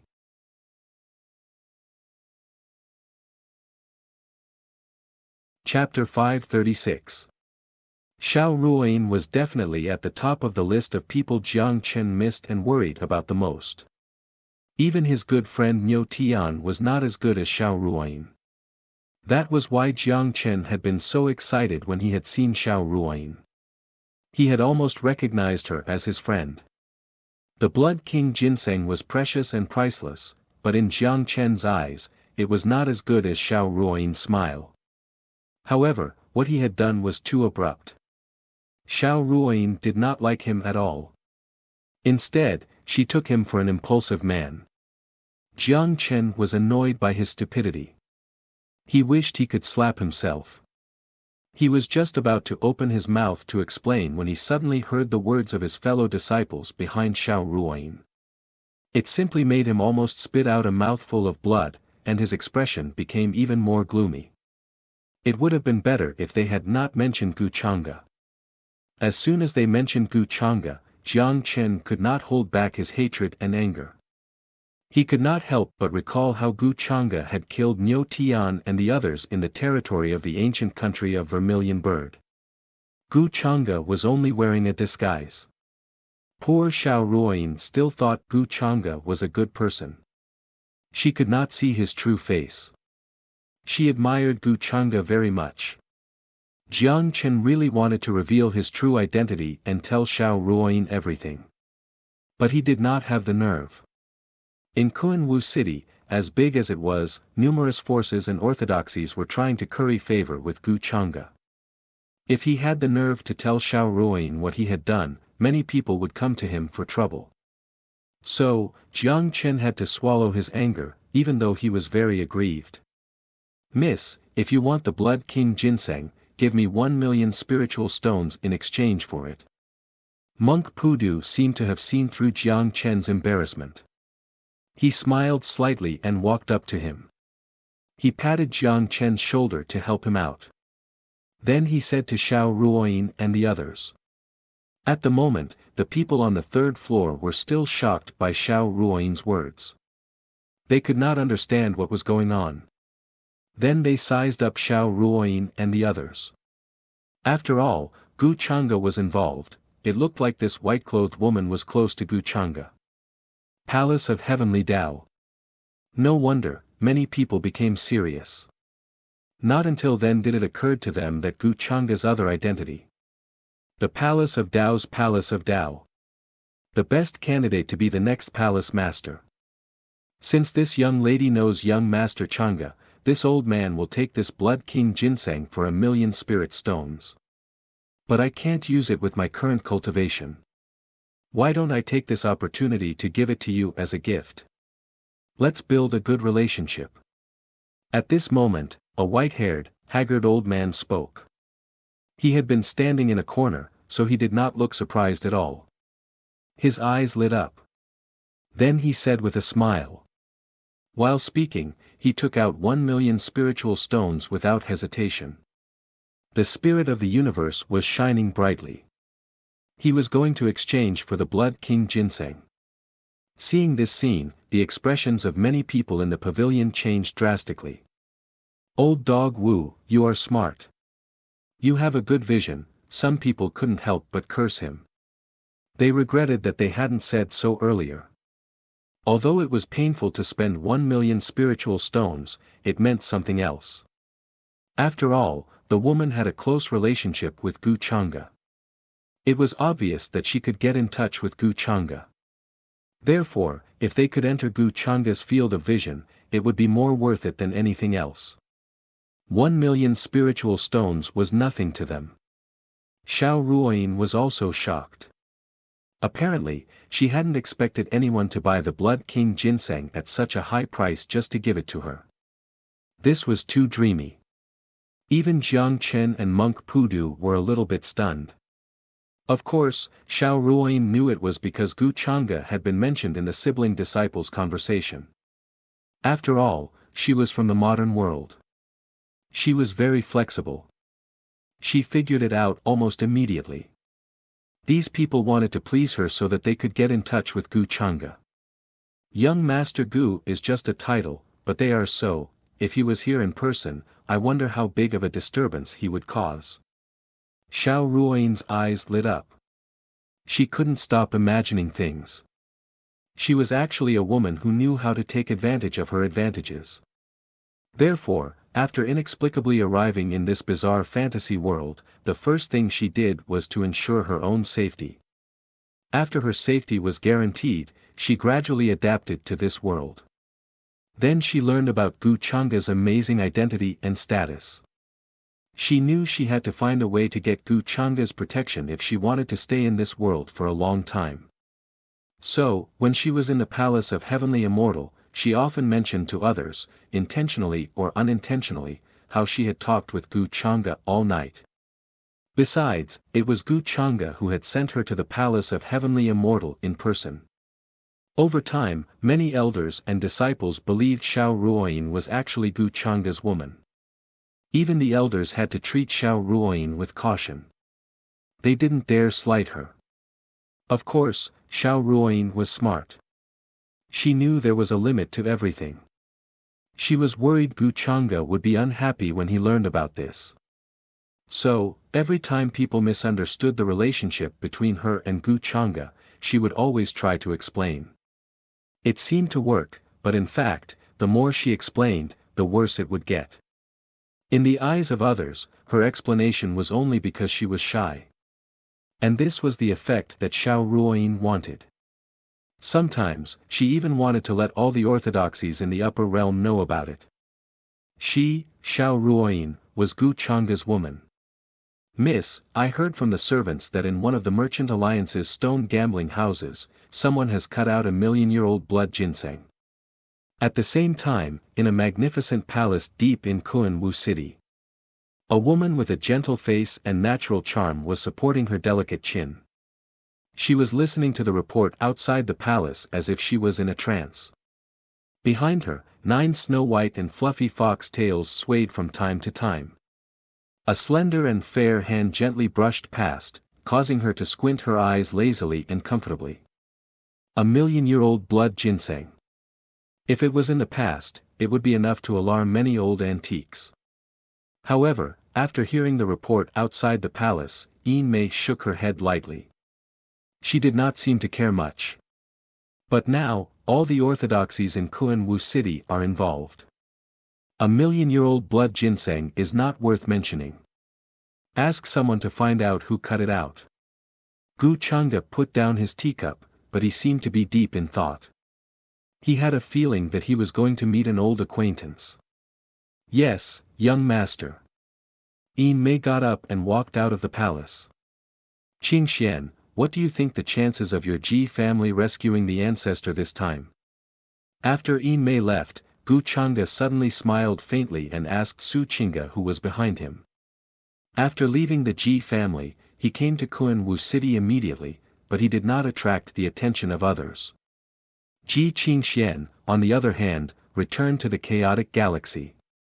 At that moment it was Su Qingge who was with him. She was the Ji family's precious daughter, Ji Qingxian in everyone's eyes.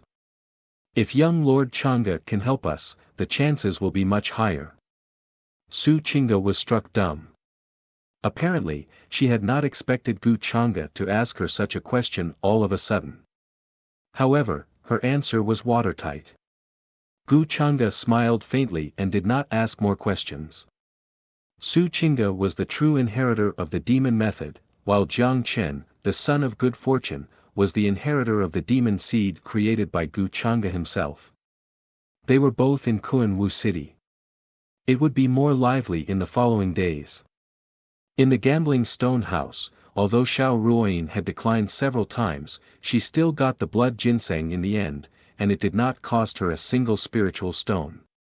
A very wizened old man said. Although he felt the pinch, he still had a smile on his face. He felt that the 1,000,000 spirit stones were well spent. He got the blood ginseng in this place today. I don't know whether it's his luck or his ability. Some disciples of the Palace of Heavenly Tao fixed their gazes on Jiang Chen. They looked at him curiously. Jiang Chen had calmed down by then. He knew he had to find another way to let Xiao Ruoyin see Gu Chang'e's true face. Then Jiang Chen glanced at Xiao Ruoyin. He communicated with the immortal boat of nature's vessel's spirit in his mind. Then he started to choose the raw gemstones. Since even Xiao Ruoyin could not see through his true identity by then, there was nothing for him to worry about. By then, all the heavens in the upper realm were paying attention to him. Kuan-Wu City was the center of attention. It was a good chance for him to make a name for himself. Today's gambling stone house is my chance. Jiang Chen thought to himself.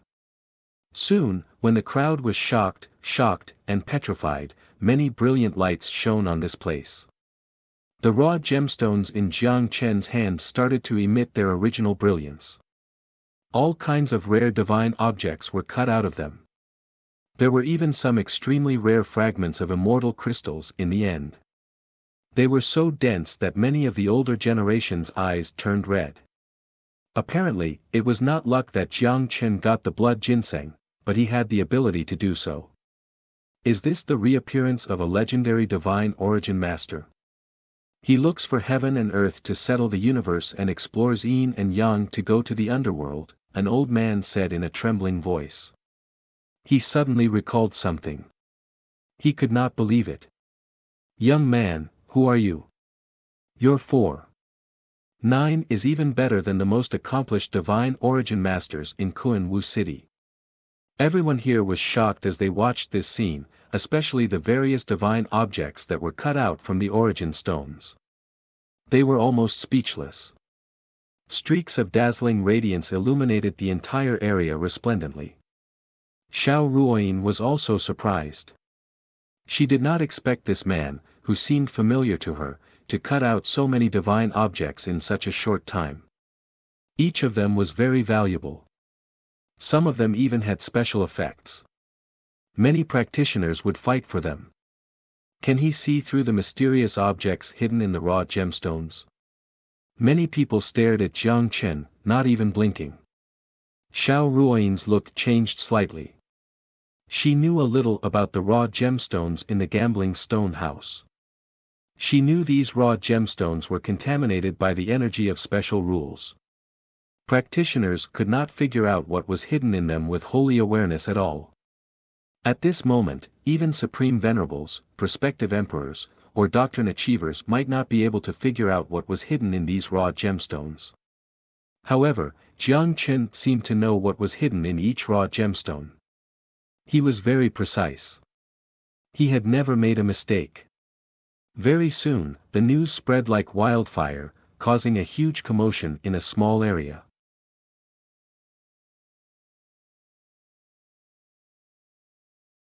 Chapter 537. Kunwu City had attracted many practitioners from all over the world. One of its features was that the primordial stones from Mount Kun had been soaked in the energy of a special rule. All kinds of rare treasures could be found in them. Even many old antiques from the upper realm often visited the city, hoping to see some holy objects that could prolong their lives. As a result, original masters were highly respected in Kunwa city. Even some supreme venerables had to be polite when they asked original masters to look at their stones. They did not dare offend them. The inheritance of original masters was extremely weird. Their strength could not even be defined by their state. That day, they had found many holy objects in the stone gambling den of the Business Alliance of 10,000 Doctrines. They had even found some holy herbs that were so rare that they had gone extinct. The news spread quickly.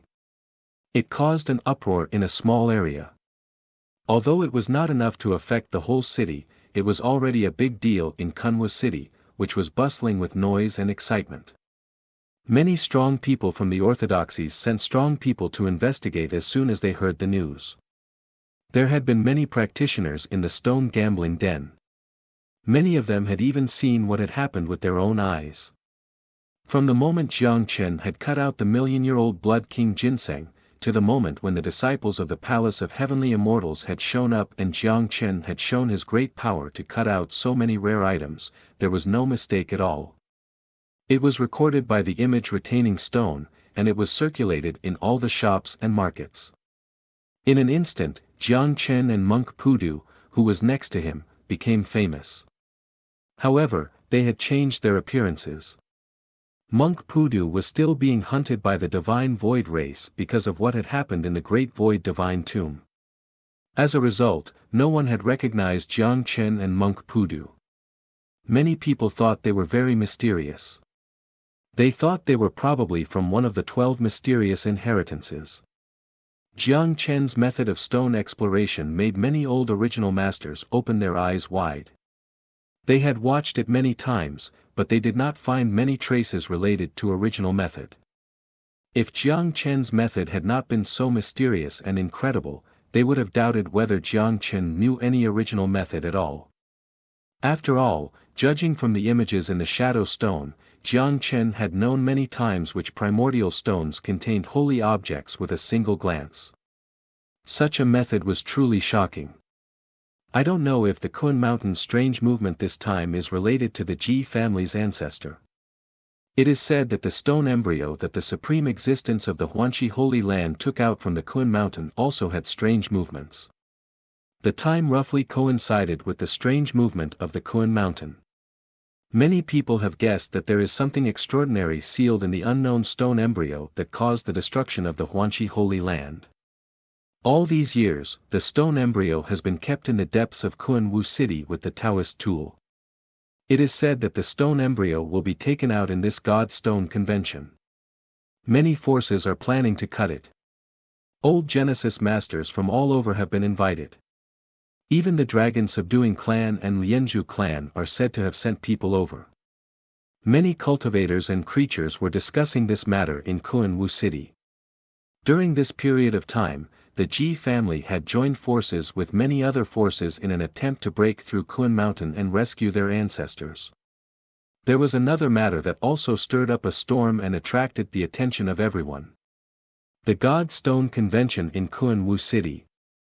As the name suggested, in this convention, various orthodoxies, sects, trade alliances, and ancient races would take out the divine stones that had been sealed for a long time.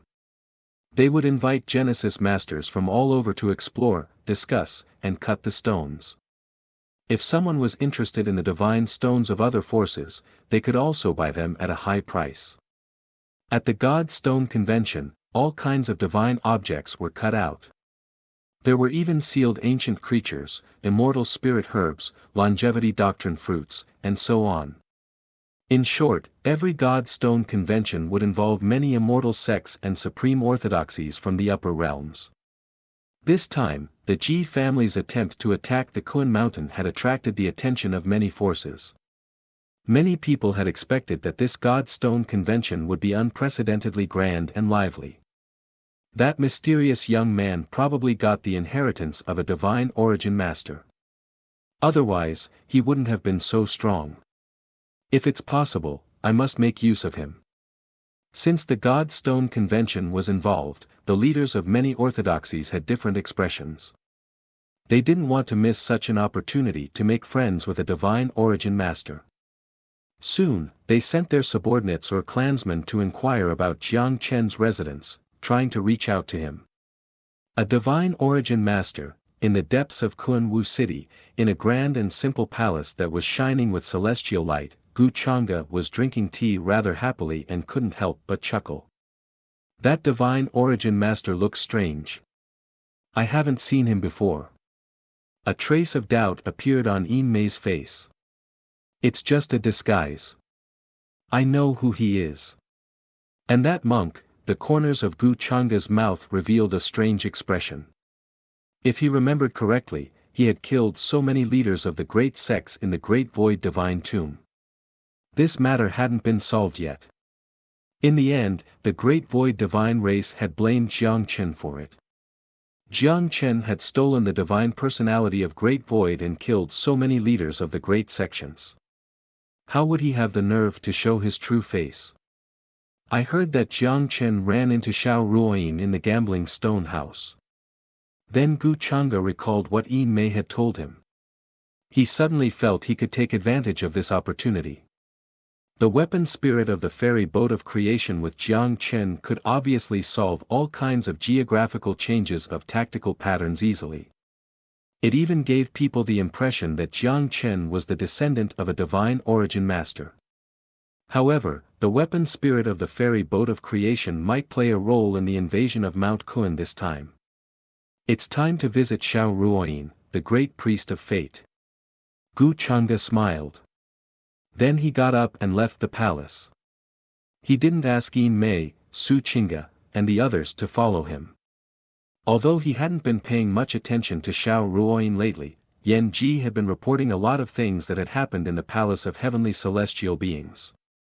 As a result, Gu Chang'e had seen Xiao Ruoyin's actions and ideas. He didn't hate her behavior. On the contrary, in Gu Chang'e's eyes, although Xiao Ruoyin was very utilitarian, she was smart. She knew how to judge the situation. She was better than many women in this aspect. Besides, the most important thing was that it was easier for him to control her with such a character. At the same time, in the base of the palace of heavenly celestial, Xiao Ruoyin still couldn't believe what had happened during the day. Frowning, she was trying to recall where she had seen Jiang Chen. Then she suddenly heard a disciple report that Gu Chang'e had come here. She was stunned for a moment. When she came back to her senses, she hurriedly applied some makeup on her face to make herself look even more radiant and beautiful. Then she took a deep breath to calm herself down. She was secretly delighted. Why is young Master Gu in Kunwu City? Why is he here at this time? Xiao Ruoyin's heart was beating fast. She blushed slightly. However, she still tried to stay calm. She didn't look much different from before. She had always thought she could get close to Gu Chang'e because she had time traveled from the modern era. She didn't know Gu Chang'e's identity back then. That was why she had the nerve to talk to him about many things that had happened in the modern era.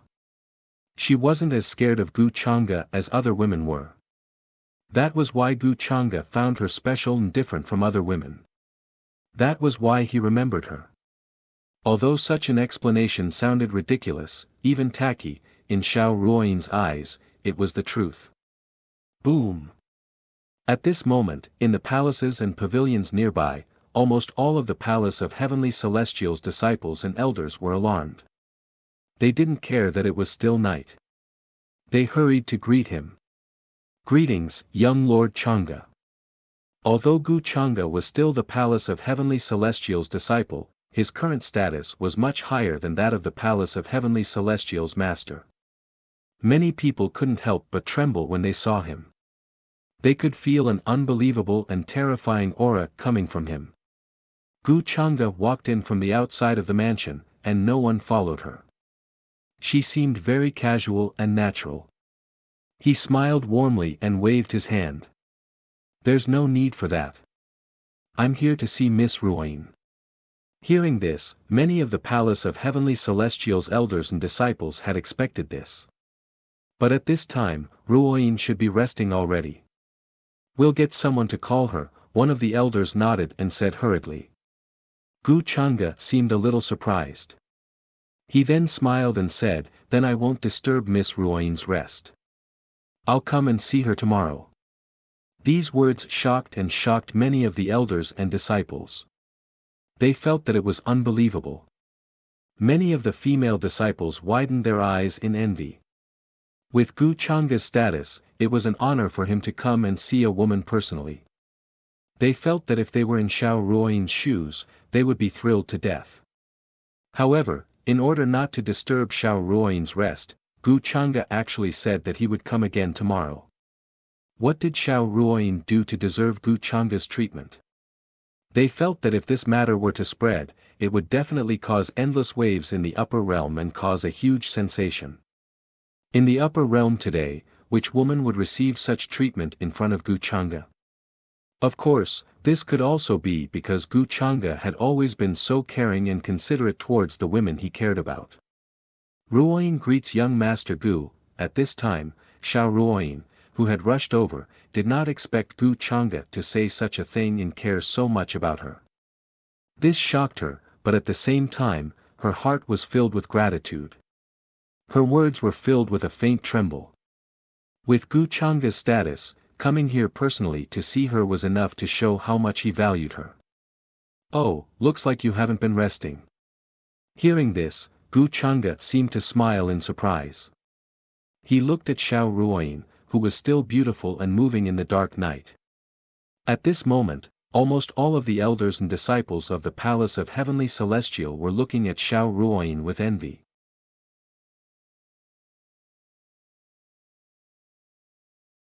Chapter 538.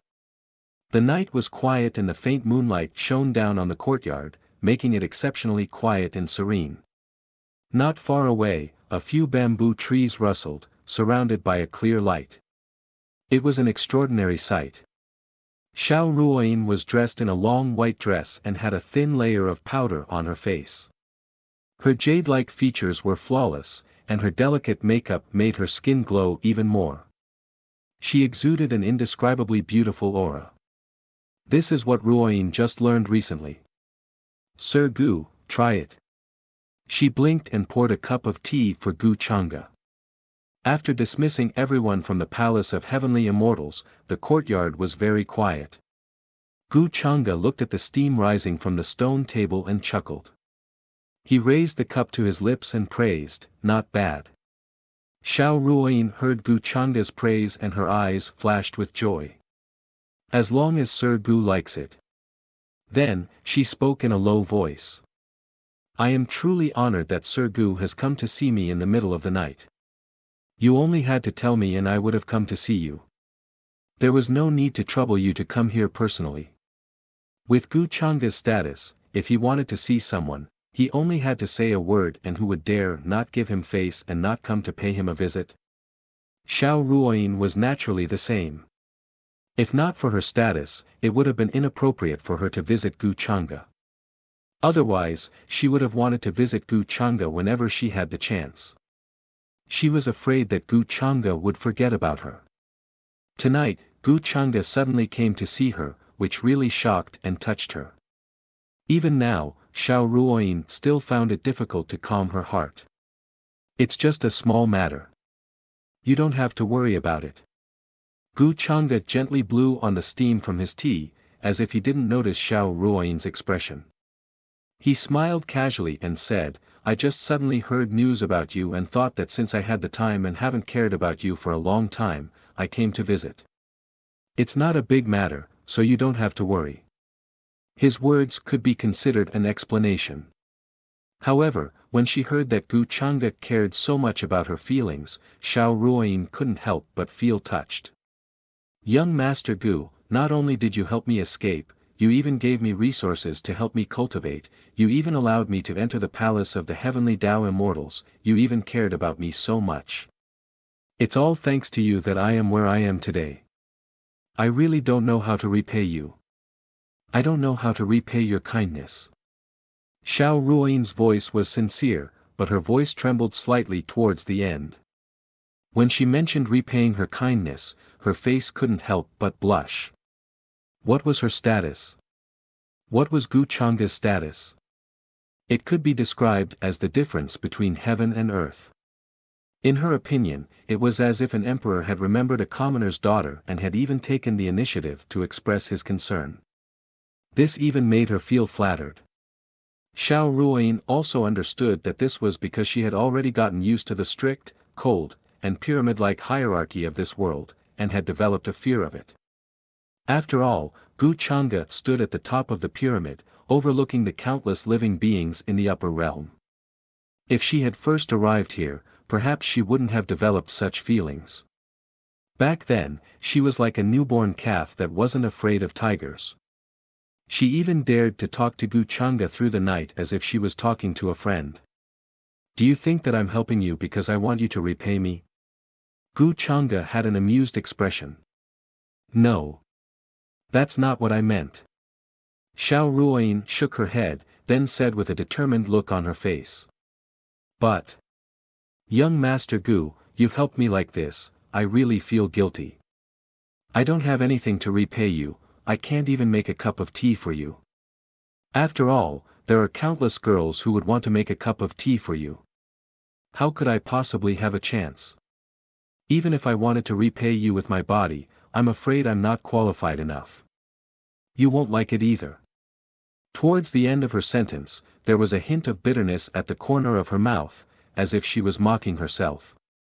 Gu Changa's face showed just the right amount of surprise, as if he didn't expect Xiao Ruoyin to say such things to him.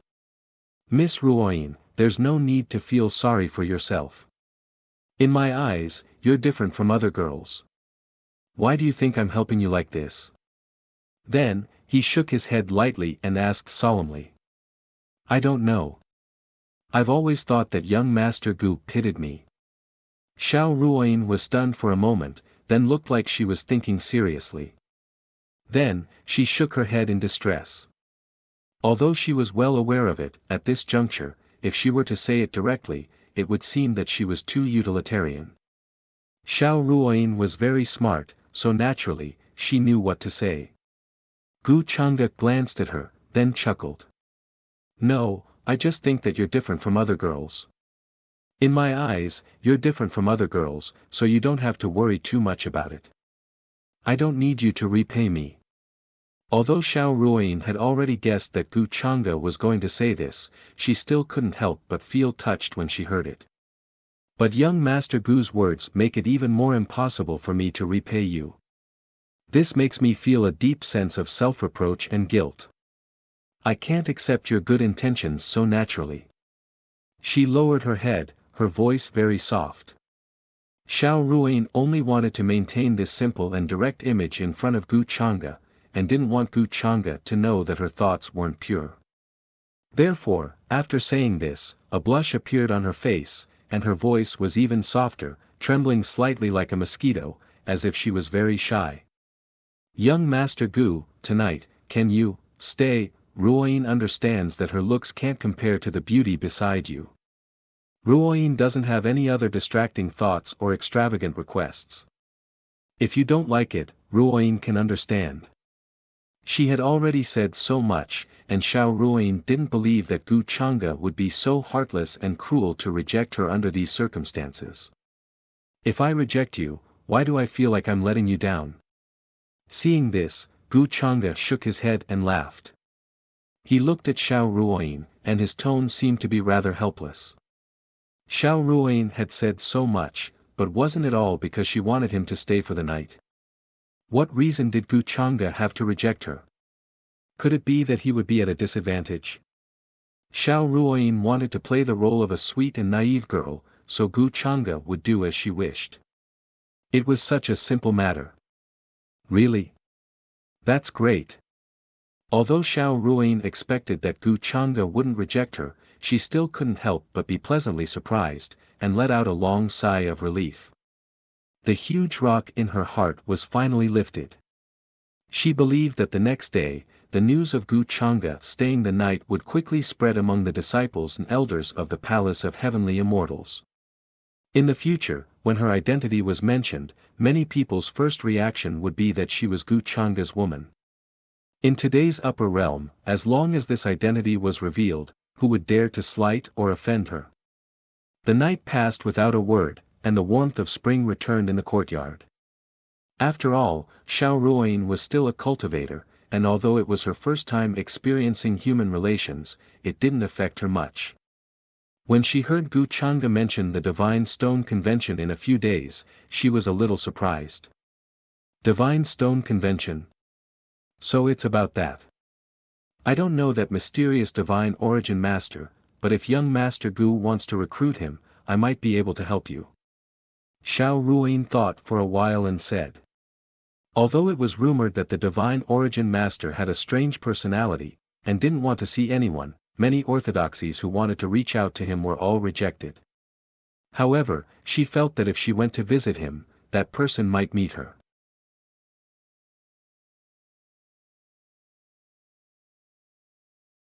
Chapter 539.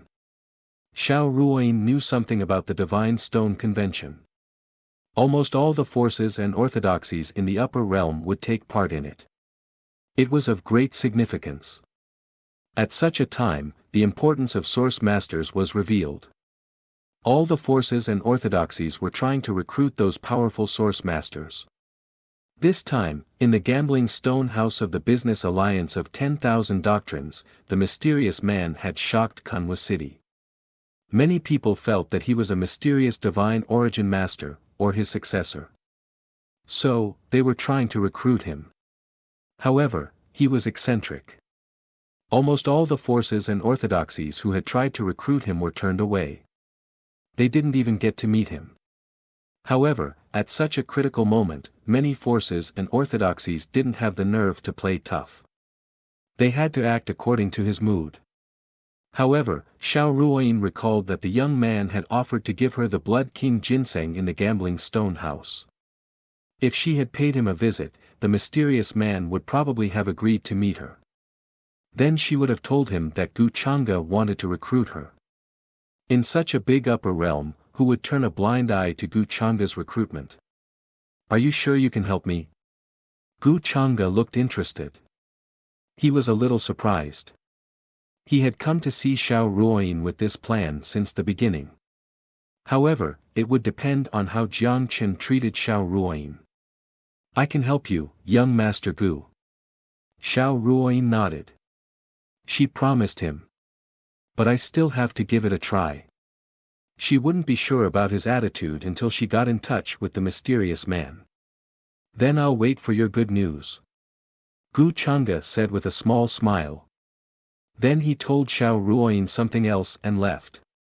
He wanted to see the beginning of the break between Xiao Ruoyin and Jiang Qin, but he had other things to do, so he didn't go. Seeing Gu Chang'e leave, Xiao Ruoyin didn't waste too much time. She understood that these 633 things had to be done first. Otherwise, the mysterious man might be recruited by the others first. Thus, even though he was feeling a little unwell, he quickly tidied himself up and brought a few of his fellow disciples to look for the mysterious man from yesterday. Jiang Qin, aren't you afraid that your identity will be exposed if you expose yourself so blatantly? At this moment, in a courtyard on the east side of Kanwa City, a woman in a light yellow dress with her arms crossed said with a puzzled expression on her beautiful face. The courtyard was not big. In the current Kunwu city, it was at most a remote corner. However, the mysterious origin master who had shaken the entire Kunwu city lived here. Gazing at the purple spiritual gold in his hand, Jiang Qin answered Ji Chuyue calmly, "What are you afraid of? Besides you, who else knows who I am?" Now, other than Ji Chuyue, only his old acquaintance, Monk Pudu, knew his true identity. Jiang Qin trusted Ji Chuyue. Although she and her elder brother Ji Yaoxing had tricked him in the Purple Mountain, Jiang Qin forgave Jiang Qin. But in the end, Jiang Qin chose to forgive Ji Chuyue. He knew she had been forced to abandon him because of Gu Chang'e's coercion. Later, He ran into Ji Chuiwe by chance at an auction house. Ji Chuiwe had a special talent. She recognized him immediately. Jiang Chen got a good item from the auction there, but unfortunately, he was targeted by someone, and his life was almost in danger. Fortunately, Ji Chuiwe saved him in the end. The two gradually became familiar with each other. This time, it was thanks to Jiang Chen that Ji Chuiwe had been able to hear her ancestor Ji Xingchu's message near Mount Kuan. I'm here to tell you that I won't keep in touch with you anymore. My elder brother has noticed you. Ji Chuiwe said kindly.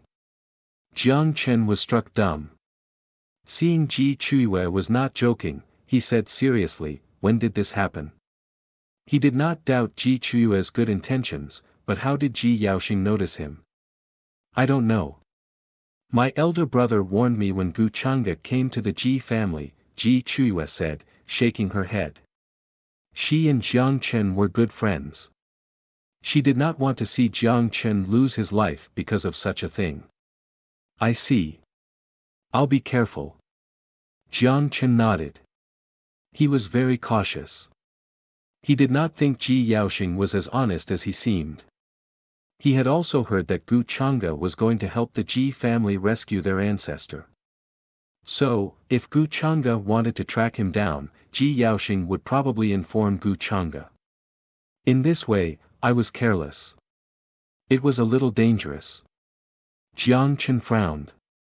He had thought his disguise was flawless. However, to his surprise, Ji Yaoxing had already known where he was. Ji Chuiwe left quietly after informing Jiang Chen of this.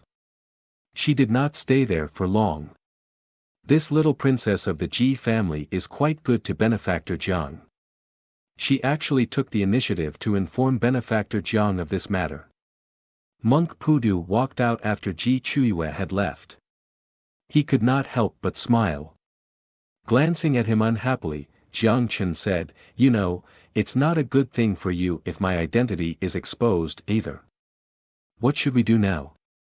Should we leave Kunwu City? Monk Pudu shook his head. Putting his palms together, he said, the Ji family is going to attack Kun Mountain. The Divine Stone Convention is such a big event that only happens once in a million years. Are you willing to leave? Jiang Chen said with a bitter smile, Of course I'm not willing to leave. Besides, he had something else to tell her. He had not warned Xiao Ruoyin to be careful of Gu Chang'e. How could he not worry about leaving? Even if he had to leave, he had to find a way to take Xiao Ruoyin with him. At this moment, someone knocked on the door of the courtyard. Who could be visiting us at such a time? Monk Pudu gazed out of the courtyard with interest. He had deployed a tactical formation here to prevent other experts from prying into the courtyard. These forces are always like this. They are endless. I told you I'm not interested in their solicitation. Jiang Chen frowned. He was very unhappy. He instinctively thought it was one of those orthodoxies trying to recruit him again. Is the young master of the stone gambling den here? However, when Jiang Chen was going to ignore them and leave them outside, he heard a familiar voice. He was shocked. He stood up from the stone bench directly. He looked pleasantly surprised. Ruoyin, this is her voice. Is it her outside the courtyard? Jiang Chen walked out of the courtyard without hesitation. He was going to open the door. Seeing this, Monk Pudu tactfully left, not intending to disturb them. He could tell Jiang Chen and Xiao Ruoyin were old friends. Since Xiao Ruoyin had come, they should be reuniting. As an outsider, he would not get involved. Xiao Ruoyin was standing outside the courtyard. She was in white. Her black hair was like a waterfall. It was so shiny that it could reflect one's reflection. She looked extremely cold and otherworldly. Behind her were some sibling disciples whom Jiang Chen had met in the stone gambling den. Miss. What's the matter? Jiang Chen held back his excitement and asked with a smile that was just right for him. There were outsiders here. He was not going to show his face directly. He wanted to tell Xiao Ruoyin everything. However, since Xiao Ruoyin had come to see him this day, this was his chance. "Young master, I've come to see you because I have something to tell you." Xiao Ruoyin was surprised that this mysterious man with a weird temper really wanted to see her. She could not help but show a polite smile. She was going to tell him where she was from. "Oh, so you have something to tell me. Miss, if you don't mind, why don't you come in and tell me?" Jiang Chen said with a smile. He extended his hand to invite her in. Xiao Ruoyin was not worried about Jiang Chen's ulterior motives. Kuanwu City was so big. There were many strong people everywhere. As long as there was a big disturbance here, many people would come here. Soon, Xiao Ruoyin and others followed Jiang Chen into the courtyard. There was still tea on the stone table in the middle. Apparently, someone had been there. Xiao Ruoyin threw him a glance. She did not ask him anything. People from other orthodoxies came here just now. They wanted to tell me something. Noticing this, Jiang Chen explained with a smile. This was the first time he had been so close to Xiao Ruoyin since they had parted ways in the ancient worship of the various races in the Immortal Ancient. However, Jiang Chen soon frowned. He found Xiao Ruoyin was walking in a weird way. She looked a little weird. "Miss, are you feeling unwell?" he asked with concern. "I sprained my ankle when I was practicing last night." Xiao Ruoyin looked a little uneasy, but she still explained casually. "Sprained your ankle? Is it serious?" Jiang Chen did not think too much about it.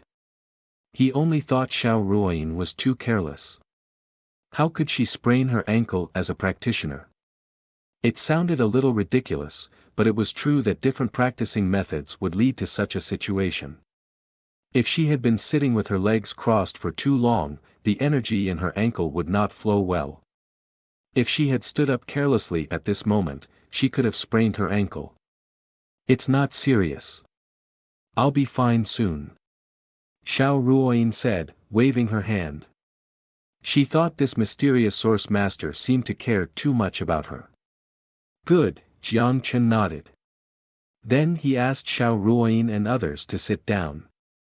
Not until then did he ask her why she had come. Xiao Ruoyin did not beat around the bush. She told Jiang Chen why she had come, including the current situation in Kuanwu City and the Divine Stone Convention in a few days. Jiang Chen's expression gradually froze from the smile he had been wearing at the beginning. In the end, he looked a little gloomy. "You came to find me because you want me to work for Gu Chang'e and work for him?" Jiang Chen said, gazing at Xiao Ruoyin, suppressing his anger. He clenched his fists so hard that his knuckles cracked. He had never expected Xiao Ruoyin to come to him for such a reason. He was so angry that he felt like he was going to explode. "You should know that no one in the upper realm can compete with young Master Gu in terms of power. He's also very capable. Even those who have achieved the doctrine are in awe of him. I know you have the inheritance of a divine origin master and you're proud, but it'll be an honor for you to work for young Master Gu." Xiao Ruoyin frowned slightly. She had no idea why Jiang Chen was so angry with Gu Chang'e. However, she thought it was because of his pride, so she tried to persuade him out of goodwill.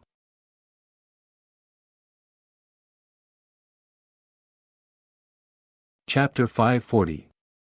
In Xiao Ruoyin's opinion, the main reason why this young divine origin master was so unhappy was that Gu Chang'e was about the same age as him. She had asked a proud divine origin master to work for a guy about the same age as him. Anyone else would have been pissed off. They would have thought they were being looked down upon. However, Xiao Ruoyin thought as long as she explained it to him, he would understand. In the current upper realms, who didn't want to ride on Gu Chang'e's coattails and work for him? Xiao Ruoyin's persuasion made Jiang Chen look angrier and angrier. He clenched his fists so hard that his knuckles cracked. He really didn't expect to see the goddess of the past, to explain so earnestly in front of her, to let him serve his great enemy. Jiang Chen was very angry. He was even a little disappointed. He even mocked himself. However, Jiang Chen soon calmed down. At this moment, he couldn't blame Xiao Ruoyin. Because he knew Xiao Ruoyin didn't know Gu Changa's true colors at all. She had no idea why Gu Changa had ordered them to be killed. Miss, you don't have to explain it. I know you are being kind. But I'm used to being idle. I don't like to work for others. Jiang Chen shook his head and refused her tactfully. Xiao Ruoyin was struck dumb. She said, "Do you know whose solicitation you just refused?" She couldn't believe Jiang Chen wasn't interested in Gu Changa's solicitation at all. He even refused decisively. He didn't even think about it. To be honest, miss, I have a lot of conflicts with that young Master Gu you just mentioned. So, it's useless to persuade me, Jiang Chen said calmly. Xiao Ruoyin didn't expect Jiang Chen to say that. She couldn't believe it. As to the conflicts between him and Gu Changa, she didn't think too much about it. She only thought it was an excuse Jiang Chen had made to refuse. If that's the case, then forget it. Xiao Ruoyin sighed in her heart. She had thought that it was a done deal, but she had failed. She did not know how to explain this to Gu Changa when she returned. After all, she had promised Gu Changa that she would help him. Seeing Xiao Ruoyin about to turn around and leave, Jiang Chen's eyes flickered, and he suddenly said, "Miss, please wait. I actually have something to tell you in private. If you don't mind, I'll just take up a little more of your time." Xiao Ruoyin frowned slightly, but she wasn't worried about Jiang Chen's evil intentions. So, after thinking for a while, she asked her sibling disciples to leave first and wait for her outside. Then she said to Jiang Chen, "What do you want to tell me? Let's do it here." A smile appeared on Jiang Chen's face once again. Then he took a deep breath. Then a layer of misty clear light brushed his face. Then, the sound of bones dislocating rang out from all over his body. His entire body began to change at a speed visible to the naked eye. Soon, he had a completely different appearance. You are Jiang Chen." Xiao Ruoyin was surprised. She didn't understand why he had done this. But when she saw the face in front of her clearly, she was shocked. His entire body was shocked, extremely stunned and in disbelief. Wasn't this handsome and familiar face one of her old friends, Jiang Chen? "Jiang Chen, how did you become like that?" Xiao Ruoyin asked in surprise. She looked delighted. Jiang Chen and the others were her rare friends in this world. She was very happy to run into Jiang Chen in Kunwu City. Jiang Chen said with a complicated expression, "It's going to take a long time to explain." "Take your time.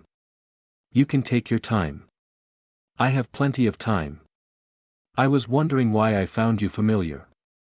Xiao Ruoyin said with a smile. She immediately figured out why Jiang Chen had offered to give her the Blood King ginseng in the stone gambling den. "By the way, how did you become a divine origin master? Did you have another chance? I remember you didn't show any talent for practicing." Young Master Gu said he had helped them settle down. I was relieved. "But why didn't you want to work for young Master Gu? You even said you had conflicts." Before Jiang Chen could answer, she recalled something else. She couldn't help but ask curiously. The status of a divine origin master was extremely respected in the current upper world. There were only a few famous divine origin masters in all of the ancient eras. At the thought of this, Xiao Ruoyin felt happy for Jiang Chen from the bottom of her heart. "I'll explain it to you later, including everything that happened after we parted ways." Hatred flashed in Jiang Chen's eyes. Then he said calmly. It was a long story, but for Jiang Chen, it was like yesterday. Many things were still vivid in his mind. Xiao Ruoyin nodded. She was curious. She felt Jiang Chen had changed a lot compared to before. He looked gloomy. "Gu Changa lied to you at that time. He was up to no good from the moment he released us from prison. He tampered with the talent testing steels. That's why, except for you, none of us could show any talent. In this way, he can logically drive us away and give you peace of mind. Gu Changa is only wearing a mask of hypocrisy. The real him is crueler and colder than anyone else. Jiang Chen spoke slowly, neither too fast nor too slow. He told her all the things that had happened recently. He told her everything, including how they had been killed by Gu Changa's subordinates after they had parted ways with Xiao Ruoyin. He told her everything that had happened in the Great Void Divine Tomb. What? How is that possible? Xiao Ruoyin was struck dumb at first. Then her body shook. She opened her eyes wide in disbelief. She felt her head buzzing. She had been practicing in the palace of Heavenly Tao Immortal. She had heard a lot about Gu Changa from her sibling disciples and elders. That was why her impression of Gu Changa had always been that he was as gentle as jade. He was an elegant young man, pure and untainted, like a banished immortal. Her conversations and interactions with Gu Changa were very normal and harmonious. However, when she heard Jiang Chen's words, she was petrified. Her face turned slightly pale. If what Jiang Chen had said was true, how dreadful was Gu Changa? What he had shown her was only the tip of the iceberg. How could he say it was just a disguise? Xiao Ruoyin couldn't help but shudder slightly. She realized that she seemed to have thought too simply of Gu Changa. Is what you said true? Xiao Ruoyin asked in a trembling voice. She was trying to calm herself down. She didn't think Jiang Chen would lie to her at this moment. It's true. We've known each other for so many years. Do you think I'll lie to you? Jiang Chen said, shaking his head. Our old classmates, including Niu Tian and the others, are still alive. But I don't think they were as lucky as me. They might have turned into a pile of bones long ago. She begged for fresh flowers. Xiao Ruoyin turned pale. She shivered. She almost fell. She suddenly recalled Gu Changa's gentleness the previous night. He was as gentle as jade, handsome and elegant. He was so perfect that no one could find any flaw in him. If Jiang Chen hadn't told her in person, she wouldn't have believed Gu Changa was so good at hiding. So, Ruoyin, you'll leave Kunwa City with me. We'll find a remote place to practice. We'll go to Gu Changa to avenge Niu Tian and the others when we've made some achievements. You should know that Gu Changa wouldn't be so nice to you for no reason. He must be up to something. Jiang Chen turned serious. He didn't tell Xiao Ruoyin directly that she was the reincarnation of the great priestess of fate. But he knew Gu Changa's treatment of Xiao Ruoyin had to have something to do with her reincarnation. At such a critical moment, he certainly wouldn't let Xiao Ruoyin get into trouble. Jiang Chen, I can't leave with you. I'm a disciple of the Palace of Heavenly Immortals now. I think, although what you said is true, young Master Gu must have some difficulties or reasons. Xiao Ruoyin kept silent. Then she shook her head firmly and refused. She knew once she left Kunwa City with Jiang Chen, her enemy would be Gu Changa.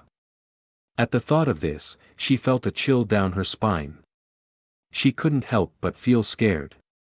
And she didn't want to give up everything she had. If she left Kunwa City with Jiang Chen, what would happen to her master, her school, and her future? As long as she pretended she didn't know anything about this and stayed as Gu Changa's woman, she would still enjoy a respected status. She wouldn't lack practicing methods or resources. How could she give up such a life? What?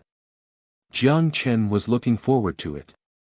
He had thought Xiao Ruoyin would understand Gu Changa's evil intentions after he told her these things and leave with him. But he never expected that Xiao Ruoyin would reject him so straightforwardly. She even said Gu Changa had some difficulties. He was shocked. He even went blank. He couldn't believe it. Ruoyin, are you serious? You know Gu Changa doesn't have good intentions toward you. Why don't you leave? Do you have the heart to see Niu Tian and the others die with grievances? Gu Chang'e is their biggest enemy. Jiang Chen turned pale. He sounded shocked and regretful. He felt Xiao Ruoyin had changed. She was no longer the Xiao Ruoyin he had known. She didn't do anything after learning about Niu Tian and the others' deaths. She didn't plan to avenge them at all. How good had Gu Chang'e been to her? Why did she do this? I know what you're saying, but you need to give me some time. I think young Master Gu has some difficulties. He's not that kind of person in my impression. Xiao Ruoyin said, shaking her head. She sounded more and more determined. She was saying this for Jiang Chen's benefit, but she was also lying to herself. And she knew very well that if she hadn't said this, Jiang Chen would have taken her away by force.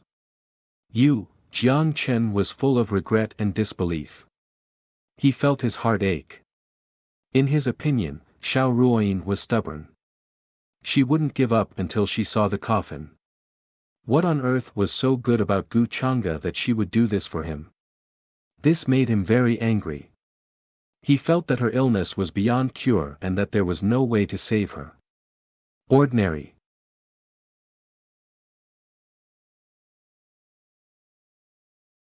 Chapter 541. Don't worry. I promise I won't tell young Master Gu about what you told me today. Just leave. Go to a place where no one can find you. Young Master Gu isn't a match for you. If you don't want to die, don't think about taking revenge on young Master Gu. The atmosphere in the yard was very heavy. Xiao Ruoyin and Jiang Chen were in a deadlock. Because of this incident, there was even a crack between them. However, Xiao Ruoyin soon calmed down. She spoke in a low voice. Her eyes were cold, and she sounded distant. Because of Gu Chang'e, you don't care about our friendship at all. You're so partial to him. How can Niu Tian and the others rest in peace? Jiang Chen's eyes were full of anger and disappointment. He asked, full of regret. I think there's more to what happened to Niu Tian and the others. As far as I know, young Master Gu isn't the kind of person you described. It won't be good if there's some misunderstanding. Xiao Ruoyin said, shaking her head. She looked very calm. In Jiang Chen's eyes, this calmness was very strange and dreadful. He couldn't help but smile bitterly. Then he suddenly covered his chest. He felt like something was being torn apart. Then Xiao Ruoyin sighed.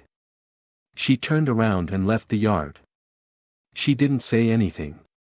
Jiang Chen looked at her back, as pale as a ghost, but he didn't stop her.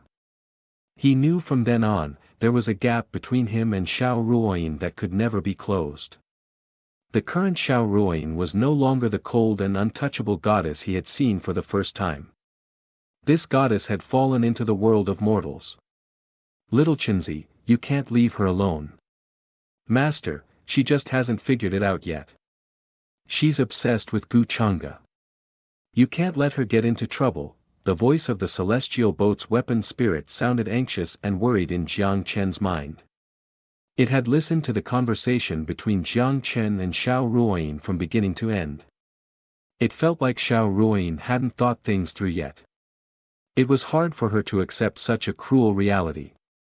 Once Xiao Ruoyin calmed down, she would know how dangerous it was to stay by Gu Chang'e's side. You don't have to say any more, Jiang Chen interrupted her painfully. His face turned pale. He clutched his chest tightly. He felt great pain in his chest. Some kind of person or thing that was very precious to him was quietly leaving him. After parting with Jiang Chen, Xiao Ruoyin went back to the Palace of Heavenly Immortal Station. Her mind was in a mess, and she needed some time to calm down. I can only pretend to know nothing about Jiang Chen. I can't mention it to young Master Gu. To be able to reach this stage, how could young Master Gu be such a simple person? I was too naive before. She sighed and rubbed her aching brows. It had never occurred to her that the mysterious divine origin master's successor would be Jiang Chen. Things were getting more and more complicated. The most important thing for her at the moment was to play her previous role in front of Gu Chang'e. This time, she swore she would succeed, but apparently, there was an irreconcilable hatred between Jiang Chen and Gu Chang'e. She hadn't even figured out how to explain this to Gu Chang'e.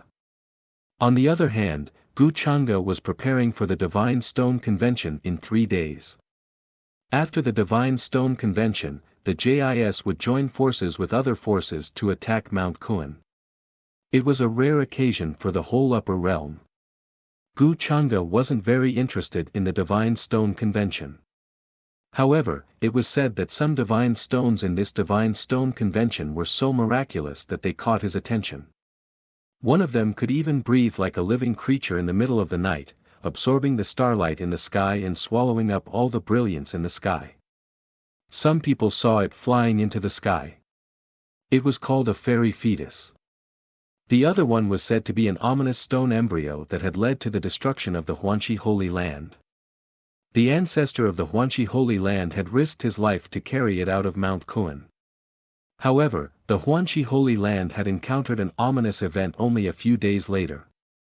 Such a great imperishable orthodoxy had been destroyed overnight. Many people said it had something to do with that ominous stone embryo. That stone embryo had been sealed deep in Kuan-Wu City for years, guarded by those who had achieved the doctrine. However, some time ago, there had been a disturbance in that stone embryo. It was said that the disturbance happened at the same time as the disturbance in Mount Kuan. As a result, many people wondered whether that stone embryo had something to do with Ji Xingqiu, the ancestor of the JIS, who had been trapped in Mount Kuan. These divine stones would all be taken out at this Divine Stone Convention. The imperishable sects and supreme orthodoxies had invited many people who were good at original methods. They were going to take a big risk to cut out these divine stones at this Divine Stone Convention. All the orthodoxies will take part. Maybe there will be some surprises at this Divine Stone Convention. Gu Chang'e had some speculations about this. He did not think Xiao Ruoyin could persuade Jiang Chen to work for him. Gu Chang'e did not need him either. Instead, he thought Xiao Ruoyin and Jiang Chen would drive a wedge between them because of this. Although he did not value these luck points and destiny points very much, they were more or less useful to him. For Gu Chang'e, Jiang Chen was only a chess piece that he would not use for the time being. He had asked the demonic puppet to plant the demonic seed in Jiang Chen because he was waiting for the demonic seed to mature. At this Divine Stone Convention, Gu Chang'e's main target was Jiang Chen's friend, Niu Tian, who had the blood of the hidden immortal. According to his investigation, the young lady of the hidden race was in Kuan-Wu City at the moment. Apparently, she was also here to join in the fun and take part in this Divine Stone Convention. He had not received any news from An Yen yet, but Gu Chang'e felt she should be able to get the drop of genuine blood of the hidden immortal. If she could not even do that, what was the point of keeping such a piece of trash? She was of no value to him at all. Young master, as you said, the hidden race is looking for original masters everywhere. They seem to be very interested in that immortal fetus. At this moment, Yin Mei came in from outside the hall to report to him. They are interested in that immortal fetus? Gu Chang'e nodded. He seemed to be thinking about something. If he was not mistaken, the hidden race would turn to Jiang Chen in the end. In this way, Jiang Chen and Niu Tian could play the scene of an old friend reuniting with each other. He was familiar with such a scheme. For Jiang Chen and Niu Tian, he was their common enemy. At this moment, they certainly had to face a common enemy. Then, as if something had occurred to him, Gu Chang'e asked casually, "I want you to keep an eye on Sienna for me. What has she been doing these days?" An odd expression appeared on Yin Mei's face. She looked like she wanted to laugh. "Miss Sienna noticed my men. She warned me not to follow her anymore. She also said she would get even with you later. She seems to know those men were arranged by you." Gu Chang'e shook his head. He could not help but laugh. That girl is really asking for a beating. Yin Mei smiled. She did not answer, but she was envious. She had been following Gu Chang'e for a long time. She had been following him since he was still a key disciple of the Palace of Heavenly Immortal. Later, she had heard that Gu Chang'e had plotted to kill the young lord of the White Tigers. Then he had fooled the world on the immortal ancient continent and killed the descendant of the ancient celestial venerable of Samsara. She actually knew Gu Chang'e very well. On the surface, he looked gentle and refined, but in reality, he was cold and emotionless, and his methods were ruthless. Very few people could enter his heart. Even she was just a chess piece that could be discarded at any time in Gu Chang'e's eyes. In the vast upper domain, only Gu Xian could receive Gu Chang'e's love and care. This kind of envy, as long as it was a woman, she would feel it. Where is she now? Asked Gu Chang'e. Miss Xian is in our business alliance's stone gambling den. Stone gambling. A strange expression appeared on Yin Mei's face. Moreover, Miss Xian's original art seems to be very good. Oh. She knows how to stone gambling. Gu Chang'e raised his eyebrows. He was a little surprised. She better not lose to herself. Speaking of which, most of the power in the business alliance was in Yin Mei's hands. Therefore, even if Gu Xian lost everything, she would still end up in Gu Chang'e's pocket. Miss Xian has never lost. According to the shopkeeper's report, I feel Miss Xian's original art is more like a divine origin master than that mysterious young divine origin master a few days ago. Yin Mei shook her head. She couldn't hide the admiration in her voice. More like a divine origin master. Could it be that one of her masters really is a divine origin master? Gu Chang'e was shocked. He had underestimated this silly girl. Before this, Gu Xian had never displayed her original art in front of him. However, she was used to being alone. Even if she had original art, she probably hadn't displayed it in front of others. If she really had the inheritance of a divine origin master, Gu Chang'e would try his best to keep her by his side at the Divine Stone Convention in 3 days. However, Gu Chang'e always felt this girl was unreliable. Was she the same as Jiang Chen? Was she also relying on external objects and cheating to judge the raw gemstones? At the same time, in the stone gathering den, many practitioners and living creatures were gathered there. They were all staring at the center of the den. As one of the 3 biggest stone gambling dens in Kunwu City. The stone gathering den 4.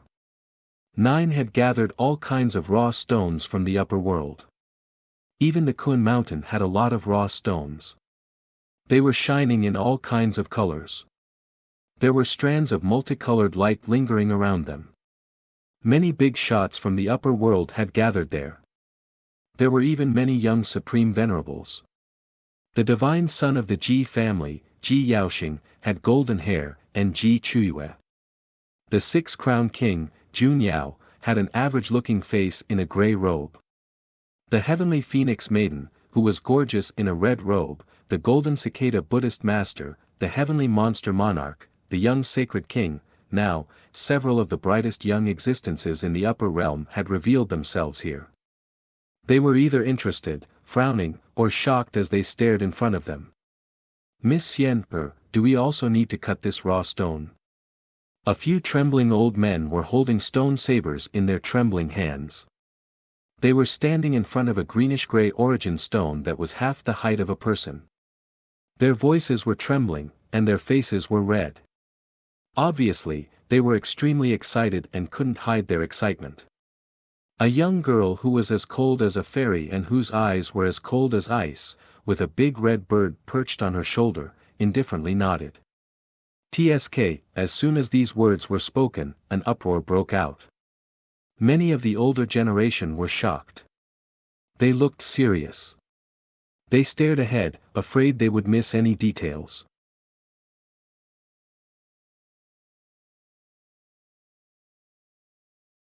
Chapter 542. Inside the stone-gathering square, many young geniuses also slowly lowered their breaths at this time. their eyes fixed on the front. Many people looked at Gu Xian, trying to find clues from her expression. Unfortunately, that beautiful little face that was beautiful to the point it could turn all living things upside down was covered in an indifferent and calm expression, and it caused others to be unable to discern her emotions. A few elders also stared unblinkingly at the origin stone that was half the height of a person. Under the hands of a few old stone-cutting elders, layers of stone began to peel off, as if it had the beauty of jade and moonlight. A faint glow had already seeped out, giving the place a magnificent color. Many people had a premonition that something extraordinary would be cut out from this origin stone. This origin stone has been here for tens of thousands of years, and many old Genesis masters have said that it's a dead stone. There's actually something inside. Who would dare to buy a 1,500,000 origin stone if they weren't confident? At that time, many people thought that the little princess of the Gu family would be at a disadvantage, but in the end, they were all shocked. Many people were whispering and exclaiming in amazement. Today in the stone-gathering square, they had already seen many miraculous scenes. In the hands of the young girl in front of them, many origin stones that were not valued were actually shining brightly again. At first it was simple rare stones, but later on, it was rare sacred medicine that was more than millions of years old. Sealed dragon marrow jade, phoenix condensing pearl, Kirin's sacred fruit, and even a jar of immortal path pills that even supremes coveted, extremely rare divine objects were cut out from these origin stones one after another. In the end, many people were alarmed and caused quite a commotion nearby. Many cultivators, living beings, and even old antiques and famous people rushed over. After all, the person who cut out these things was Gu Xian. They could not recognize her. However, her cousin, Gu Chang'e, was known by everyone in the current upper realm. How many spirit stones is this origin stone worth? Just as a few old stone-cutting masters were busy cutting the stone, Gu Xian's eyes fell to the other side, looking at an origin stone that was the size of a wash basin with some reddish-black color. This origin stone was placed at a very high position, and there was a lot of black and red soil around it. A bloody mist was dense, as if it was afraid of touching the ground. This is the Ghost Blood origin stone. It was found by a Nine Heavens Supreme in the Ghost Blood Plateau 8 million years ago. His descendants sold it to the business alliance of the 10,000 Daos for 5 million spirit stones. Unfortunately, it has been left here for many years, and no one is interested in it. There were quite a few old Genesis masters who came to take a look, and felt that there was something special within. However, they did not say whether it was worth 5 million spirit stones. The shopkeeper explained with a smile. He was very frank and direct. If it were anyone else, he would try to persuade them to buy it. But in front of Gu Xian, how could he dare? This piece of Ghost Blood origin stone could be considered a somewhat famous origin stone in the stone-gathering square. Many people knew about it. Seeing Gu Xian ask about it, he couldn't help but be curious. He looked over with interest, thinking that she was going to buy it. Six-Crown King, Heavenly Phoenix Maiden, and the others also withdrew their gazes from the origin stone that they were cutting and looked at the Ghost Blood origin stone.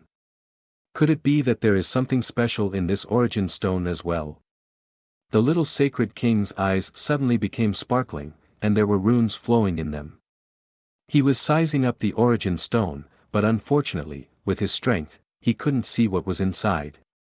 After all, it was something that a Nine Heavens Supreme had taken away from the Ghost Blood Plateau. How could it be simple? A few old antiques also surrounded it and began to carefully examine it, patting it left and right. Unfortunately, the Ghost Blood origin stone didn't move, as if it was very heavy. Instead, the blood-red mist on its surface was even denser. 5 million spirit stones. Gu Xian frowned slightly. She tilted her head and glanced at Big Red on her shoulder, hesitating whether to believe it or not. To her, 5 million spirit stones was not a small amount. Although she didn't lack spirit stones, it was still painful to spend so many spirit stones to buy a origin stone. Big Red has a special talent. If even it thinks that this ghost blood origin stone is not simple, then there must be something special in it. After that, Gu Xianer didn't continue to hesitate. She said coldly, okay, then cut this piece too. But I don't have that many spirit stones on me. You can put the bill on Gu Changa's head, and ask him for it when the time comes. She didn't feel bad about spending Gu Changa's spirit stones. Hearing this, many people were stunned. Then, a strong sense of envy grew in their hearts. Perhaps only this person in the upper realm would dare to spend money so openly and put the bill on Gu Changa's head. The shopkeeper obviously didn't expect Gu Xianer to say this. He didn't know whether to laugh or cry. He didn't dare to ask Gu Changa for these spirit stones. However, since Gu Xianer said this in front of so many people, Gu Changa definitely wouldn't go back on his word. Moreover, the most important thing was that he had heard some rumors. The person behind the massive business alliance of 10,000 paths was actually Gu Changa's people. What did this bit of spirit stones count for? Meanwhile, at this time, a dense divine light suddenly spread out from the origin stone that was being cut on the other side. It was like layers of mist, and in the blink of an eye, it drowned out the surroundings. Many people looked at this scene in shock. They felt their hearts palpitate, as if there was some great terror hidden there. A divine object has a spirit, brilliance flashed through Six-Crowned King's eyes. He saw that there seemed to be a dark golden sheet of paper that was quietly floating there. A few old antiques had sharp eyes and nimble hands. They released streaks of symbols, clearing out a space here to prevent the thing in the origin stone from escaping. Many people felt that the thing hidden in the origin stone seemed to have a spirit. Moreover, it contained quite a bit of ferocious might. Don't let it escape. This thing has been sealed in the origin stone for many years, long developing spirituality. Who knows, it might be a page of an immortal scripture. Many people felt incredibly shocked. Those who were a bit closer even felt waves of suffocation. That dark golden sheet of paper broke free from the origin stone. It was like a picture scroll, unfolding in the void. Moreover, it trembled slightly, as if there were characters hidden within, releasing a wave of ripples. Someone used heavenly eyes, wishing to see what was on this dark golden sheet of paper. In the end, a wave of miserable cries sounded, tears flowing from his eyes, to the extent where there was even blood mixed within. He was stabbed. This thing already possesses a vicious nature, the characters on it extremely ancient, at the very least something from several great eras ago. An elder came to this conclusion. Hazy radiance appeared from his sleeves, planning to stop it. Gu Xianer didn't expect the thing that was cut out from the origin stone to actually plan to escape. This was something that she had spent 1.5 million spirit stones to cut out. How could she let it escape? She frowned slightly and shook her jade-like hands. Suddenly, golden vines bloomed in the void, turning into a forest of vines, sweeping toward that dark golden sheet of paper. Those are the characters of the hidden immortal. There is definitely the inheritance of the hidden immortal of our clan in Kuan Mountain, perhaps it was obtained by our ancestor. In another corner of the stone-gathering square, several men and women were watching this scene with different expressions. They were led by a tall woman whose face was covered by a veil. The tall woman's hair was like a waterfall. She was wearing a long dress with cloud patterns. Her expression was extremely peaceful, revealing a dignified and generous feeling. She said softly, her eyes also fixed on that dark golden sheet of paper. How could something of the hidden immortal bloodline fall into Kuan Mountain? Behind her, an extremely sturdy and tall man with green tattoos on his face said with a frown. I don't know about this, and this is also the purpose of my visit to Kuan Wu City. The woman in the long dress with cloud patterns said softly, her eyes calm. Shall we find a way to get this golden sheet of paper? The strong man asked. After all, it is something of our ancestor. Although she cut it out, as long as the price is right, she should want to give it to us. I must get this thing back. The woman in the long dress with cloud patterns said flatly. Gu Xian, Gu Chang's cousin. A cold light flashed across the strong man's eyes, but he soon recovered his calmness. Compared to the past, he was very different now. Unless it was someone very close to him, no one would recognize his true identity. The two were the young lady of the hidden Tranquil clan, and she, and Niu Tian, whom she had saved. Don't mess around in Kuan-Wu City, or I won't be able to protect you. Feeling the killing intent from Niu Tian behind her, and she couldn't help but frown. She knew the conflict between Niu Tian and Gu Chang'e. But at that time, Niu Tian was just a nobody. Now, after the great change, she didn't believe that Gu Chang'e would still remember such a person. So as long as Niu Tian didn't take the initiative to provoke trouble, there would be no problem. I know, but I will always remember this hatred. Niu Tian said coldly. Killing intent flashed across his eyes, but he quickly calmed down. If he wanted to take revenge, he had to plan carefully. If he exposed himself too early, it would only bring unimaginable disasters. Buzz. At this time, the dark golden page that was trapped by the old antiques in the void suddenly shook violently. The words on it were like brilliant swords, shooting out terrifying black sword chi in all directions, directly shattering the void. Puff! The old antiques who had attacked just now all spat out a large mouthful of blood and were sent flying. It seems to contain an amazing sword skill. Many people were shocked and felt a kind of fear in their hearts. In a trance, they saw the process of a stone evolving into the killing sword stone on the dark golden page. This sword light was so terrifying that it seemed to be made for killing. It could pierce through everything and destroy everything. At this moment, almost everyone in the stone-gathering square couldn't sit still. Many of the older generation, and even the sect masters who were hiding in the dark, showed up. Their breathing was a little rapid. Anyone could see that this was definitely an unimaginably supreme sword technique. Just the trace of divine might that emanated from it was enough to slay immortals and annihilate gods.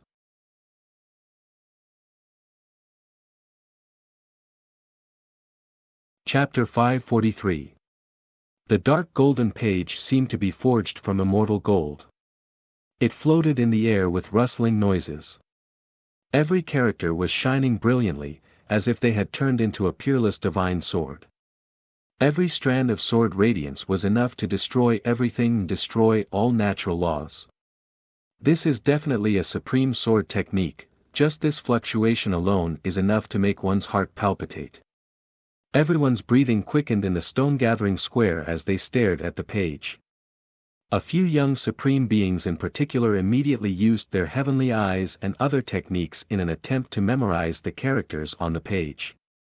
However, the characters on the page were too strange. Every stroke seemed to be condensed from sword energy. The moment it was cut, it could penetrate any living being. Those with weaker cultivations had tears streaming down their eyes. It was extremely painful, and they didn't dare to take another look. Regardless of who it was, they couldn't help but feel a burning passion. A sword technique that even makes us feel fear. Could it be an immortal technique that surpasses Emperor arts? This is a great opportunity. Who would have thought that it could actually be cut out? Many old antiques were greedy. Even though they knew that this item was cut out by Gu Xian, they still couldn't control their emotions. However, they didn't dare to steal it. They all sealed the space around them to prevent the page from escaping. Many people felt regret. If they knew that this item was hidden in the ore, they would have bought it a long time ago. This level surpasses a normal Emperor arts at least. 6 Crown King, Little Sacred King, Heavenly Phoenix Maiden, and the others all had serious expressions. Every Emperor art was a priceless treasure. They contained supreme mysteries that could benefit a cultivator for life. Only those imperishable great sects and supreme orthodoxies had Emperor arts inheritances. They could already imagine that the value of this item had long surpassed the value of spiritual stones. You want to escape? Gu Xian frowned. She clearly didn't expect this or to hide a sword technique. This item was sentient. It directly slashed out several terrifying black sword energy, shattering the golden vines she shot out into ashes. Even the space around them collapsed. The other people's methods were also futile and could not stop it from escaping. This made her feel a little troubled. Ordinary methods obviously could not subdue this thing. Even an old supreme being was injured by a streak of sword energy just now. There were pitch-black bloodstains on his wound, and it was difficult to get rid of them in a short period of time. Then, with a wave of her white hand, a scarlet-red primordial true feather appeared. It was like a sparkling and translucent scarlet jade, sparkling and dazzling. It directly transformed into a red light that flew out, wanting to strike down this dark golden page. This was the primordial true feather that Gu Chang'e had given her. Its power was comparable to a Dao tool. Although it was difficult for her to fully activate it with her current strength, it was still far more powerful than other magic tools. Boom! This primordial true feather flew out like a scarlet stellar stream, covering that dark golden page. Immediately, an unparalleled fluctuation erupted. If the sect masters in the surroundings didn't notice something was wrong and quickly took action to block the fluctuation, just the aftermath alone would have destroyed this place. Then, thousands of streaks of sword energy burst out, like thousands of divine swords awakening, cutting down everything that came close to it. Even the primordial true feather made clanging sounds. Divine chains of order burst out, and scarlet rays of light splashed in all directions. It still can't be subdued. Gu Xian'er frowned even more. She did not expect that even the primordial true feather could not strike it down. You can try to communicate with this item using the hidden immortal's words. Seeing this scene, and Shi's eyes moved slightly, and she said to Niu Tian behind her. She had already seen that this item was definitely related to the hidden immortal of their bloodline. The words on it were from the hidden immortal bloodline, and she happened to know them. However, she did not have the hidden immortal bloodline, so it would be difficult for her to activate it. Niu Tian was different. He had the real hidden immortal bloodline. If there was anyone here who could activate this page, it could only be Niu Tian. Hearing this, Niu Tian nodded. He did not talk nonsense, and a light green rune flickered in his eyes. Then he began to chant. Strange words appeared around him, and they were light green in color. They were shaped like true dragons, immortal phoenixes, cheilants, black tortoises, and other strange beasts, but each word contained terrifying divine power. Everyone in the stone-gathering square felt a strange feeling suddenly descending. Those words seemed to be resurrected, and they began to twist and manifest, shining brightly, incomparably sparkling and translucent. What is this? It's actually the same origin as those words. Many people looked at this scene in shock. Many sect masters who were hiding in the dark also fixed their eyes on Niu Tian. They sensed an aura from this burly man that was of the same origin as that of the dark golden page. There was only one possibility. This burly man had the bloodline of the existence who left this sword technique. Someone from the tribe? I have never heard of such a person before. Could it be that he is also an ancient freak? Many people began to guess Niu Tian's origin. They felt that his bloodline was not too simple. He could activate the dark golden page. Buzz! At this moment, the dark golden page in the void also trembled slightly, as if it had sensed something. The sound of the sword echoed in all directions. Faintly, everyone saw a murky yellow river of filth, which buried all living things. A look of joy also appeared on Niu Tian's face. He did feel the spirituality and closeness from the dark golden page.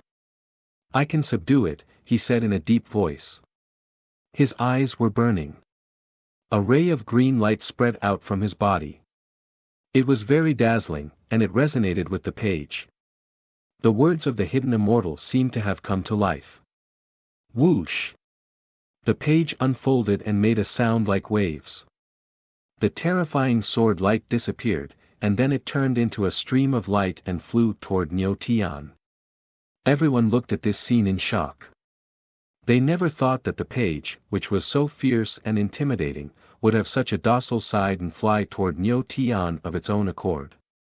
A supreme sword technique. Looking at the dark golden page in his hand, Niu Tian showed a little excited smile, and he could not hide his enthusiasm. That's great. It seems that my guess was right. And she also smiled and nodded lightly. This is something I cut out. Gu Xian obviously did not expect that the divine object he cut out would fall into the hands of someone else. This made her frown, and she was very unhappy. However, she did not show it on her face. She also felt that the hidden immortal and tribe would not dare to steal her thing in front of everyone. Miss Xian, this item is closely related to one of the ancestors of the Yin tribe.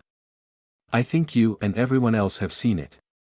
At this moment, and she, who had been silent in the corner, suddenly walked out. She smiled graciously and said to Gu Xian, What do you mean by that? Gu Xian looked at her coldly, and there was a sense of alienation between his eyebrows. And she did not care about Gu Xian's expression. She continued to speak with a smile. This is something that belongs to the ancestors of the Yin tribe. With your status, I don't think you would do such a thing. Why not return it to its rightful owner? As long as you ask, the Yin tribe is willing to pay a high price to buy it back. The Yin tribe will remember this kindness for life. Of course, if you don't mind, I will ask my people to return it to you. Hearing this, everyone's eyes flashed. They felt that this young miss of the Yin tribe was quite a character. She spoke with a sense of propriety and was very methodical. In just a few words, she had clearly stated her purpose and was in a very advantageous position. Her words were very beautiful.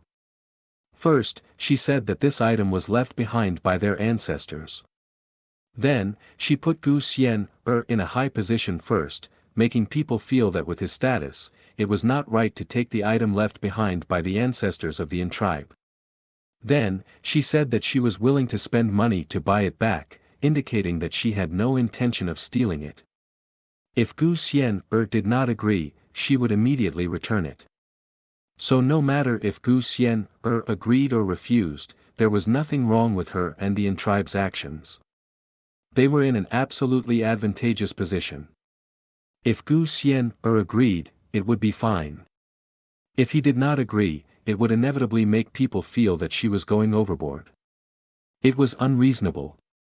After all, this action was taking the item left behind by the ancestors of the Yin tribe by force. Many of the older generation present were shrewd people. They analyzed Xi's intentions in a few moments. I'm afraid that the little princess of the Gu family won't be able to outsmart her in this matter. In the end, she's just a little girl. Why would she spend time studying these things? In terms of scheming, she can't play tricks on the Yin tribe's young miss. This made them want to watch the show.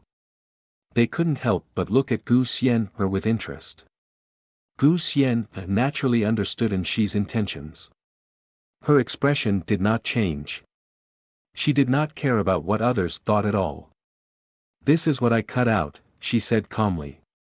As for returning it to its rightful owner, I feel that you should return it to me. I know, but this is also a relic left behind by my tribe's ancestors, and she still had a faint smile on her face, as if she had Gu Xian in the bag. So you plan to steal it? Gu Xian raised her cold eyes and glanced at her. She said calmly. And she smiled and shook her head. Miss Xian, what are you saying? How could I have the guts to steal your things? Since you mind, how about this? I'll help you translate the words on it first.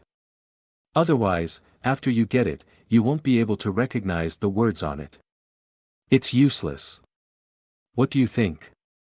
Everyone could see that Xi had been taking a step back in order to advance.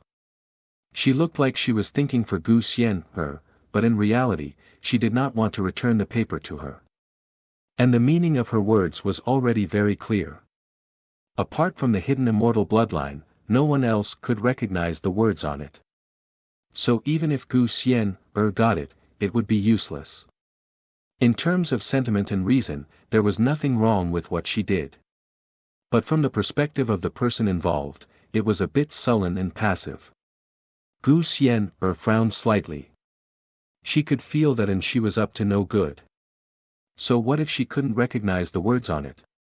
Could it be that the Grand Gu clan couldn't think of a way to decipher these words? Moreover, if and she translated it, wouldn't she also get the sword technique on it? This was clearly taking advantage of her. She didn't want to return the paper to her just like that. However, before Gu Xian could speak, a faint voice suddenly came from outside the stone-gathering square. That's not necessary.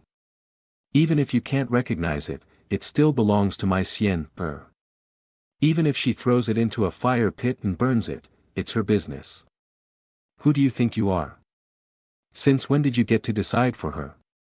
Hearing this, the expressions of everyone in the stone-gathering square changed. Many of the older generation hidden in the dark, and even the sect masters of the great sects, looked out of the pavilion with solemn expressions.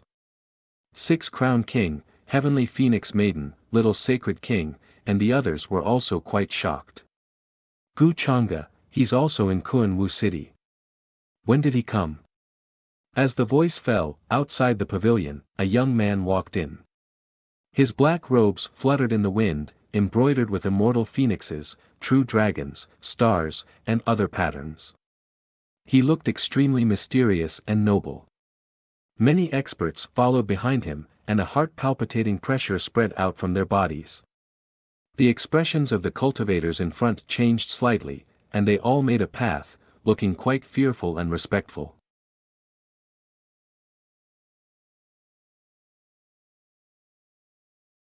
Chapter 544. Gu Chang'e's arrival was out of everyone's expectation in the stone-gathering square, causing a great sensation. Many of the older generation and the sect leaders of the great sects appeared from the dark. Even when the piece of paper was about to escape, they did not show themselves. To them, Gu Chang'e's appearance here represented a completely different meaning. Many people did not even know that Gu Chang'e had come to Wu City before this. Niu Tian once again saw his great enemy that he could not forget. Deep hatred flashed in his eyes, but he hid it deeply and clenched his fists tightly. It was hard for him to forget how Gu Chang'e had killed all of them back in the ancient kingdom of Vermilion Bird with one face and another behind their backs. If he had not been lucky enough to not die after falling off the cliff, but fell into the river and floated down the river, and was saved by Anshi, he would have died long ago. How could he forget this hatred? Compared to Niu Tian's calmness, Anshi's face flashed with a touch of surprise, and she was a little stiff and unnatural. She naturally heard what Gu Chang'e said. If an ordinary person said that to her, she would have been angry, but in front of Gu Chang'e, she did not dare. The biggest reason why she played tricks in front of Gu Xian was that she felt that Gu Chang'e was not in Wu City. Gu Xian had always been used to being alone, and there were no members of the Gu family or powerhouses following him. In other words, he was easy to bully. However, she quickly recovered, and with a bit of surprise and a smile on her face, she looked very natural. She cupped her hand slightly toward Gu Chang'e, who was walking over, and said, "And she greets young Lord Chang'e." Many of the members of the Yin family behind and she also saluted, and their attitudes were a little fearful. After the Battle of the 10 Regions of Desolation, Gu Chang'e's reputation and power had reached an unimaginable level of 637 in the upper realm. Even those who had achieved the Tao did not dare to be presumptuous in front of him, and had to be cautious. Even more so for people like them. Greetings to young Lord Chang'e. Meanwhile, the other cultivators of the older generation and the patriarchs of the various sects also brought their fists together. Six-Crowned King, Heavenly Phoenix Maiden, Golden Cicada Buddha Child, and the others had slightly unnatural expressions. However, in front of Gu Chang'e, they didn't dare to be rude. Their emotions were extremely complicated. Back then, Gu Chang'e was a figure who competed with their peers. Now, they couldn't even see Gu Chang'e's back. The gap was so big that it could be described as a natural chasm. Seeing Yin Mei behind Gu Chang'e, the shopkeeper of the stone-gathering workshop changed his expression slightly and wanted to come forward to greet her.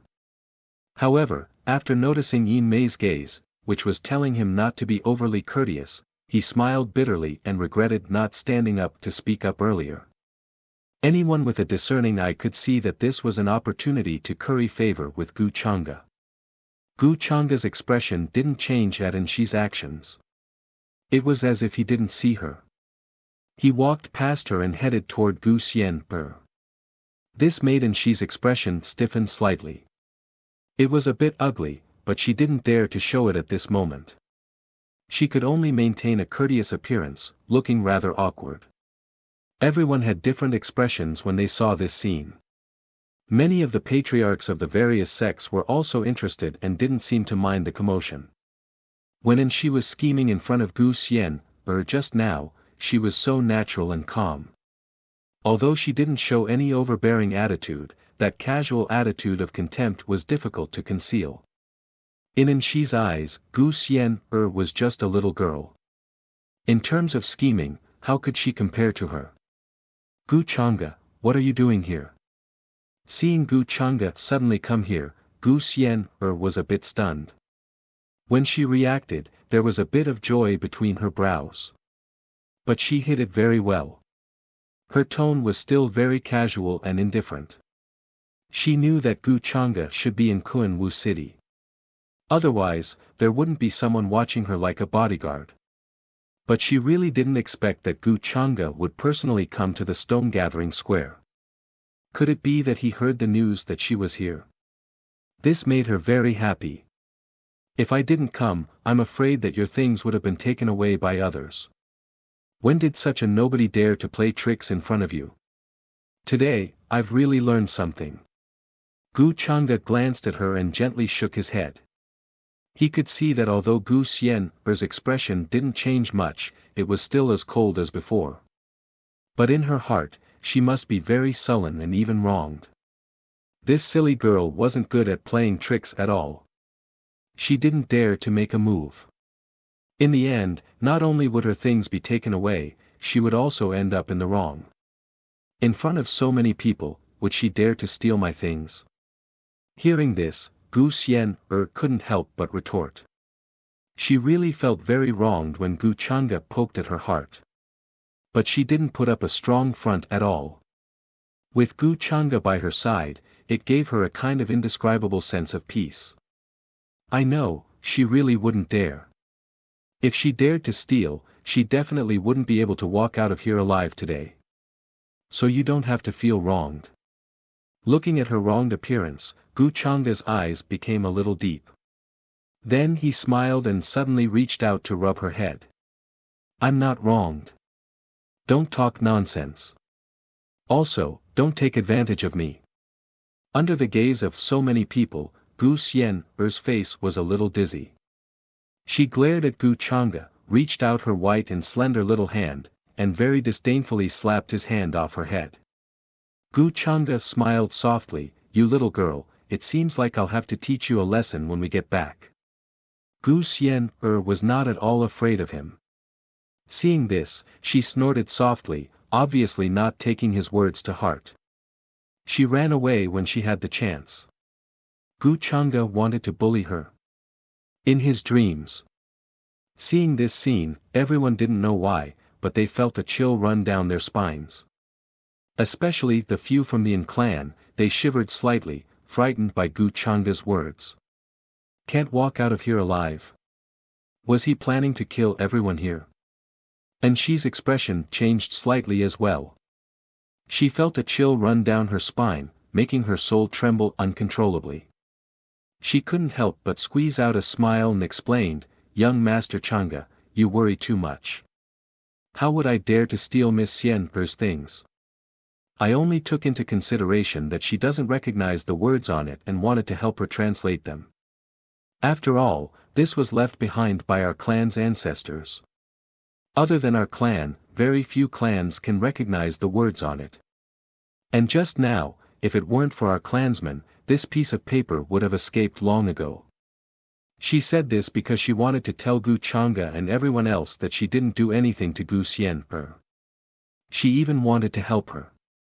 And if it weren't for her, Gu Xian wouldn't have gotten this piece of paper and would have escaped.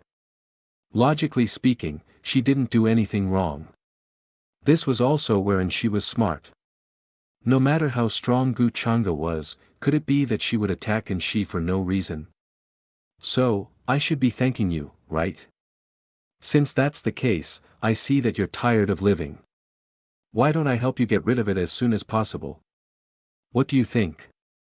Gu Changa's expression was calm and his eyes were cold. He didn't care about her words and even looked like he couldn't be bothered to care more. Then, he just stretched out his palm. The terrifying power was as if the sky had collapsed. Divine chains of order intertwined and fell, directly shaking the entire Wu city. Many array patterns that had been engraved before were automatically activated. Many sect masters were even more frightened. Their divine souls were trembling because of this wave. The others almost knelt down and couldn't help but crawl on the ground. If it weren't for Gu Changa's control, the entire stone-gathering square would have exploded into pieces in an instant. Miss, be careful. The smile on Shi's face froze and turned snow-white. With her strength, she couldn't even move at this moment, let alone resist.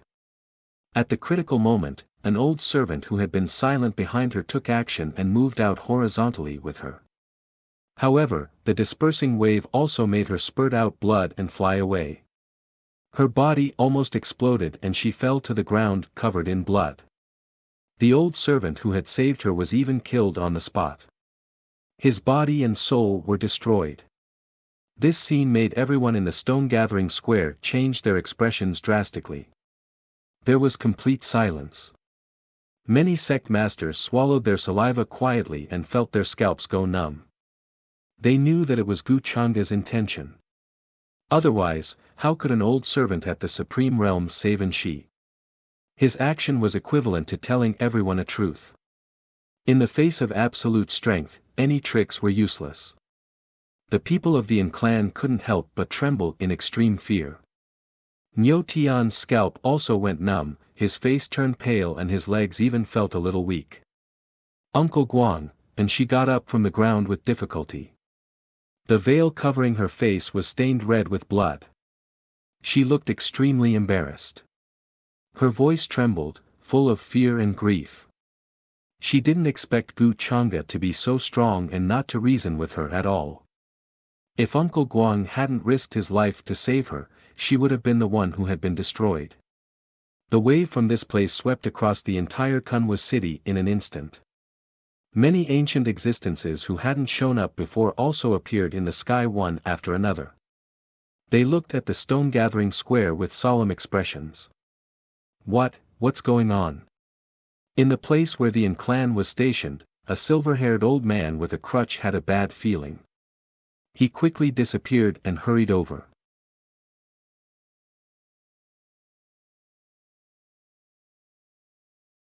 Chapter 545. The fluctuation in the stony square shook the entire Wu city. Many cultivators and living beings looked over in shock. Many people even trembled uncontrollably. They were shocked by the aura fluctuation just now, and their spirits were frightened. What happened just now?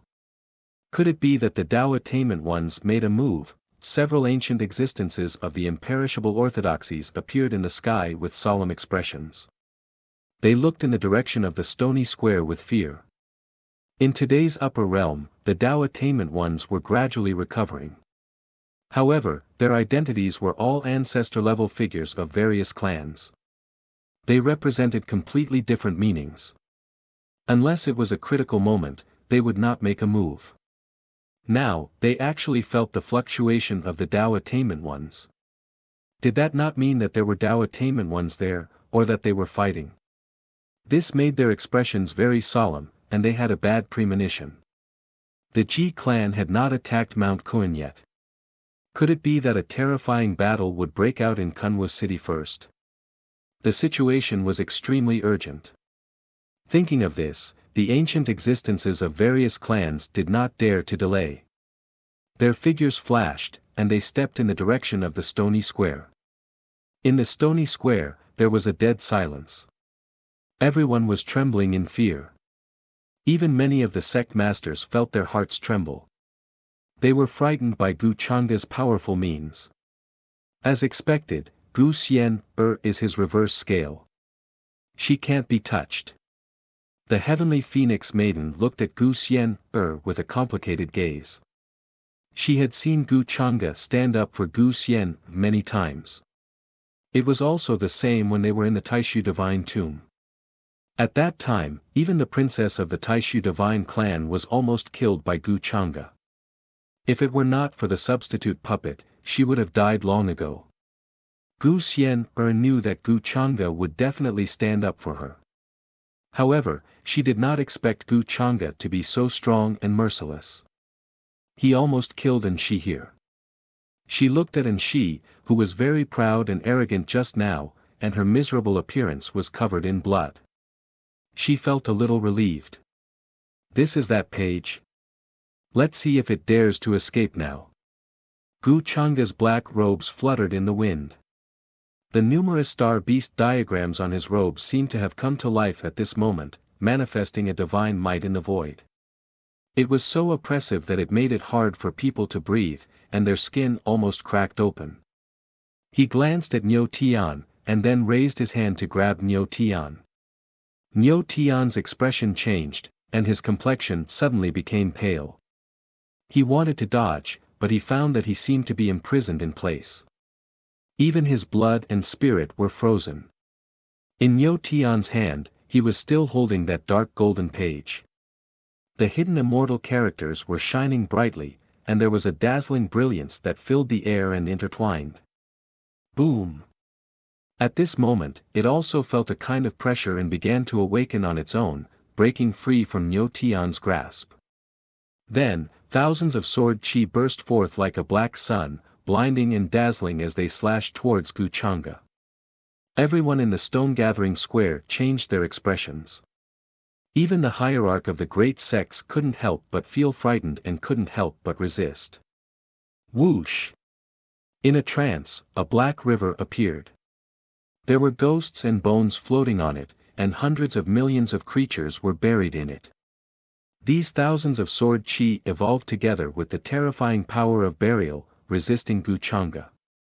However, as Gu Changa stretched out his palm, it seemed that there were stars in the sky condensing in his palm, and the entire universe was evolved in it. Boom! He pressed his palm forward as if the sky was collapsing and the earth was collapsing, and the sky was turning into ashes. All the sword chi was collapsing, and all the order was turning into dust. The void was blurred. The dark golden page sensed that something was wrong. It was no match for Gu Changa, so it turned into a golden divine light and tried to escape. You want to escape? Gu Changa's expression didn't change. His palm continued to fall, and the surrounding void was stagnant, collapsing into a terrifying rift valley. Even the hierarch of the great sects felt his heart palpitate, and he couldn't break free. Buzz! A dazzling brilliance burst out from the dark golden page, trying to resist the palm. However, under the suppression of absolute strength, it couldn't do anything even if it had spiritual intelligence. In the end, it couldn't escape. It let out an unwilling cry and was caught by Gu Changa. Everyone watched this scene and kept quiet out of fear. The dark golden page that made everyone helpless just now couldn't escape from Gu Changa's hands. Such terrifying strength was really terrifying, and many of the young supremes were even more speechless. Since you're not useful to me, what's the use of keeping your consciousness? Gu Changa's eyes were cold, and there was a terrifying aura intertwining in his palm. Under everyone's horrified eyes, he directly erased the consciousness in the dark golden page. Niu Tian and Shi and the others saw this scene, and their faces turned pale with fear. Many of the hierarchs and the older generation couldn't help but be terrified. They didn't expect Gu Changa to not even leave its consciousness. Such ruthlessness and decisiveness made many people shudder uncontrollably. Why did you erase its consciousness? Seeing this scene, Gu Xian felt a little distressed. After all, that was a supreme sword technique. If it was destroyed by Gu Chang'e, she would suffer a great loss. Since it didn't listen to me, what's the use of keeping it? Gu Chang'e gently shook his head, but he didn't intend to give the page to Gu Xian. He could see that there was indeed a supreme sword technique contained within. It wasn't that he wanted to snatch Gu Xian's things, but he was a little interested and didn't know the origin of this sword technique. Seeing Gu Chang'e's intention, Gu Xian puffed her cheeks, snorted, and turned her head away. Don't think of taking it for yourself. She felt that after this sword technique fell into Gu Chang'e's hands, he wouldn't return it to her for a while. This made her a little angry. You little girl, when did I ever snatch your things? Seeing her vigilant look as if she was guarding against a thief, Gu Chang'e really wanted to give her a slap on the forehead. You always want to take advantage of me, would you be so kind? Return my things to me sooner. Gu Xian snorted softly, glared at him, and quickly dodged his hand. At this moment, several divine rainbows descended outside the stone-gathering square and landed there. The people who came looked very ancient. Their hair was white, and their figures were stooped. One of them was holding a walking stick and was watching all this with great shock. Granduncle.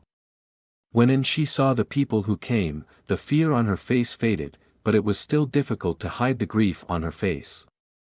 This was an ancestor of the Yin clan. His cultivation had reached the realm of Tao realization many years ago.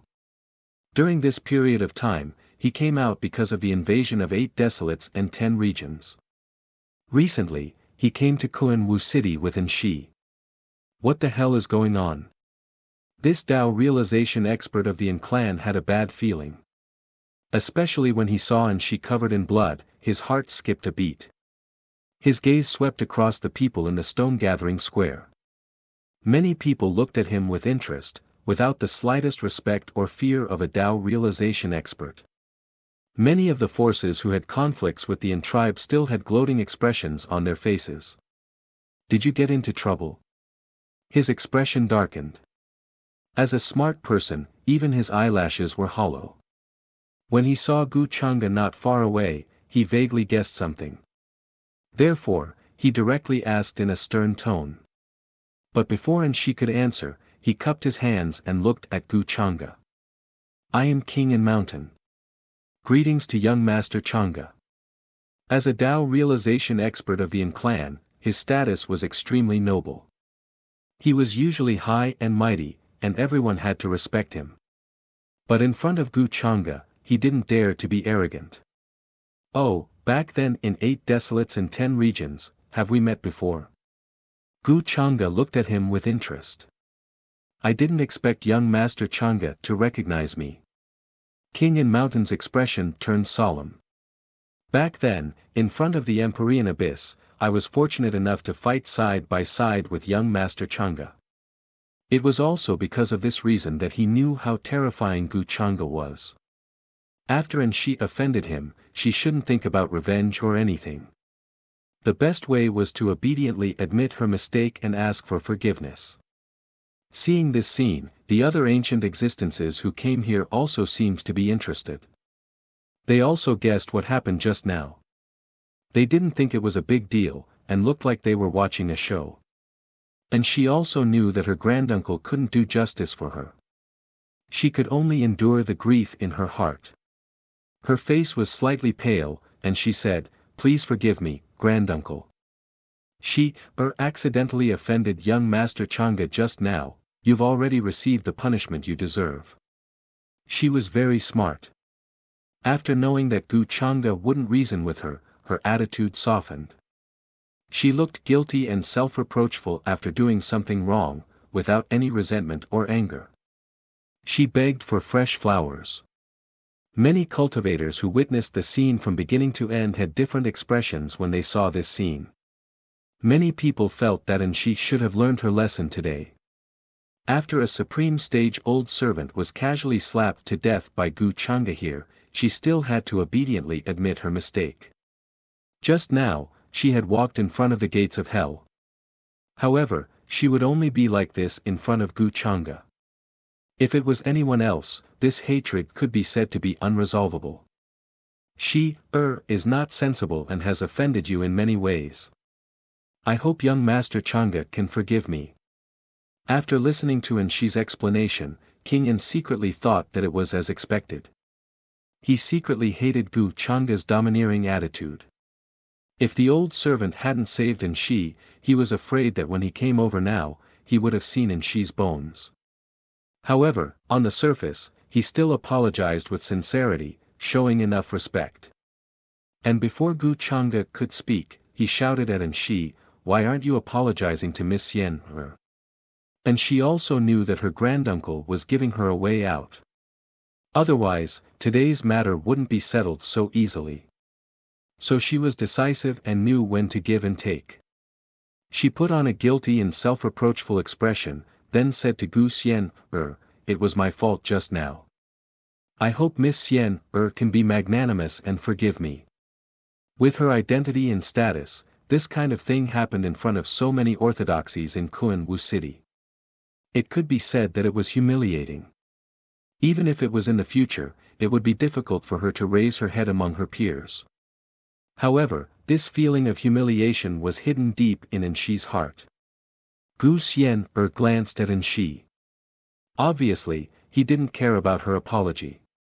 However, today, Gu Changa had stood up for her. She wasn't the kind of person who wouldn't let go, so she couldn't be bothered to argue with Anshi. "Miss Xian, do you still want to cut this or?" At this time, the stone cutters who were in charge of cutting the ghost blood or looked at Gu Changa fearfully, then walked up and asked respectfully. When Gu Changa made his move just now, they had been watching from the side. They almost knelt down, and the fear in their hearts was deeper than anyone else's. However, the ore that Gu Xian, charged to Gu Changa, worth 5 million spiritual stones, was still there, and had not been cut out. Seeing this, many people realized that the most important thing today was to cut the ore. The mysterious sword technique just now was also cut out by Gu Xian, for 1,500,000 spiritual stones. Today, there was still a piece of ore worth 5 million spiritual stones that had not been cut. Could it be that Miss Xian, also has the inheritance of a divine origin master? Many of the old antiques who had just arrived were curious and looked at Gu Xian, kindly. Of course, of course. At this time, Gu Xian, reacted and looked at the ghost blood ore again. In fact, she was also curious about what was inside. "I'll put the bill on your head for buying the ore. Remember to pay the bill later, and don't blame me." However, she thought of something else. She looked at the slightly pale shopkeeper of the stone-gathering square in the corner, then her small face became serious and she reminded Gu Changa. She looked as if she was afraid that Gu Changa would go back on his word. Hearing this, Gu Changa was slightly stunned. Then, he raised his eyebrows and wondered if he had heard wrongly. He looked at Gu Xian from head to toe again. Good Lord, he actually put the bill on his head for buying the ore. This guy is really arrogant. What? Gu Xian, looked at Gu Changa's dangerous eyes and immediately glared back. She said unhappily, "Do I look like someone who has spiritual stones? You dare to come here to gamble without spiritual stones? Looks like you're quite confident." Gu Changa could not help but laugh. Suddenly, he pinched her nose. Gu Xian, slapped his hand away in disdain and said matter-of-factly, "That's why I put the bill on your head. Go ahead. You can cut whichever piece you want in this stone-gathering square. But you have to agree to one condition." Gu Changa smiled and then glanced at the many primordial stones on this floor and said unhurriedly. "What condition?" Gu Xian, looked at him warily. She felt that Gu Changa definitely did not have good intentions and was thinking of other ways to bully her. She had to consider carefully. Ordinary.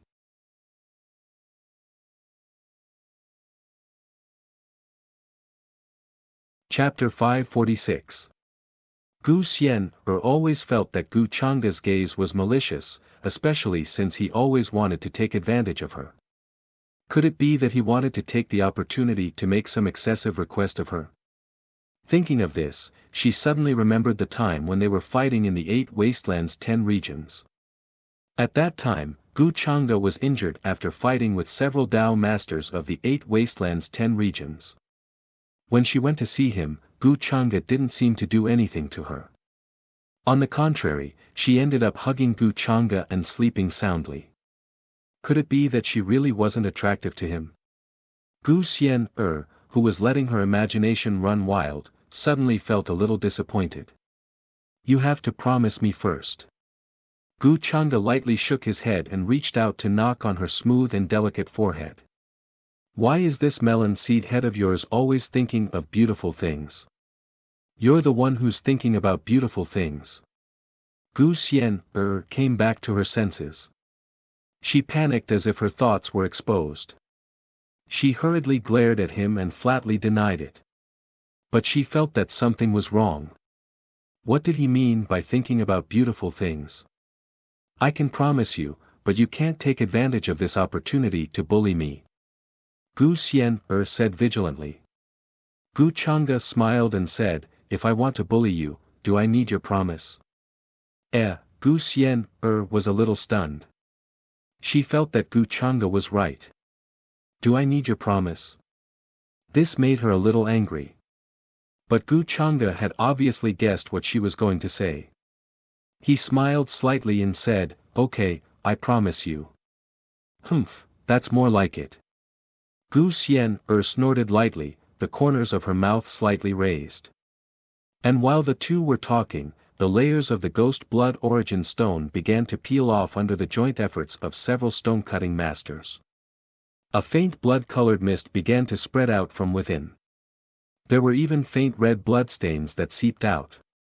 It looked quite strange. This scene made everyone in the stone-gathering square a little shocked.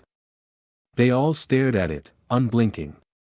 Bleeding from cutting stones, this is not a good sign. An old man with high mastery in Genesis techniques said with a solemn expression. He took out a simple and unadorned compass. Runes began to appear on its surface, clearly deducing something. Many people recognized his identity. They were very surprised, but soon became respectful. The old man was from the Chu Lien clan, an extremely famous Genesis master clan in the upper realm. The dragon-subduing clan was equally as famous as the Lianzhu clan.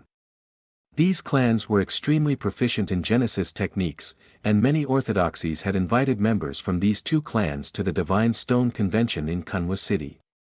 The other older generation existences also became cautious, appearing to be extremely vigilant. The Ghost Blood Plateau is an extremely strange place. The terrain is extremely high and can even cause cultivators who accidentally step into it to suffocate to death. This suffocation comes from the soul and has nothing to do with the body. Very few cultivators are able to return alive from it.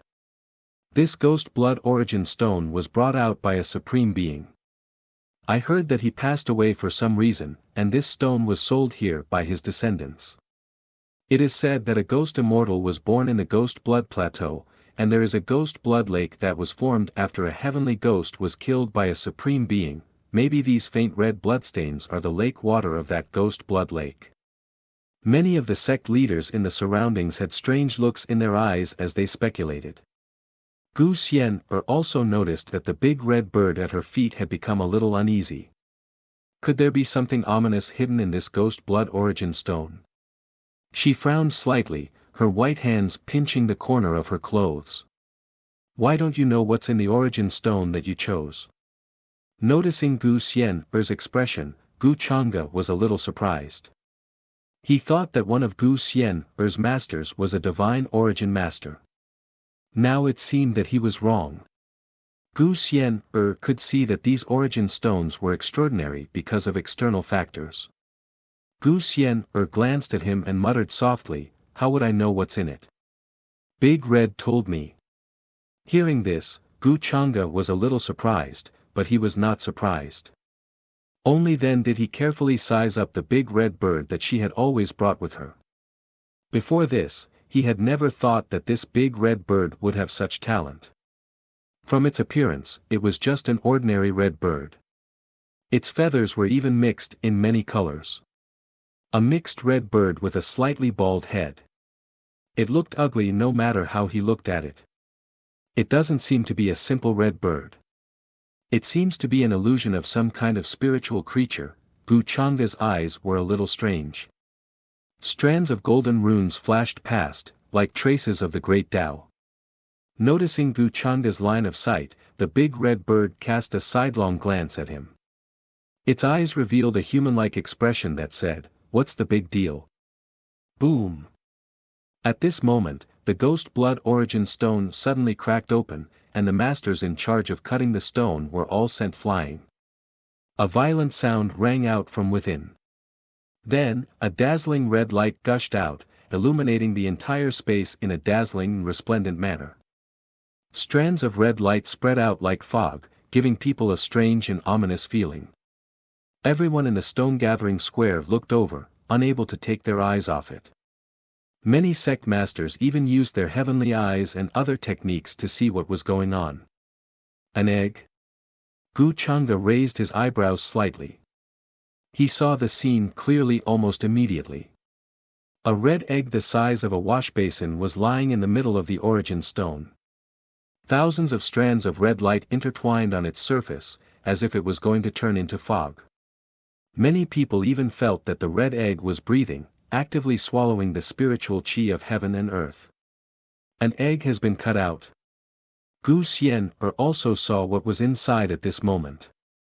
He was a little stunned, completely unable to understand. A strange egg had been sealed in this origin stone that had been there for countless years.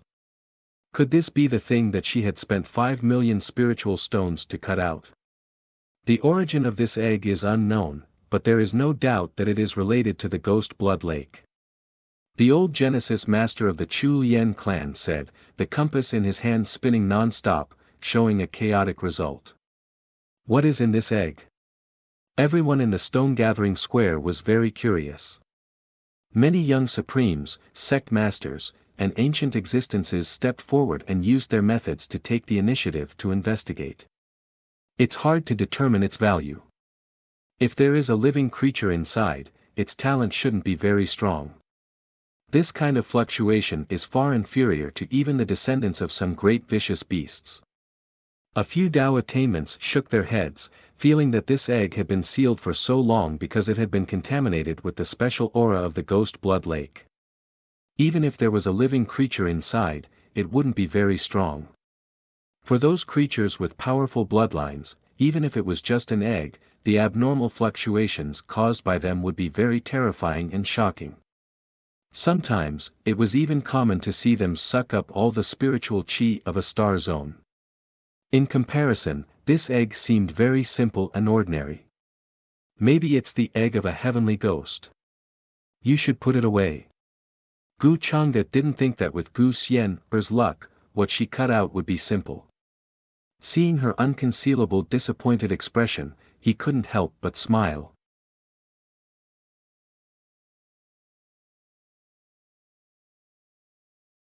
Chapter 547. After hearing Gu Changa's words, Gu Xian'er still felt a bit suspicious, but she still put the crimson egg away. As for the heavenly ghost that would hatch in the future, after all, heavenly ghosts were one of the most inconceivable creatures in the world. How could a creature of that level have such an ordinary egg? Not to mention an egg, even things related to it would produce heaven-shaking phenomena. Divine multicolored light would dazzle the world, illuminating the dome of heaven. Since ancient times, there had been rumors that heavenly ghosts fed on immortals. From this, it could be seen how terrifying these creatures were. Soon, the crimson multicolored light scattered, and the pervading mist also slowly disappeared. Everyone looked at the cracked door. There was still a lot of crimson liquid that looked like blood left inside. It looked like blood, but also like water that had been dyed red. A faint fragrance was released from it, and there was no strange smell. It should be an egg laid by some creature in the Ghost Blood Plateau. It's a bit extraordinary. However, it's worth 5 million spiritual stones.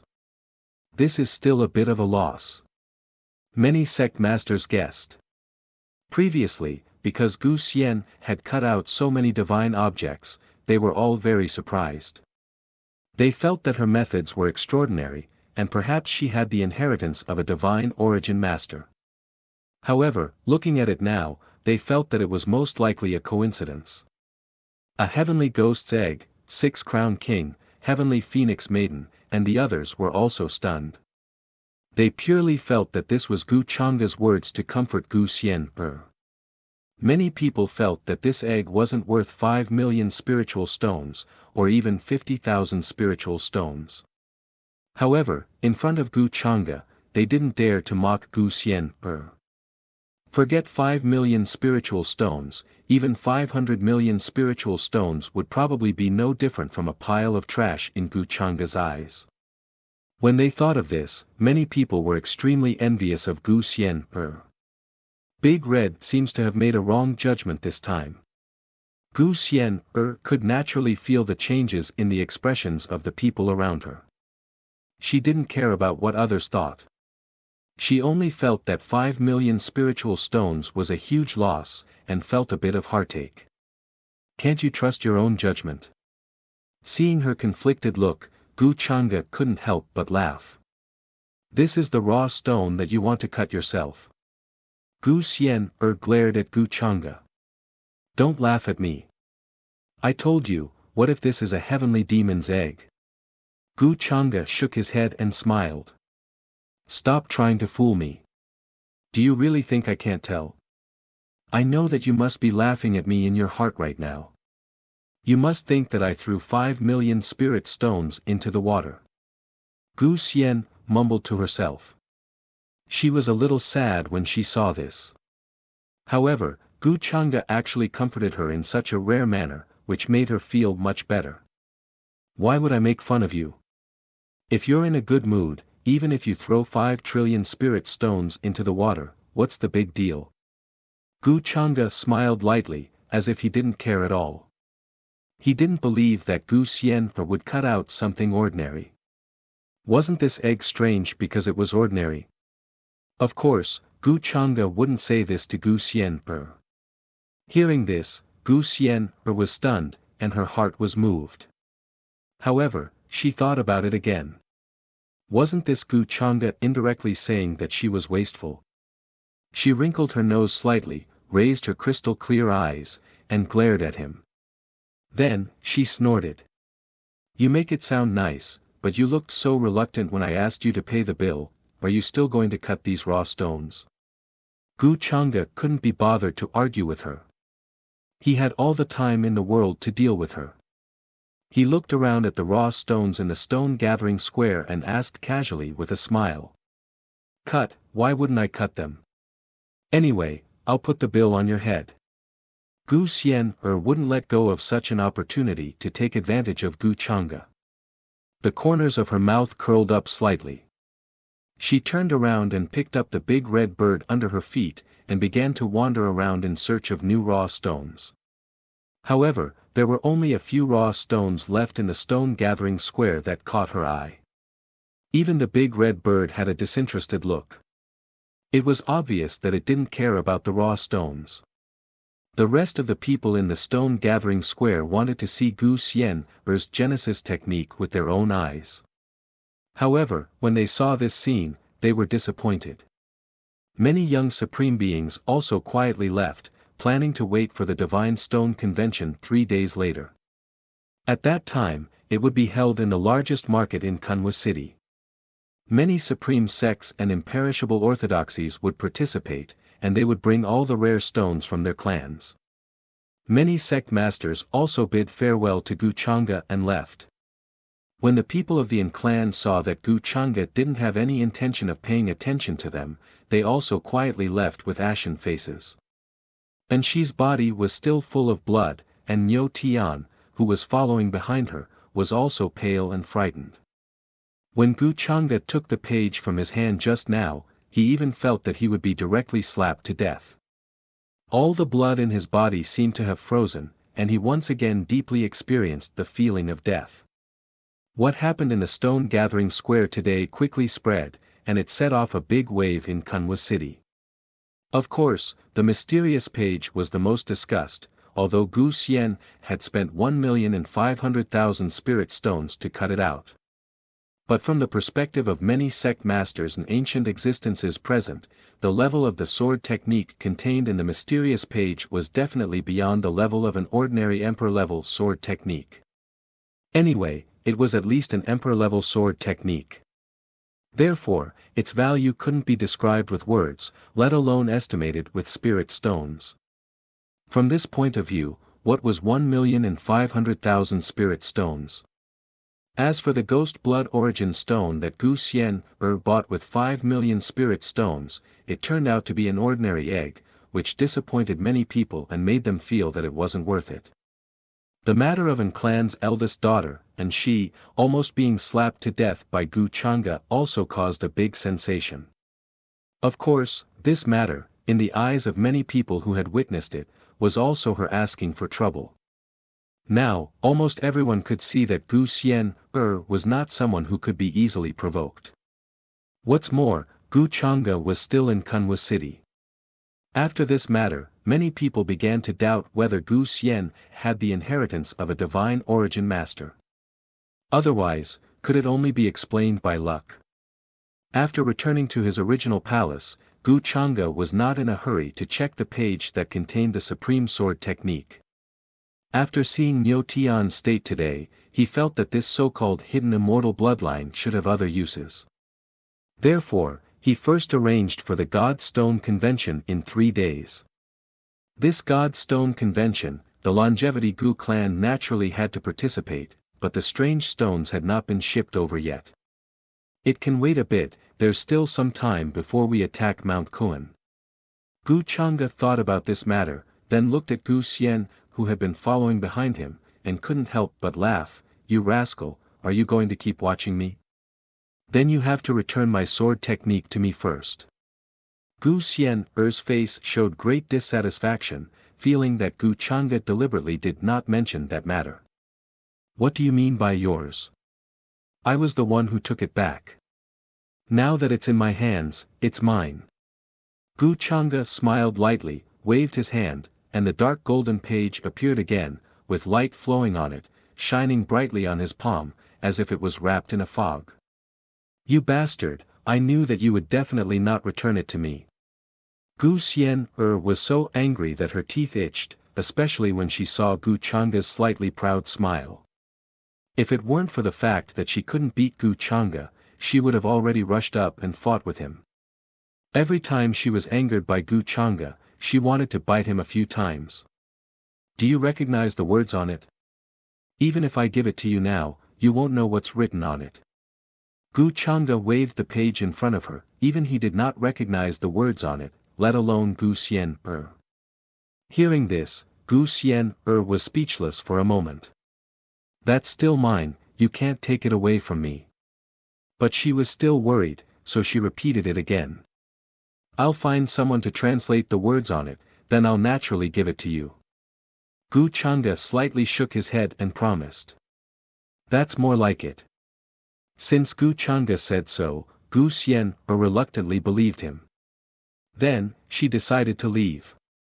She didn't want to hang out with Gu Chang'e, she always felt that she would be bullied by him. You're leaving just like that, did you forget something? Gu Chang'e saw that she was about to slip away, smiled faintly, and directly reached out to pull her back. Did I forget something? Gu Xian felt a little guilty, but she still laughed it off and asked in reply. Looks like you haven't been beaten for a while, you need to remember. Gu Chang'e stared at her with interest.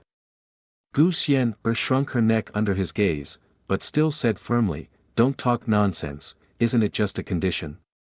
I promise you.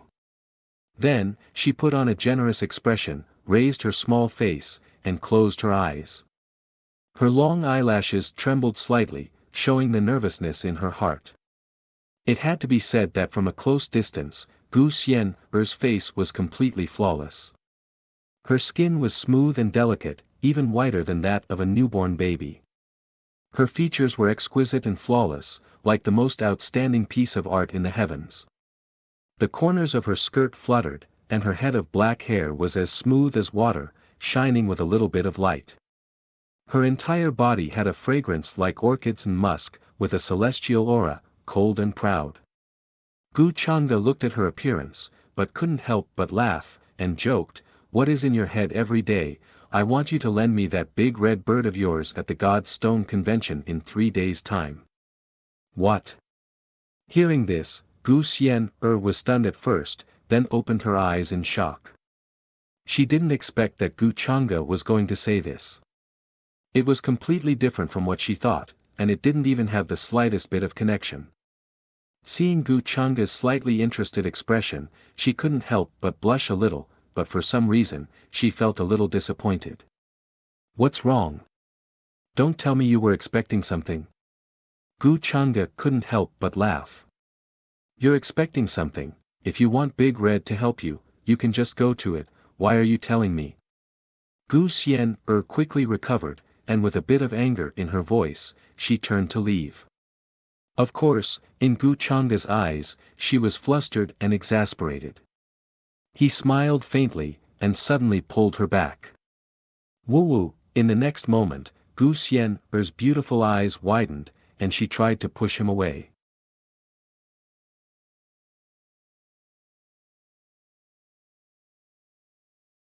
Chapter 548. Granduncle, in order to save me, Uncle Guang was slapped to death by Gu Chang'e on the spot, at the same time, in another courtyard that was built with many stone materials. Many of the tribe's clansmen who had rushed here gathered with solemn expressions. It was very quiet here, with stone arches, small bridges, rockery, and pavilions. It was elegant, but the atmosphere was extremely depressing. And she had already changed her clothes. The injuries on her body had not completely healed, but they were almost healed. She could not hide her grief and anger as she spoke to Wangshan, whose back was facing everyone. When the rest of the clansmen heard this, they were also extremely angry. Many of them were not at the scene of the stony square, but they understood what happened from the news.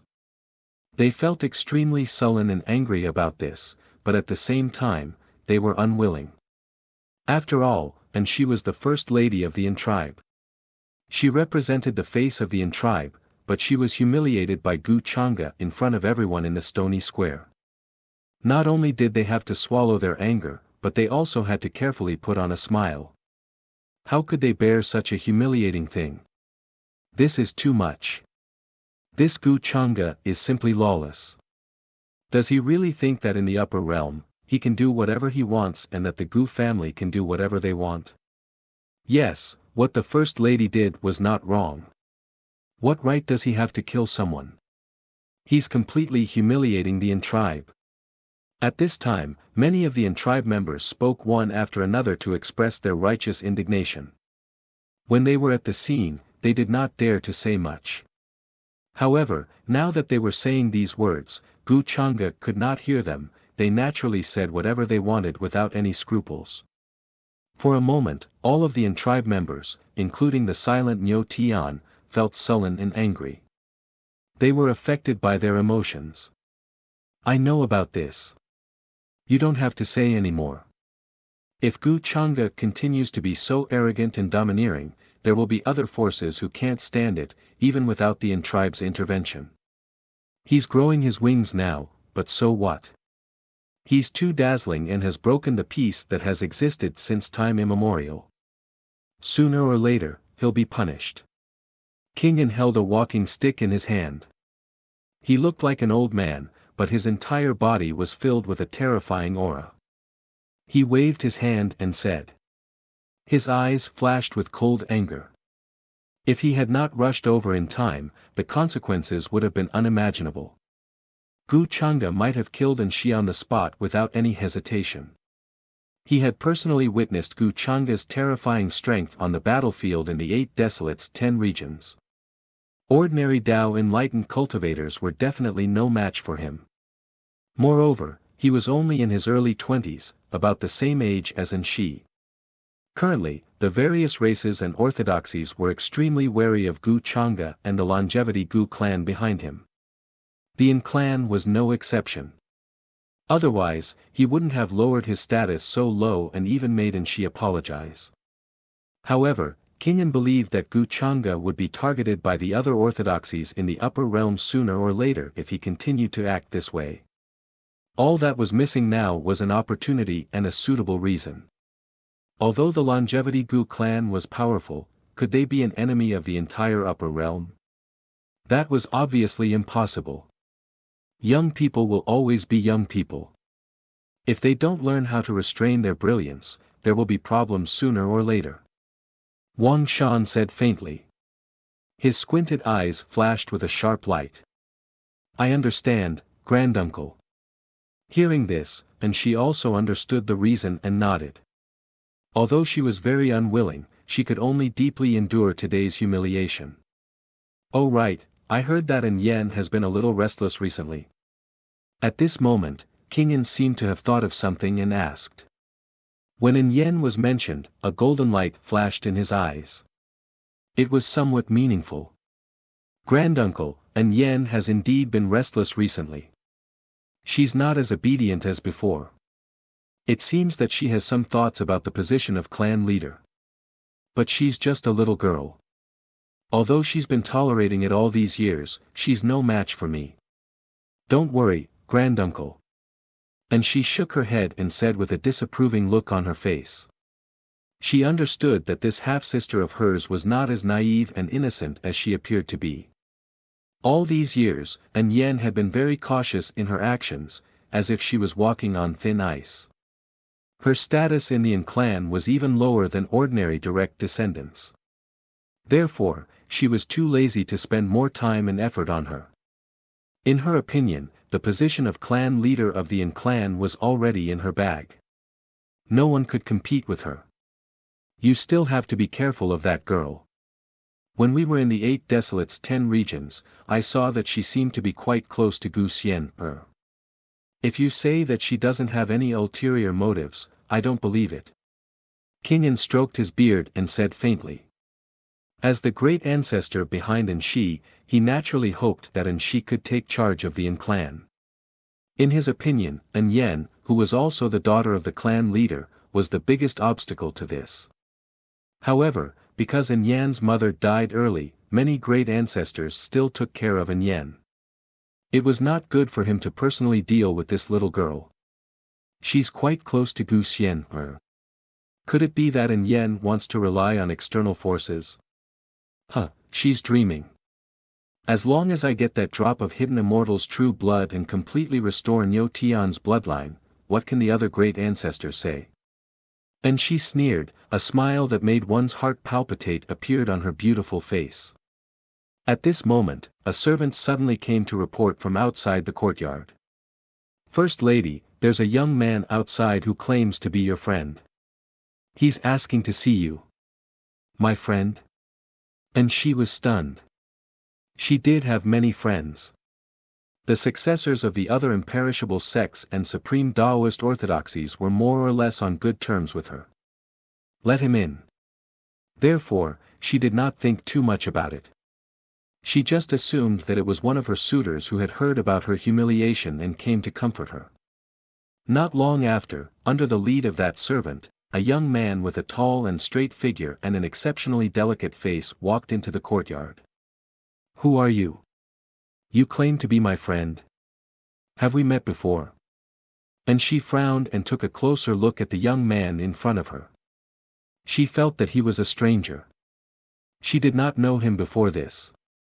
Greetings, Lady Shi. The enemy of my enemy is naturally my friend. This one and Miss Shi have a common enemy, so we naturally become friends. The young man said with a smile. He seemed very natural and casual, with an extraordinary aura. When he saw this young man, Niu Tian, who was standing behind Shi, frowned slightly. For some reason, he felt that the person in front of him looked a little familiar. Oh, we have a common enemy. And she's expression softened. You're Nyo Tian. However, at this moment, the young man in front of her seemed to have discovered something. He was first stunned, then astonished. His face was filled with great surprise. He stared at Nyo Tian who was behind and said in a trembling voice.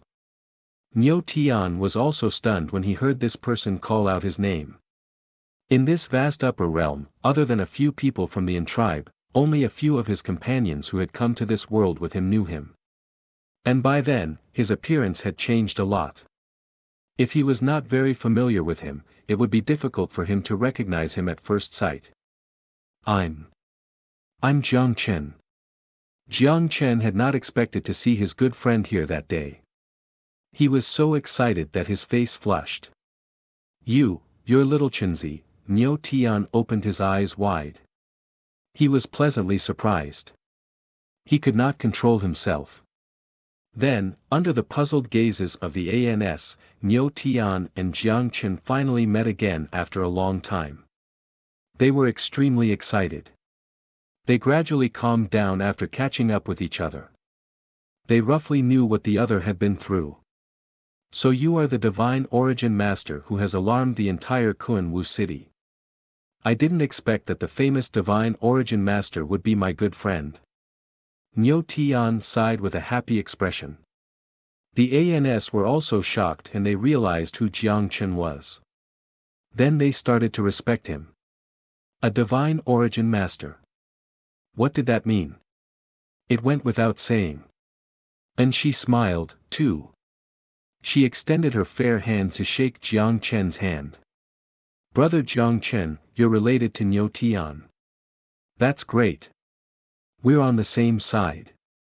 To her, this was a complete surprise. If they could get the help of a Divine Origin Master at the Divine Stone Convention in 3 days, the ANS would definitely benefit the most from it. This naturally made her happy, and the feelings of unwillingness and humiliation from before were completely swept away. I didn't expect to see you again. I thought you were killed by Gu Chang'e, so I wanted to avenge you. Jiang Chen sighed with emotion. He looked much better after seeing his good friend. He had planned to cooperate with the ANS to deal with Gu Chang'e after hearing what had happened in the stone concentrating square. He wanted to avenge his good friend's death and the loss of the goddess he admired. But to his surprise, Nyo Tian had shouted at Anshi. I thought you were killed by Gu Chang'e, too. I was going to avenge you. Nyo Tian patted his shoulder. Looks like this is God's will. God didn't want us to die. Now we're together again, we can avenge you. Even God is helping us. Gu Chang'e will get what he deserves sooner or later. The Ansas were overjoyed to get Jiang Chen's help. They didn't even want the source masters they had spent a lot of money to hire. They asked them to go back. In front of a Divine Origin Master, any other Origin Master would pale in comparison. They simply couldn't be compared at all.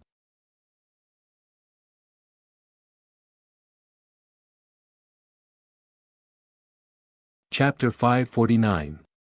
3 days passed in the blink of an eye. The Divine Stone Convention that attracted many orthodoxies from the upper world was held as scheduled. The entire Kunwu city was extraordinarily bustling, and it was a hubbub of voices. Numerous divine rays of light and flying vessels flashed past from all directions and converged here. Every orthodoxy had its own market, which listed all the rare stones and divine stones that they had obtained over the years. The market was packed with people, and there were also people coming and going in the various palaces and pavilions.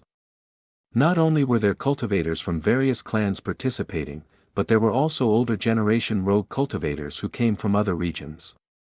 They would also choose rare stones. If a divine object was found, it would be auctioned here. The seniority and status of the participants were second to none in the upper world. Even the sect masters of the major sects and the clan masters of the everlasting families were a generation weaker in front of these people. The Longevity Gu family, the Longevity Wang family, the Heavenly Emperor Mountain, the Human Ancestor Hall, the Immortal Ancient Yi clan, the Hidden Peace Clan, the Reincarnation Lake, the Primordial Hall. Almost all the upper world forces were participating. At this moment, a dragon carriage descended on the street. A beautiful and elegant woman in a phoenix robe walked out first. She was followed by many cultivators and creatures. There were both men and women, and all of them were extremely powerful. That's the Great Yu Celestial Dynasty's Princess Royal, right? She is indeed a heavenly beauty that is hard to find. I didn't expect the Great Yu Celestial Dynasty, which has always been low-key, to send someone here. It's said that the Great Yu Celestial Dynasty's Princess Royal has a younger brother. He's only a little over 13 years old, but he's already stronger than his peers in Great Yu. He's called the Young Emperor. At the sight of this, a great commotion was stirred up. Many cultivators were discussing. When the Great Yu Celestial Dynasty was mentioned, many people showed respect. Behind the Great Yu Celestial Dynasty's Princess Royal, there was a young man who attracted a lot of attention. He was as bright as the morning sun, and there was a golden divine light flowing around his body. He was like a young emperor, walking with a majestic gait and an unruly look. In terms of chi and blood, he was like a little true dragon, pressuring the surrounding cultivators. The Great Yu Celestial Dynasty was an immortal supreme dynasty that had prospered for many eras. It was located in Shiyaotian. The mountains collapsed, the rivers dried up, the seas turned into mulberry fields, and the thunder and lightning dried up. Everything in Shiyaotian was decaying and aging, only it remained standing. 640 There was also an ancient rumor that the first emperor of Great Yu had cut out the Great Yu Immortal Scripture from a piece of origin stone, and that was how he established the Great Yu Immortal Dynasty. There was also a saying that the first imperial emperor of Great Yu was actually an immortal corpse that had gained sentience, and its accompanying item was the Great Yu Immortal Scripture. In short, in the eyes of the world, the Great Yu Celestial Dynasty was always covered with a mysterious veil. Even when it came to attacking the 8 wastelands and 10 regions, no one had seen any of their clansmen go. He had never thought that they would send their clansmen to this Deity Stone convention. This place triggered quite a bit of commotion. Quite a few cultivators were sizing up the Great Region Celestial Dynasty's group, seeing them head into the depths of the open market. Sister, what's so good about this Godstone convention? It's so boring. The young man behind the first princess of the Great Yu Dynasty had a look of disdain on his face. He looked bored as he watched the stone-cutting scene around him. Father said that the missing page of the Great Yu Immortal Scripture might be related to this Godstone convention, so we have to pay attention to it. The first princess of the Great Yu Dynasty shook her head slightly. She walked like the rising sun and the shining moon. Her graceful steps were graceful and noble, and many cultivators unconsciously made way for her. Wuxia, as her name suggested, had the noble aura of the imperial family that was hard to look down on. Even our ancestors couldn't find the missing page of the Great Yu Immortal Scripture. What can we do? In a while, I think it's better for me to help you find a husband. I think that in the younger generation, only Gu Chang'e is worthy of you. If he marries you, the offspring of the two of you will definitely be. Hearing Yu Ming's words, Wuxia shook her head slightly and interrupted him. Watch your words. If young Master Chang'e hears you, how can I bear it? What's there to be afraid of? Sister, you're so beautiful. Which man won't be attracted by you? Besides, sister, you're just keeping a low profile. Do you think I don't know your strength? Those 6 crown kings and little saint kings aren't even qualified to enter your eyes. Hearing this, Yu Ming rolled his eyes. He felt that his sister was just keeping a low profile and didn't reveal anything. Even the most mysterious Great Yu Immortal Scripture of the Great Yu Celestial Dynasty appeared when his sister was born and bestowed her with the gift of divine power. Many ancestors even said that his sister was the most mysterious genius they had ever seen. Yes, she wasn't the most talented, but the most mysterious.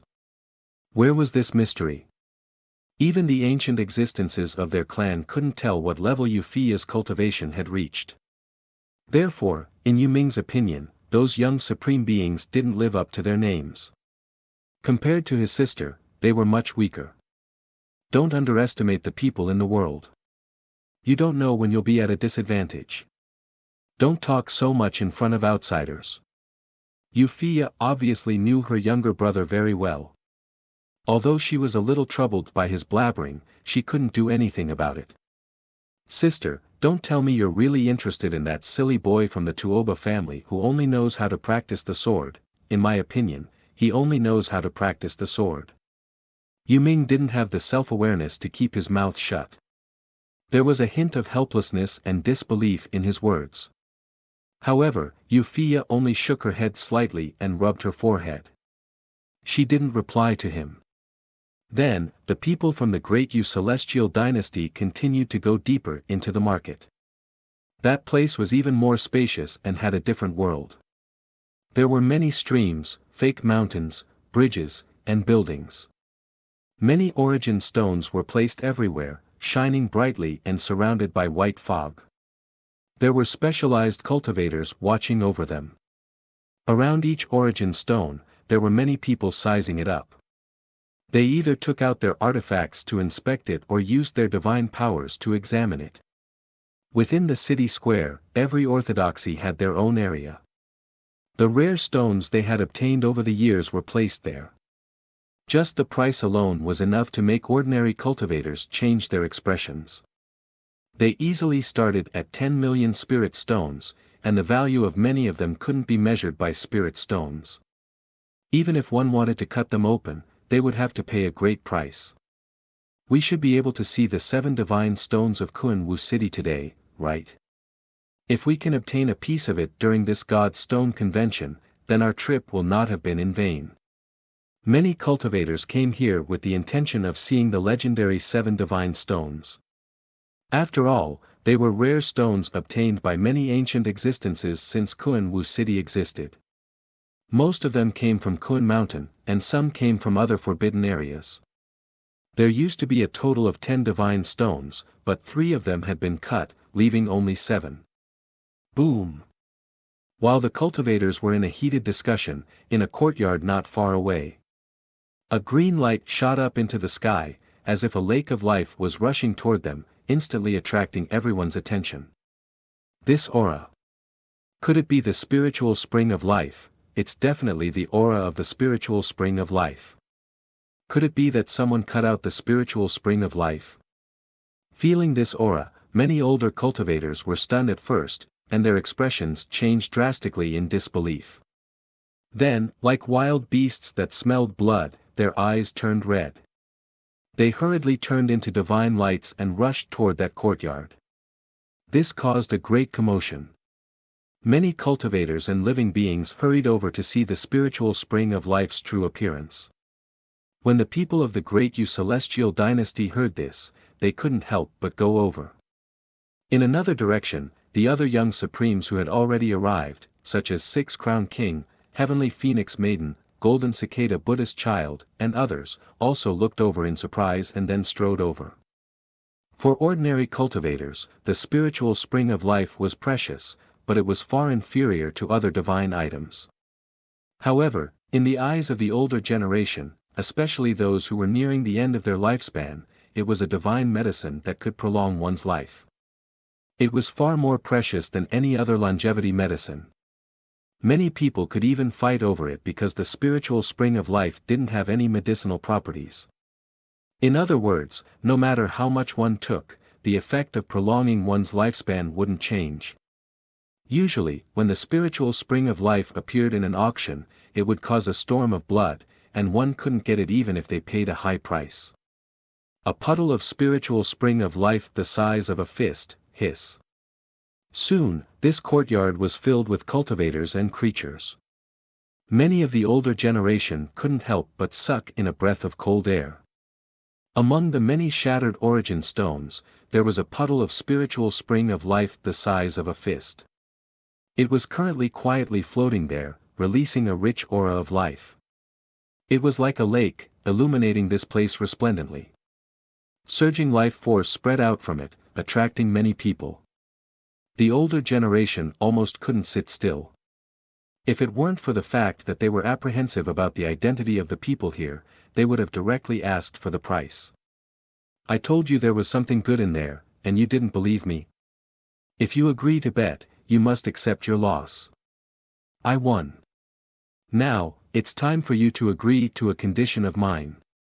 In the courtyard, an ethereal, cold, and moving beautiful young woman couldn't help but speak, her jade-like hands clenched tightly, feeling a bit proud. Beside her, Gu Changde seemed to have a headache as he rubbed his forehead, as if he didn't expect this at all. Seems like I was careless. Your luck really is quite good. He sighed slightly, seeming a bit helpless. What do you mean my luck is quite good? This is my strength, okay? Gu Xian was obviously very dissatisfied with Gu Changge's answer. She glared at him, don't try to go back on your word. You promised me. I know, I'm willing to accept my loss. It's just a condition, I'll agree to it. Gu Changge slightly shook his head. Hearing this, Gu Xian revealed an expression of, at least you know what's good for you. Then, she waved her small hand and directly accepted the puddle of spiritual spring of life. When the people who had rushed over saw this scene, they were very envious. Although they really wanted to ask her if she was willing to buy it. But when they saw Gu Changge beside her, they couldn't help but shut their mouths and bitterly laugh. If it was someone else who cut it out, they would still ask and want to buy it, or use other methods to get it. After all, this was an extremely rare spiritual spring of life. But this was cut out by Gu Xian, so it was completely different. At this moment, they were very tactful. They didn't even dare to ask more questions, afraid that Gu Changge would misunderstand that they wanted to steal Gu Xian's things. The incident that happened 3 days ago at the Hidden Clan was still vivid in their minds. Now that the origin stone has been cut out and your condition has been agreed to, you should be appeased, right? Gu Changge didn't care about the thoughts of the people around him. Seeing Gu Xian's unconcealable smug expression, he asked with a light smile. Don't even think about it. This matter isn't over yet. Who told you to bully me 3 days ago? When Gu Xian heard him mention this matter, she immediately became angry. A faint blush appeared on her delicate white face. Then I'll let you bully me back. Won't that be enough? Gu Changde lightly shook his head, looking rather helpless. You're the one who's dreaming. I won't let you off so easily. Gu Xian glared at him.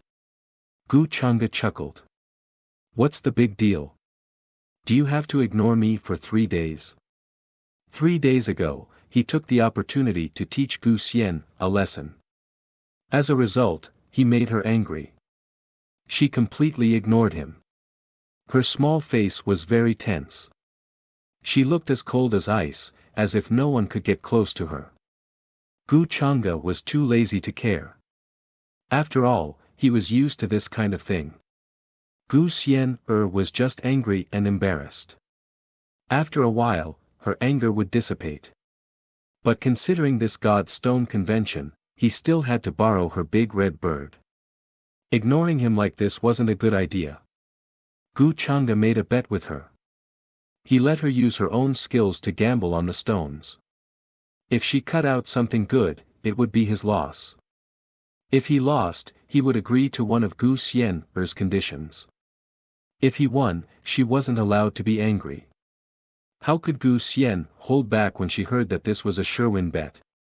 She felt that this was a good opportunity for her to avenge her humiliation and take revenge.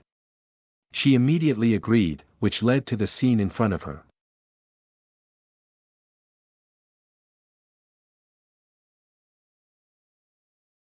Chapter 550. This caused quite a stir. Many of the primordial stones in the courtyard belonged to a certain sect. After Gu Xian cut out the spirit spring of life, the disciple of the supreme sacred sect came. The inheritor of this supreme inheritance came after hearing the news.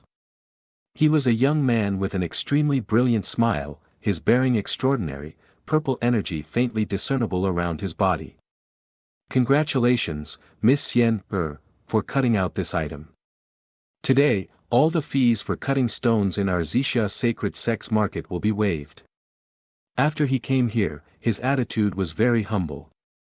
With a warm smile on his face, he then bowed to Gu Chang'e. Hearing this, the expressions of the people present changed. After all, if all the fees for cutting stones were waived, it would be a sky-high price. After all, how could the primordial stones that were placed in the Divine Stone Convention be simple? Even the primordial stones would cost at least 10 million. The disciple of the Wuxia sacred sect in front of them was very bold and courageous. Moreover, what if Gu Xian cut out all the primordial stones in the Wuxia sacred sect? Many old antiques gasped. If it were them, they would not have the guts to do such a thing. Gu Xian also did not expect such a good thing. However, she also knew that the other party said this because of Gu Chang'e. This was completely giving face to Gu Chang'e and showing goodwill. There's no need for that. I can still afford this small amount of spiritual stones. Gu Chang'e had some impression of this tactful disciple of the Wuxia sacred sect. He smiled faintly and waved his hand. Then, Yin Mei, who was standing behind him, took out a large amount of spiritual stones from her storage ring and handed it to the shopkeeper in charge of this place. Gu Chang'e did not have many people by his side for this divine stone convention. Other than a few subordinates, only De, Yin Mei, and Su Qingge were by his side. Many of the cultivators present recognized Yin Mei and were secretly shocked. The heavenly lady of the nine-tailed fox clan was now with Gu Chang'e. Many young sky prides were envious. When they heard that Yin Mei's fiancé, the young master of the White Tiger clan, died in the hands of the inheritor of demonic arts, they were secretly happy for a while. Young Master Chang'e is too polite. The successor of the Purple Cloud sacred sect was tactful. He laughed bitterly in his heart, but he still maintained a respectful expression on his face. Although the Purple Cloud sacred sect was a great sect, there was still a huge gap between them and the imperishable great sects. Naturally, he was unwilling to give up such an opportunity to curry favor with Gu Chang'e. However, it was clear that Gu Chang'e did not intend to accept it. There's nothing to cut here. Looking at the time, the 7 great divine stones should be taken out. Gu Chang'e casually laughed. He was actually very interested in the 7 divine stones. After which, he led the group towards the central region of the city square. Gu Xian was in a good mood after cutting out such a large chunk of the spring of life, so he didn't go against Gu Chang'e. On the way to see the 7 great divine stones, 6 Crown King, Little Saint King, Heavenly Phoenix Maiden, and the others took the initiative to greet Gu Chang'e. As for the old acquaintance, Golden Cicada Buddhist child, he still avoided Gu Chang'e like a viper. He didn't forget how Gu Chang'e tricked him and Buddha Mountain in the demon burial abyss. Brother Gu, could it be that you plan to cut the 7 great divine stones today? 6 Crown King and Gu Chang'e could be considered to be quite familiar with each other. They had cultivated together in the True Immortal Academy before. He couldn't help but ask curiously. That's not necessarily true. Before seeing the 7 great divine stones, it's very difficult to judge. Gu Chang'e smiled faintly. I heard that one of the divine stones has been emitting strange movements recently. It is said that it has a lot to do with Kun Mountain. Back then, it was carried out by the ancestors of the Huanxi sacred ground from Kun Mountain. On the other side, Little Saint King walked over. He was very curious about this strange stone and wanted to see what exactly it was.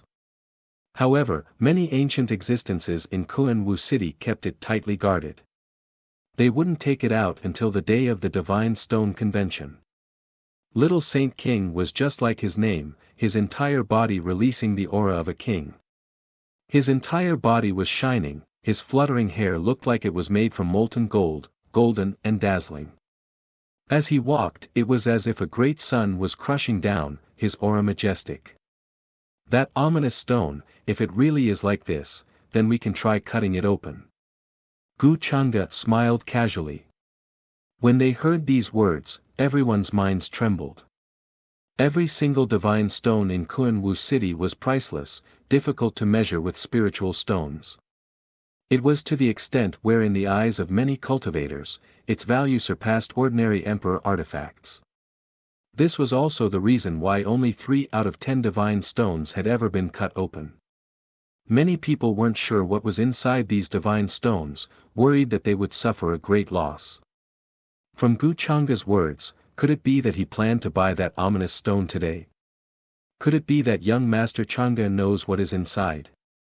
At this time, on the other side, an elegant and pleasant voice sounded. Many people were surprised. They didn't expect that the extremely mysterious eldest princess of Great Yu would come. She looked extremely noble and elegant. Her whole person was graceful and beautiful. Her eyes were bright like the stars, and her white teeth were crystal clear. With a light and elegant fragrance, she came to Gu Changa. Wuxia also heard these words. Just now when Gu Xian cut out the spring of life, she came over, but she didn't greet Gu Changa. Before this, she had never seen Gu Changa. This was the first time that she talked to Gu Changa. She begged for fresh flowers. Gu Changa glanced at Wuxia with a little surprise. He searched for the impression of this person in his mind, but he didn't seem to know her. Greetings, young Master Changa. At this time, she realized that Gu Changa didn't seem to know her. Wuxia's face was a little embarrassed. However, he quickly recovered and bowed respectfully. Mei, who was behind Gu Changa, explained Wuxia's origin to him. He was a little surprised, and then showed a faint smile. Princess Fia, you don't have to be so polite. I was just curious. I don't know what is hidden in that ominous stone. Even if he knew, he wouldn't say it. Such a simple question, was there a need to ask? Wuxia smiled gracefully, tucked the hair on her forehead, and said, Fia is presumptuous. I hope young Master Changa won't take offense. She was just surprised and asked subconsciously. Because this time, she came to participate in the God Stone Convention with the purpose of that ominous stone. She felt that if the remnant page of the Great Yu Celestial Dynasty's Great Yu Celestial Scripture was here, it was most likely related to that ominous stone. But thinking about this kind of thing, if Gu Changa knew about it, he wouldn't say it out loud. The central area of the market was very spacious and contained heaven and earth. Formation patterns were engraved on the stone walls, pavilions, and palaces everywhere. There were Tao attainment artifacts around, and a faint pressure filled the air. Brilliance shrouded the sky, and ripples were emitted. Many cultivators were slightly surprised. Judging from the number, there was more than one Tao attainment artifact guarding the area. Just the pressure that filled the air was enough to make ordinary cultivators not dare to act rashly. Once the Tao attainment artifact was awakened, its explosive power could definitely destroy the entire Kunwu city. And there was more than one Tao attainment artifact here, which was enough to show the importance that each clan and orthodoxy attached to this God Stone Convention. The surrounding fog shrouded every place. Almost all the big shots gathered here, and even the sect masters of the great sects could only be juniors here. Many living fossil-level figures appeared everywhere, sizing up the wondrous stones in this place. Royal Elder Sister, your method of flirting and greeting just now was too low-level. Yu Ming of the Great Yu dynasty had been silent until he saw Gu Changa leading people in another direction. He couldn't help but sigh and say to Wuxia earnestly. In fact, it was not only him, but many people who saw that scene just now also had the same thought. Fan, you're tuning into the Han Li's Wuxia Adventures YouTube channel. We're so grateful for your support, and don't forget to subscribe to join us on this incredible journey through captivating stories. Your generosity through donations truly makes a world of difference, as it's the primary source of revenue that allows me to expand and enhance this channel for you. Thank you from the bottom of my heart for being a part of this adventure.